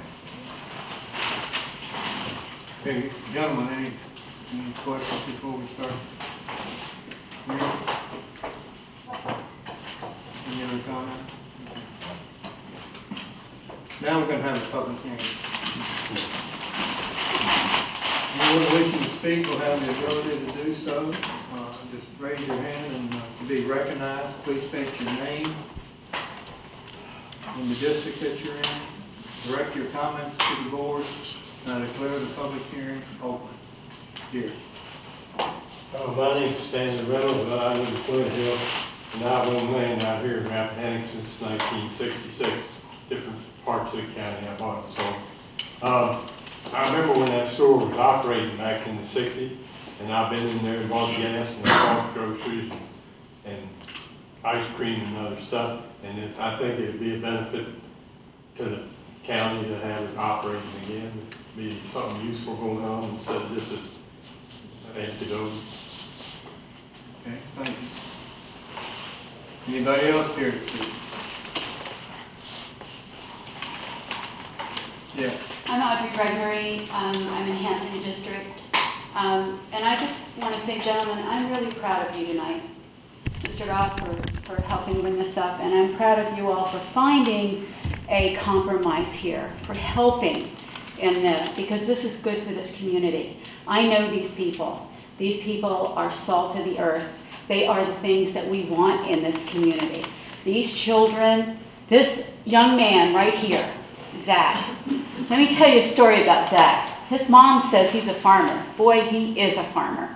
At 10 years old, this young man had chickens. And he would go out every morning before school, gather his eggs, feed his chickens, wash his eggs, put them away, and he had a clientele that he sold these eggs to that you would not believe. I'm not saying he had 12 chickens. He had hundreds. This kid is a worker bee. His dad, the same way, his sisters, the same way. This is a wonderful thing, and I hope, and I really do hope that you guys are going to agree to this. Because I think the world of all these guys. Thank you. And I second the motion. Anybody third it, fourth it, and fifth it? My name is Sharon Luke, and I live in Piedmont District. I live in the FT Valley, but I own the property adjoining this. And as I stated before the Planning Commission, I have absolutely no objection to anything the Abdullahs are planning to do on the property. And my only concern has been about a blanket rezoning of general commercial and because of other uses that could be made in the future. I will say that after hearing everything I heard tonight, I'm less concerned about that because of the small area that actually could be used. But at 4/10 of an acre, I was concerned you could have dog kennel. There are a lot of things in general commercial that I think we wouldn't want there, and wouldn't at least want there without having the opportunity to put some restrictions on. So I did ask for them to proffer off everything except what they really needed to protect the county and the future. And I was also concerned about a rezoning of agricultural land to general commercial because we're setting a precedent here. And it could be the future owner of my property next door who comes in and says, well, you've got general commercial on this corner, I want it on this corner. And we have exactly the same, front, we have road frontage on Old Hollow, we have road frontage on 211. So I was really looking for the long term and the future of not what the Abdullahs wanted to do, because I think it's great, and I told them all along I have no problem with that, but I was concerned about the precedent that would be setting and what might happen in the future in this location. But I do have less concern now that I realize that with the setbacks, how small a piece of land could be. I hope we're not, I hope if you approve this, I hope we're not making a mistake and 5 years down or 10 years down, we have something there for an example, a McDonald's, which can be on, their preferred site for McDonald's is 50,000 square feet, which is an acre, but they do have McDonald's on half-acre properties. And a fast food establishment is permitted by right in a general commercial zone. So this is where my concerns were about what could be on that corner in our county that we all love in the future. And I don't know how to deal with that in this situation. You'd either have to turn it down because they're not willing to proffer off a McDonald's or a kennel or anything, or just prove it the way they want it and just hope that we don't see something there in the future that we're sorry we just blanket gave it a general commercial zone. That's your decision, gentlemen, and like the other people here, I want to say thank you very much for your serious consideration on this application and for all you do. Thank you.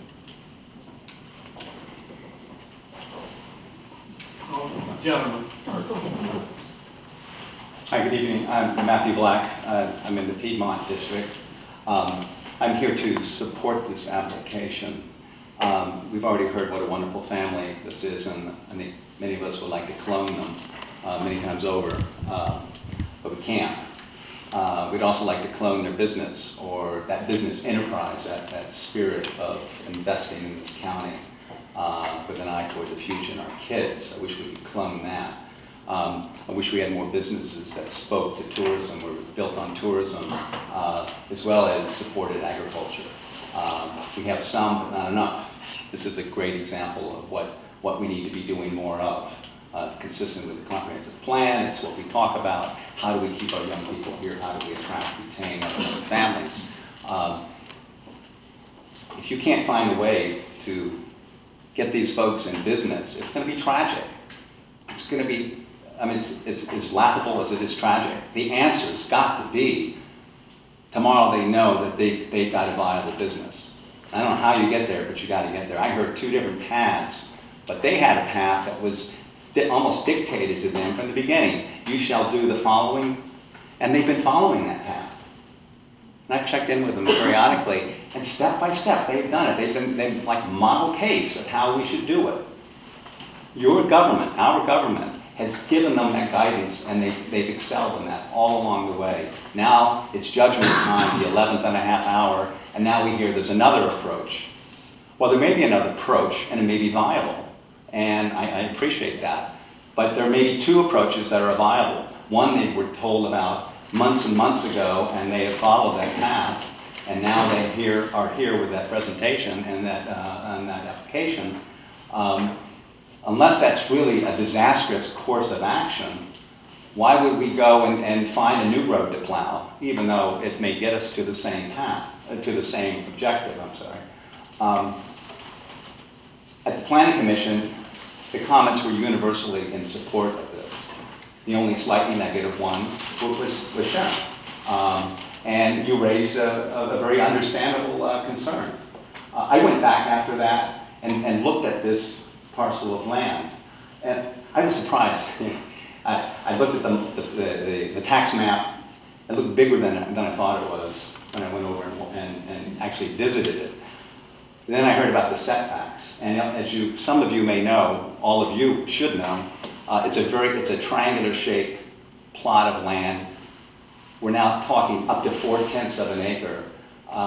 But with the setbacks, if the unfortunate happened, as Sharon, as you raised, that this place was torn down and a new enterprise came in, could a 7-Eleven or a McDonald's or something like that open up there? Well, when you apply those setbacks, it's smaller than this room, by the way. It's a little parcel. It's a postage stamp that another commercial outfit would have to build on. So it's almost non-viable. Without that non-conforming building, I don't think this place has much commercial value. And I checked that out with a couple of realtors, and they said the same thing. I'm not a realtor, but that's just what people told me. Without that conforming space, they would want to be trying to sell it. So I think there are inherent restrictions. The small parcel, the triangular shape, the setbacks that would come into play if that building were ever moved or torn down, rather, and a new place built. I think it's about as small a downside risk as this board is ever going to have to face. This ought to be one of your easier decisions. And I would be so upset if you are not supportive of a new business keeping a young family in this county. And this, by the way, I know there's some possibility of people saying, well, you've set a precedent. Now we're converting agricultural land along 211 or wherever into commercial. But as was stated earlier, they've had this 1/10 of an acre of commercial non-conforming land. Or that was, I don't know what, a spot zone, a spot commercially zoned area. But 1/10 of an acre is not viable, really. And so to almost, I don't know, this is my way of looking at it. To correct that, now we're going to go from 1/10 to 4/10 of an acre to make this space more viable, and they can do what they need to do. What if down the road this place is a success, and we in this room are really enjoying the baking and the ice cream, and now we clamor for a little sit down? Couldn't we eat our sandwiches in the enclosed space? And they say, well, we'd have to build we have to extend, we have to enclose the patio. It's a zoned agriculture. Now we have to go up to the zoning board or go up to the board of supervisors again. Why don't we just make it simple and do what the planning commission already recommended, what this application is asking, and what the neighbors are also in support of? I haven't heard many objections. Haven't heard any objection. And the only one is a minor objection, is sort of a remote concern that even Sharon has set back from. So I think you have an easier decision ahead of you, and I hope you get them in business and get this emotional strain off their backs. They've invested huge amounts of energy, money, time. They've set a great example in this county. But now you're creating upset because now it looks like, at least to us, that you're not starting to change the rules of the game and say, well, there's another way. I think, please, just get on with it. Thanks.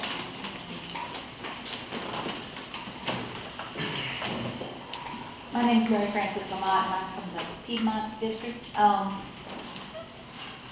I wrote a letter to the supervisors because I went away from the planning commission meeting just sort of shaking my head trying to figure out what happened, because at that meeting, all of, like Matthew said, all of the comments were positive.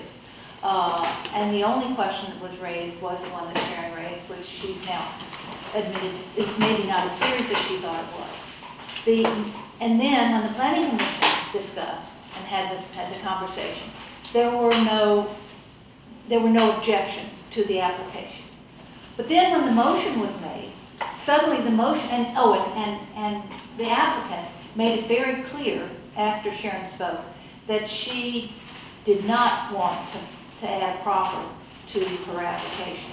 So it was all very clear, everybody was supported, planning commission seemed to be supported. But then when the motion was made, it said, I move that this be accepted with the proffer. And the commissioners just sort of sat there and looked at each other, and nobody moved for a few minutes, like, what's going on? And then slowly, one by one, they acquiesced and they passed it. And I went away thinking, how did that happen? It was like it was some prearranged deal. So anyway, I very much appreciate Sharon's consideration, further consideration of it.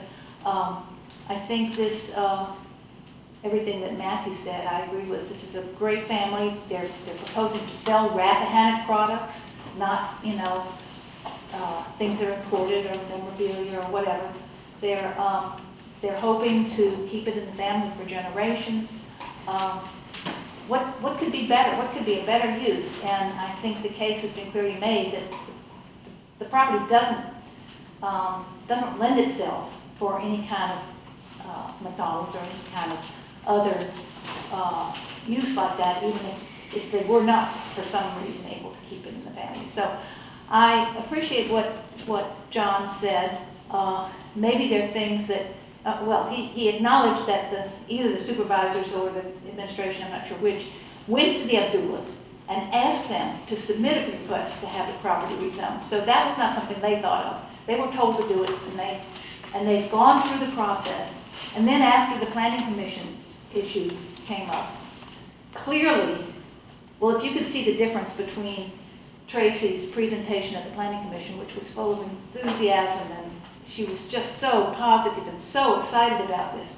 And clearly today, she is exhibiting incredible amounts of frustration and stress as a result of having the rug pulled out from under her and the rules changed at the very end. And so maybe Mr. Fraser's right, maybe the ordinances need to be reviewed and changed and stuff. But let's don't do it on this application. Just pass this application as it's submitted. The reason it's in this mess is because there were some zoning things that didn't happen when they were supposed to have happened before anyway. So that's not the Abdullah's fault. I just ask that you pass the application as it's been presented, and then go back and review the rules for the next case. Thank you. Anyone else care to speak? I do. I'm Michelle Jenkins, and I'm in the Piedmont District, and I agree with everything Mary Frances said, and I am in support of this beautiful family. They're hardworking people, and I ask that you please consider passing this application that they have presented to you, and give this family an answer tonight with no instructions, please. Thank you. My name is Christine Smith, and I also live in the Piedmont District. I just wanted to say I've been so impressed with the passion that the Abdullahs have pursued their goal and following so strictly the path that was laid out for them by the county to be in compliance for their new business. I just really appreciate their passion. And part of their passion is for this old building. And I love seeing old buildings brought back to life. And I love seeing the 231 FT Grocery reopen recently. I'd love to see this go on as a corner store or as a country store. I can remember before the highway was widened, when the parking pad was larger out front and there was room for gas tanks, and it was really a part of the community, and I think that's what exactly they want to continue. And the parking is so necessary for them to do that. I hope you will approve the resolution tonight as it's offered with the simple proffer for the concrete slab out front, and allow this building to continue and not turn into something like we all hate to see, like Lombardi's down the road. That's such an eyesore, and we have such fond memories, it's hard to see it like that. I would like to be able to see it and remember what it was and feel glad about what it will be in the future. Thanks so much. Anyone else care to speak?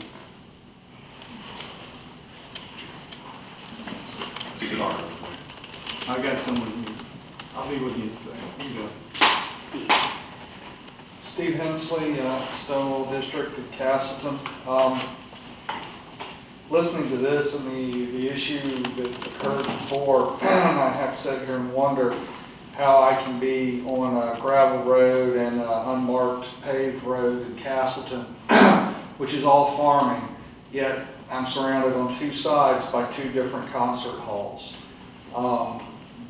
And how they can park in these fields and still go into these concert halls, and all the issues that are talked about here.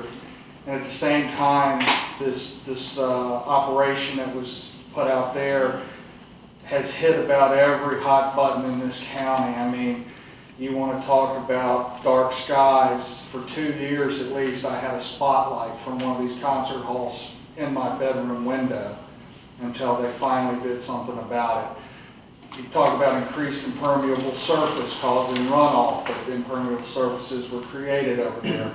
Roads were blocked. We had increased litter. We had trespassing out the wazoo.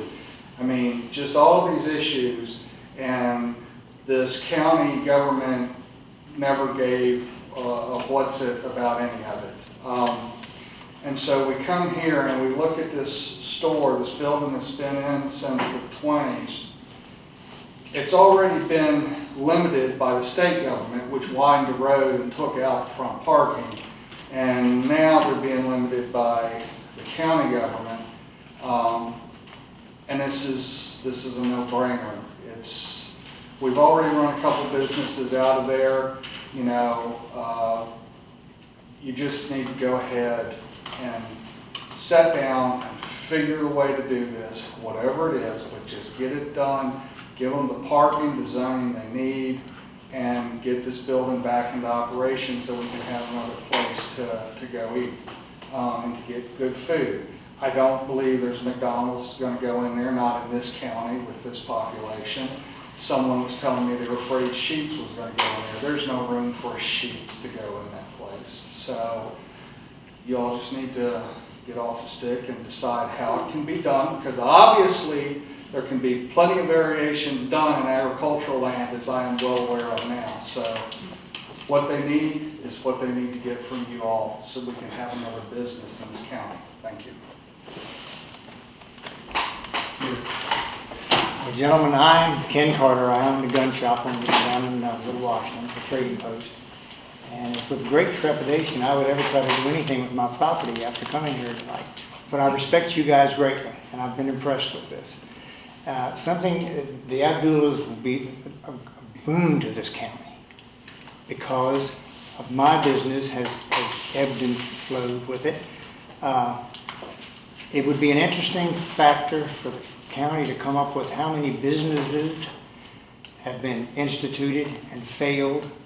I can guarantee you it's within 80 or 90%, and that should be of some concern, because I have some concern right now of how long I can last unless we get more traffic into this county. Good people like these guys are. I'm honest. I try to treat people good. That doesn't always do it. We need the traffic flow. And I'm impressed with everything that you guys have done tonight. I mean, this thing was turning and turning, and I'm proud of Art. Thank you, Art. So these people should be put out there to help me, to help everybody on Route 211. Because we need people like these and businesses like they will run. Anyone else care to speak? I'll be quick. I just want to acknowledge it. Thank you for understanding that this property is in fact its own restriction. And it's very, very unlikely that a McDonald's will come in there. I hope you're right. It really is its own restriction. And I ask you, members of the board, to understand it is its own restriction. I look forward to serving our community. I appreciate all of our support. And the name of it is Legacy Farm Market for a reason. It's our legacy that we're going to leave for many years to come. This is the board's opportunity to fix an issue that has been ongoing. It's not a new zoning. It's to fix something from the 1920s. Thank you for your time. Anybody else care to speak? Anybody else care to speak? I declare public comment closed.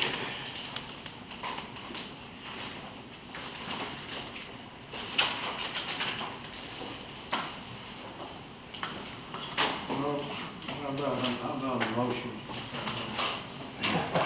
Motion? Premature. I'd like to make a few more observations. The property is also restricted not only by the setback laws, but also it has a well, so you're limited to, and it's not a big well, and also septic. So any other commercial thing coming in to that property would also have to deal with meeting the requirements for septic and well. And on a half acre or less than a half acre, it'd be hard pressed for anything to get those past the health department. So.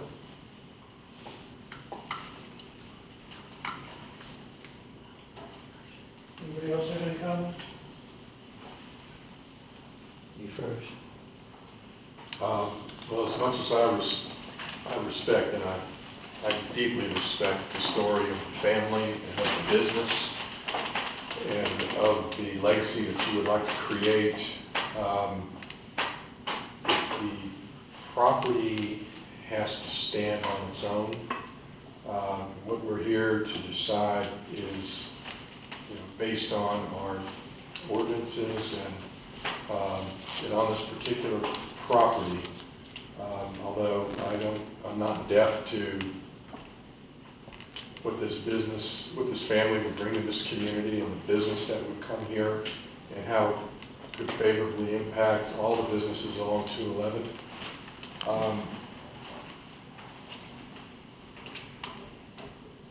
But I do buy into, and I do concur that this is indeed a special property, not only because of its small size, because of its irregular shape, as Mr. Bennett points out, potentially because of the utilities to the property are constrained for other commercial uses. The setbacks, which are very restricted. I do agree that the property is a restriction in and of itself. And so I do also greatly appreciate and respect that the family has asked for permission rather than beg for forgiveness in this situation. And whereas I can agree with Mr. Frazier and some of his thoughts that perhaps this wasn't, that we could all argue that it wasn't, it should have been pursued in a different way. This county specified a way in which it wanted this applicant to, a path it wanted this applicant to take, and that was rezoning. I think it's unfair to direct them in another way. And if we do something in the future to change this, it shouldn't be on the backs of this applicant. And so I'm in favor of approving this, just because I think that it will not, it's not a property that a Family Dollar is going to ever come to. There are just too many restrictions there. I feel fairly comfortable that what is here and what is going to be here is a good use. And I do really love to see these older buildings get repurposed and not go fallow. And I think that is, we can find a pathway to that. That also supports everything in our, that is supported by everything that we have to work with. And I certainly want to advocate for that.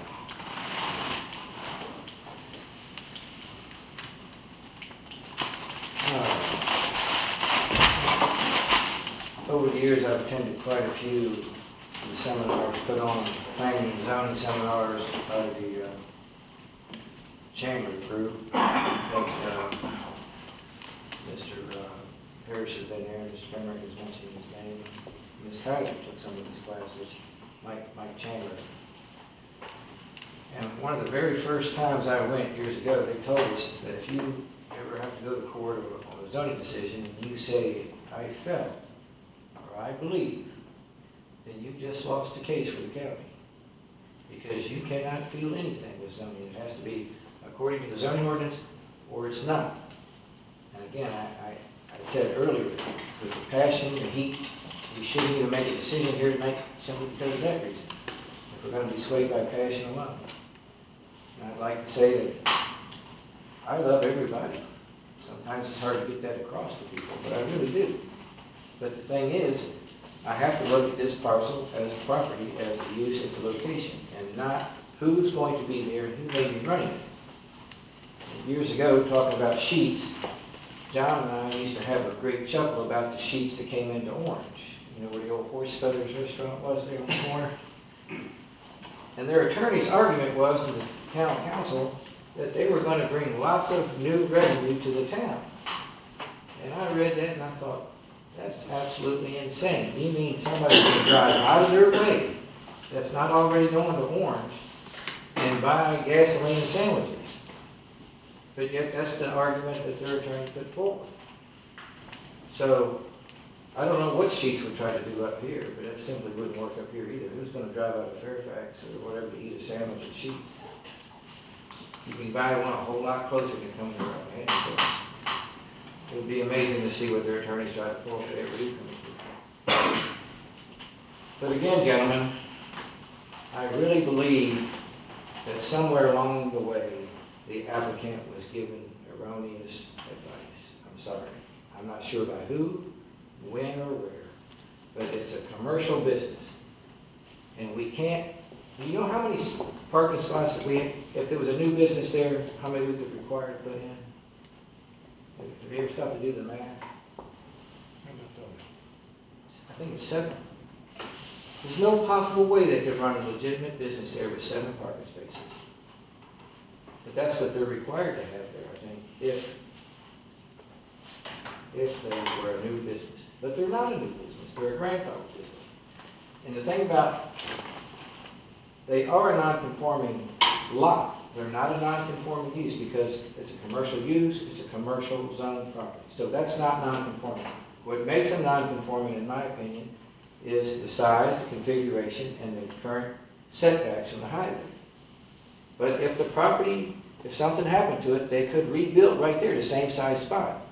So they're not limited to the size of the school. So that argument's out. So again, the problem that they're a grandfather business, we cannot require parking.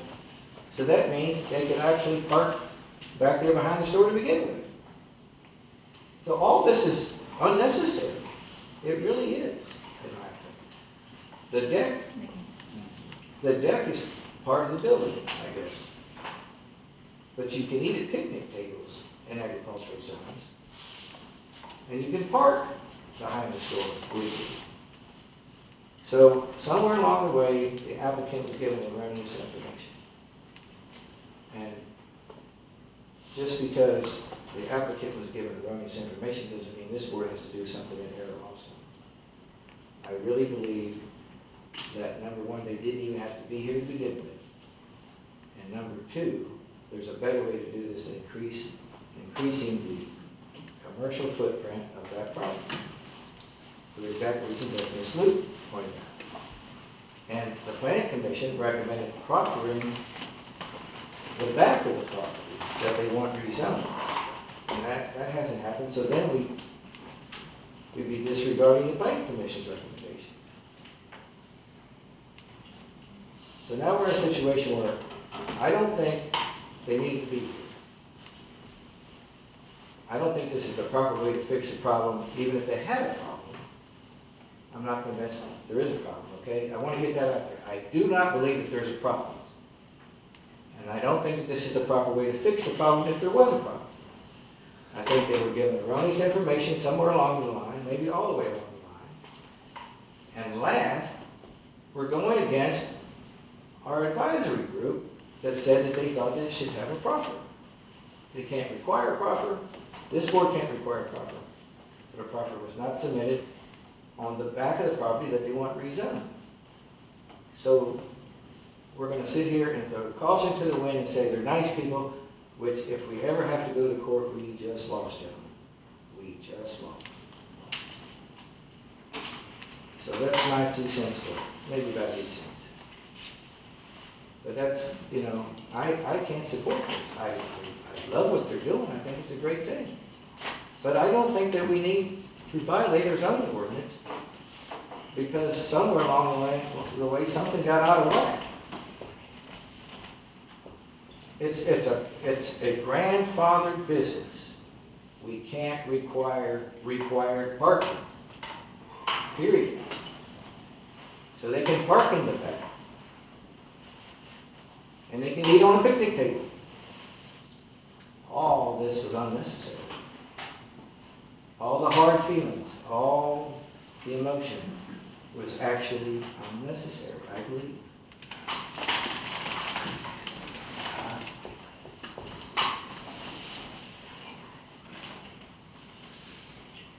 So roughly you're saying, Mr. Fraser, that they hadn't done anything, they wouldn't have been here tonight, and we wouldn't have to have been here tonight. And they can do still what they wanted to. That's the way I believe it.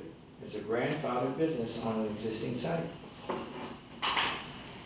And since it's not non-conforming use, even if it had ever been closed more than 2 years at a time, which would have made it lose its non-conforming status, let's say FT Valley Grocery, for instance, it wouldn't have applied here because it's a commercial zone property, commercial use.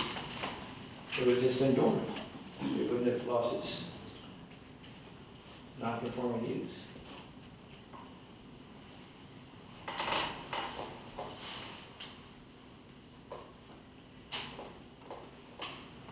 I think that what Mr. Frazier says probably has merit, but in the meantime, if we approve this application with this one proffer, we're cleaning it up around the edges, so there's no question that we have the right to do the business there. And my concerns were that it was a form of spot zoning, but being as the county attorneys pointed out, this is a very unique situation. There's nothing like it in the county. One of the Go ahead. Dennis's store. Does Dennis's store have a commercial Commercial property at the wall, at the back wall? I don't know, it's Yeah. commercial. Right, so that, I think the unique thing about this property is the back wall is the end of the commercial zone. So, once, it's at the door you walk into, when you walk in, so anyway, it is a unique property. If this is not a form of, I think it's probably up to interpretation, but now I'm looking for the idea that this is not spot zoning because it's just cleaning up the zoning in this one particular thing. So, and I think that we have, especially given the fact it's 10:30, we have been pretty thorough dealing with this, and we've been pretty careful about this. We didn't jump into any snap decision, and 10:30, that's it. The 10:30 comment doesn't make it a snap decision. yeah, I think it's snap decision. Hope I don't fall asleep before I finish talking. And yeah, I would say that, and given the fact that with the setbacks that are there, and it is going to be pretty daggone restrictive for anything that could actually go wrong in the future, which was my little bit of concern. So, given that, before I go any further and make any kind of motion or whatever, I do want to say I'm thankful we got Mr. David Dunn here on board as our zoning administrator. Thank you for being here, and this is Debbie Kaiser's last meeting, and I want to say that she's done a terrific job. She's been relentless in her efforts to do her job, and it's much appreciated by the county. And we also have our new temporary zoning administrator here, county administrator.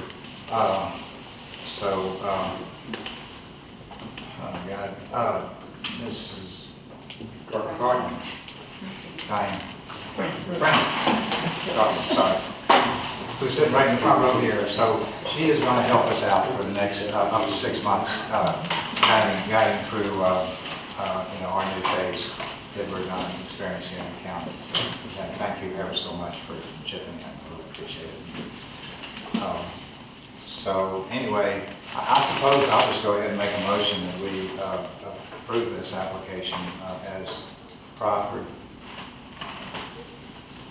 That's it. I'll second it. I'll also make the comment that I disagree with Mr. Frazier that there's a whole concern about parking on agricultural land, and that was the reason we asked for a rezoning. But we have to read the ordinance. Have you read the section on the ordinance? On parking? Required parking? Well, I mean, you're disagreeing with me, but did you read it? I read it. Now, understanding it, something else. We're being called upon to make a decision about what we've read and what we understand. And my understanding is different than your understanding, is what I'm saying. We sure have to do that. So we have a motion, and we have a second. Any more discussion? I second it. All those in favor say aye. Aye. All opposed, nay. Nay. And I vote aye. Motion carries. All right.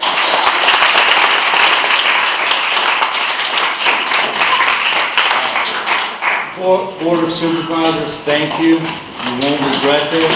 Everybody here, thank you. Now let's go make some ice cream.